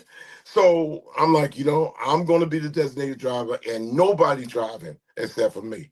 So that's where that whole thing came from. So I remember every story.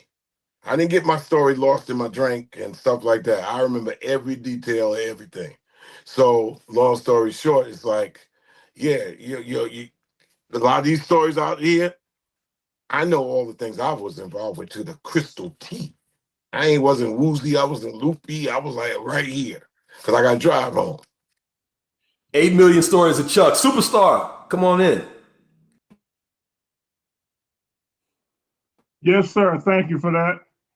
Chuck D always brings up What's up, superstar noise. maker? He's the real GOAT out here in this world, in this Nah, hip hop man, world. we share Nothing this to like it. GOAT should be greatest of all times, plural. You're a GOAT too. I hear you. I actually did the first major show they did in Cleveland, Ohio. I think it was on a Tuesday in 1987. And I went to the airport to pick up Chuck D in a white limousine, and they told me, we're not getting in that. I'm like, huh? I'm trying to respect the man. Went and got a nice brand new white limousine to pick him up, and he said, I'm not getting in that damn thing. And I understood why later, and I went and got an old van that a church, a minister friend of mine had, where he transport kids in, and they rode around in that the whole time. And I started learning exactly what Public Enemy was about.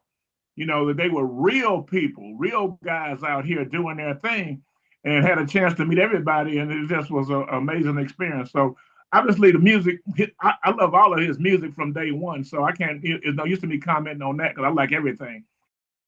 And like I said, he still brings a noise. So that's all I got to say. Salute everybody on here. Senior citizen in the building, 70 years old, the dealt with everybody. I just see, is that Kermit? Yeah, that's Kermit. Hey, Kermit, I'm looking at you, and I'm only seeing the top of your head, and I'm hearing your story. I said, that sounds like Kermit. And then later on, there you go. That's the guy I know. Look at you, man. There's the movie star right there, Kermit. Yep. That's and with the Kermit store, I enjoyed your record store you had on Euclid. And then we always know so many people in Cleveland, like get rides from, and Val One, and my man Davis, and man, come on, man. I just text Johnny O that you was on here, and also I sent Jahi a picture I took of everybody on the screen. Yeah, Jahi is actually part of our unit as we go out there to do the Rolling Stones tour. So he's on turntable number 2. We go full circle, man. We don't really pick up new people. We just have different starting lineups. So Jahi is pumping. I'll tell him tonight that we talked. Yeah, he sent me a photo. I texted him. He sent me a photo showing. I didn't recognize who that was on turntables. Now you're telling me that probably was him on the turntable. Yeah, it was Jahi on turntables. Yeah. Yeah. Yeah. All right. Appreciate everybody. Yeah, Kermit, man. Y'all know that Kermit is an icon, legend. He is really like one of my main mentors, and he is the chief reason that we was able to have some grounding in Cleveland. I thank you, man, forever in my life. Yo, Chuck, man, I know that we've had you on. I don't see anything out of New York if anybody's asking any questions. Yeah. We actually got one more, and then I'm going to let you do your thing. One last, somebody wants to say something to the brother Chuck D real quick. Peace and love. Peace. How are you? This is Sister Trey Danya from X Clan. How you doing? Ah, good to see you. Nice to Good see you. See you. Yeah.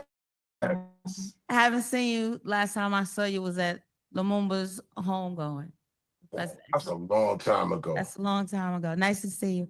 Good I to have see a you more of too. an international question for you. Yes, ma'am. I watch different channels about like cable channels about hip hop in Brazil, India, Bali, all over the place, all those different melanated countries, but it's like they stuck in the 80s. It's not like right now. They breaking, they doing all kind of stuff. How you feel about that? You think that's gonna it's very dated. I don't know how when I'm watching this stuff, like they do a lot of stuff on the Red Bull channel. I don't know if you watch Red Bull channel, but I'm familiar with all the channels, and we have look. When I showed you Rap Station, we the #1 coverage of international hip hop ever on the radio because we have Planet Earth, Planet Rap, and not only do you go, like I said, the same app, Rap Station app. Go to rstvapp.com, get both of our apps. Planet Earth, Planet Rap is the most detailed explanation of hip hop and rap music that you can find anywhere on, I'll just say the internet, the www, right? And so it not only does it play the music, because sometimes when you play in different languages, you got to have an interpreter or explanation of what the song is. So the explanation usually is in English. Our host and the curators of the station are Amgelwa, and she's from South Africa, and Miko Kapanen, and he's from Helsinki. They both live in Helsinki, but everything in the world funnels through that. So no, they're not stuck anywhere. They choose, I mean, I'm talking about hip hop artists in general, because we're talking hundreds, thousands. They're not stuck, but they choose to use it as foundation to say, we're gonna go up from here. Here's another thing, sis. Did you know this 33% of all MCs in the world are women? They got crews, spitters, producers, record label owners, collaborators. 33% are women spitting around the world. How many countries are we talking? We're talking 135 countries. You just can't go to a country and say, oh, I got it all figured out, because you might see 2 or 3 artists. Every country got hundreds and hundreds of artists there. I mean, one time I'm in South Africa, right? This is about maybe 12 years ago. I'm at the radio station in Johannesburg. I'm also down in Cape Town too. You understand? They had a radio show Friday night. 200 MCs is outside in the parking lot. 200. This is Johannesburg. And they let 5 in at a time. The most spitting city I've ever seen on the planet Earth, hands down, Cape Town. I swear, like babies is born spitting. And then South Africa, they got that click thing going on with them that you go back into South African music. Where they could do the click with their mouth and then rhyme and then do a beatbox and still be spitting. So outside the United States, what you got, sis, is super MCs. You know what a super MC is? A super MC that it could come at you in 3 languages. So people talk about Drake and Kendrick Lamar battling. What are you going to do if you battling a rapper that could spit in 3 languages? Rap is only based on the beholder. If you don't know what they saying and they still spitting past you, you could give them props, or you could say, I don't even know what they're saying, and leave them. But if they on rhythm, their voice is right, and they online, and they spit, and they not only can they spit 2 or 3 languages, they braid them. So you know what braiding languages is? They spit in some in English, some words pop up in French, then they come up with some dialect, hood language. You know what? Yo, man, hip hop is not stuck. It's really advanced. If there was a hip hop Olympics, I'm not sure the United States would get the gold, silver, or brass. I'm not sure about I'm that. amazed when I see all of that. That's why I asked you. United States wouldn't get it. They wouldn't get in turntablism. They wouldn't get it in dance.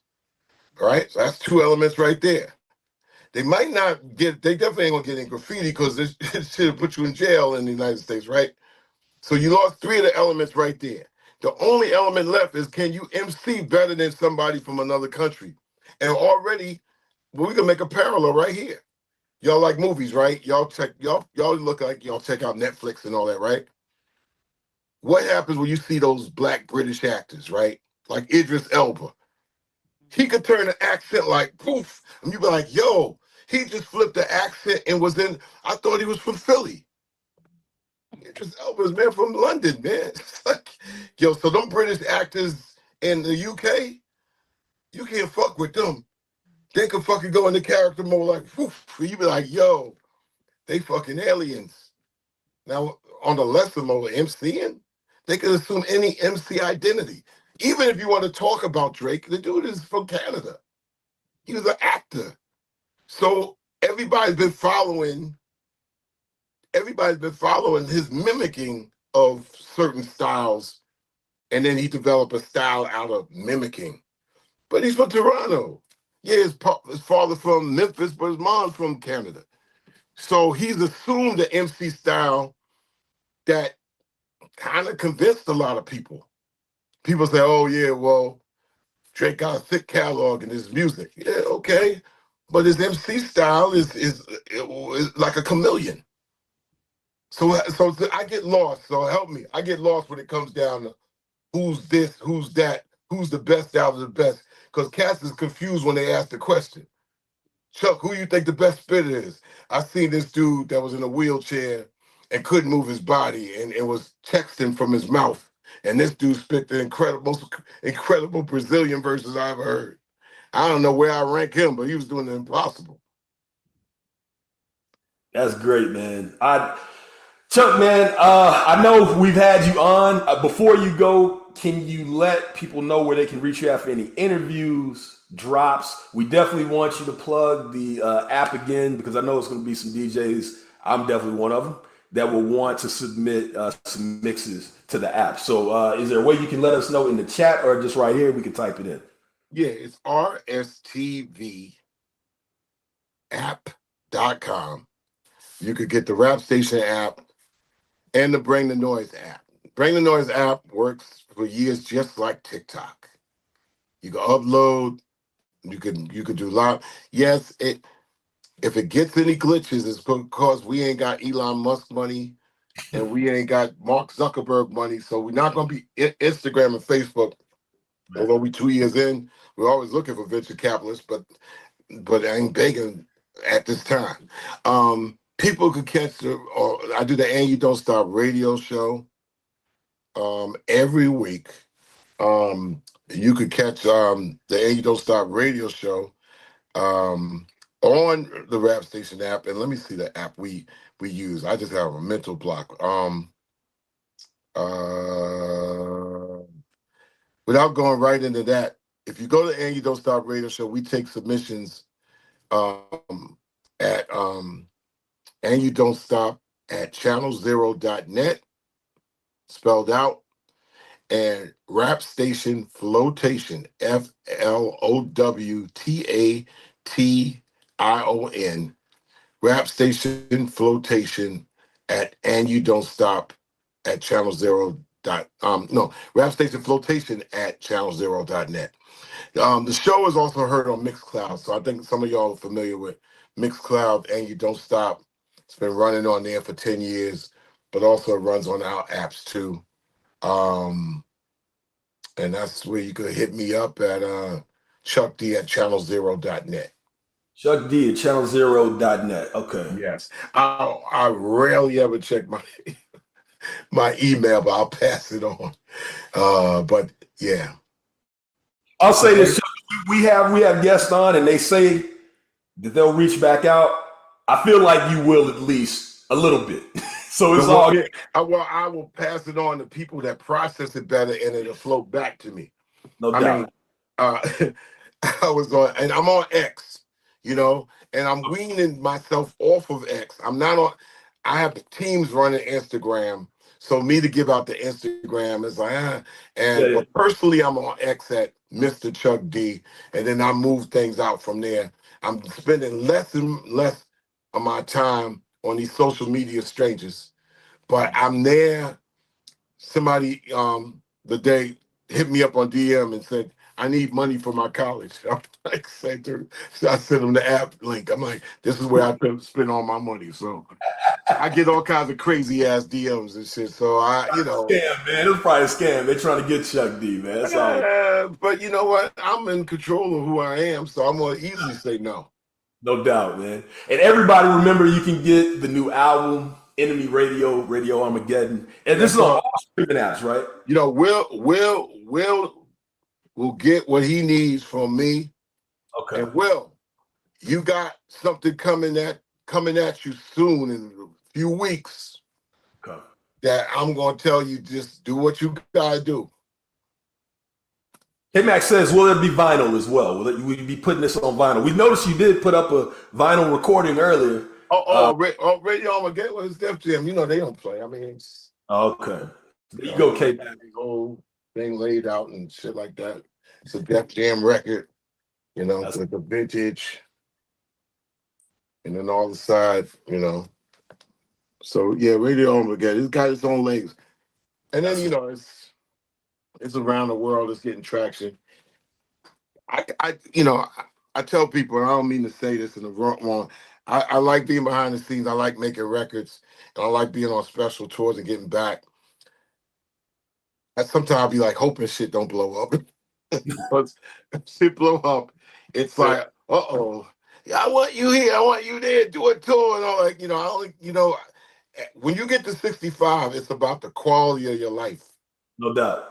And you can't be everywhere and where you need to be at the same time.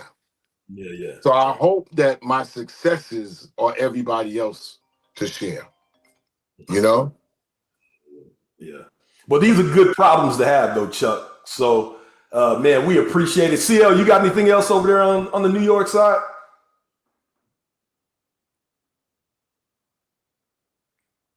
My bad. Say that again. I say, you got anything else on the New York side y'all need? Nah, we're good, man. We honored to have Chuck D in the building, man. He's been a Digiwaxx representative from day one. Always, not just, intellectual one thing, but to also be a technologist and a person that's always been pushing technology, using technology. You know, he was on the radio game way before most people was doing digital. It got to be DWI right here and Chuck D. And I got to give him credit for that, man. And he shows up with a DJ. So shout out to Chuck.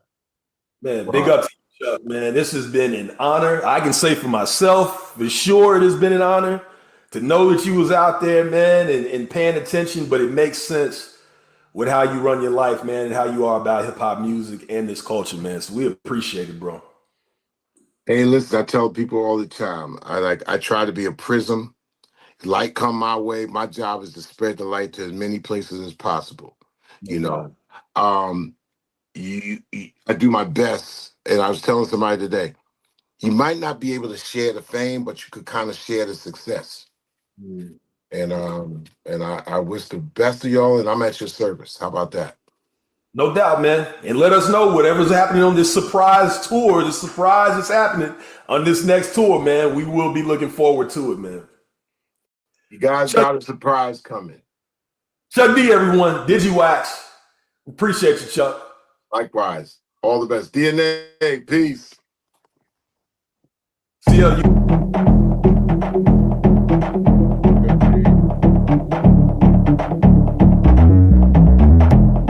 New music. That's a girl by the name of Charity. She was actually on our call, and that song's called Unforgivable. And just wanted to play it because it's some new flavor. Actually, I'm sorry, it's called Uncomfortable. And that's what it is, man. Shout out to Chuck D. Nothing else to say about that. Sort of surprised, I just wanted to show everybody some love. And he had a new project and he was supposed to jump on, but we wasn't confirmed. But then he just jumped. I knew he was going to jump on around 4:30, but I didn't want to say anything because I didn't want to mess up the surprise. So shout out to everybody that stuck around and got a chance to just connect with a legend. And we're going to wrap it on that, man. Just want to say thank you to everybody as normal for pulling up. It's 8 o'clock here on the East Coast, 8:08. We're a little bit past our time, but again, thank y'all all for pulling up. And we'll see y'all next week, man. Next week's show going to be a little crazy. So, I'm gonna ask everybody to tell 10 DJs to pull up that they know, and let's pack the house and show love, and that's what it. Shout out to my man Johnny O holding down for Cleveland. Nerve DJs in the building. All right. Yes. The Indians in second place. Watch out. We see what y'all doing. The Indians are in second place. Or the Guardians. I'm sorry. The Guardians. I don't know what they're trying to do, man. It's the Cleveland Indians. There ain't no hate on that Indians name to me. for us. Yeah. Yeah. Indians forever. Yes. So shout out to Johnny O and everything that you're doing for everybody in music out of the Midwest. But with that being said, we're going to end today's call. See y'all next week. Thank y'all for all the love and for all the support and for everybody's participation. We do this together. It's not one man or woman. This is all of us together every week. No doubt.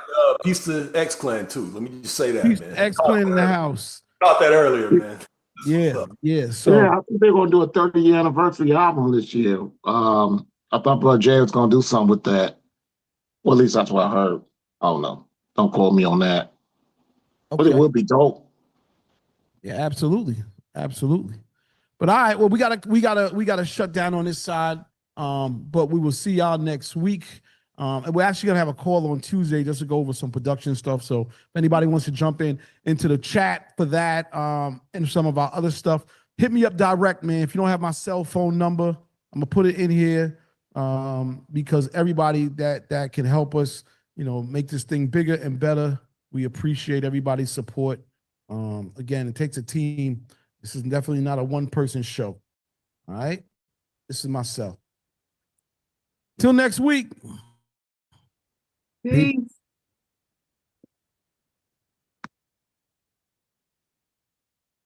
Recording stopped.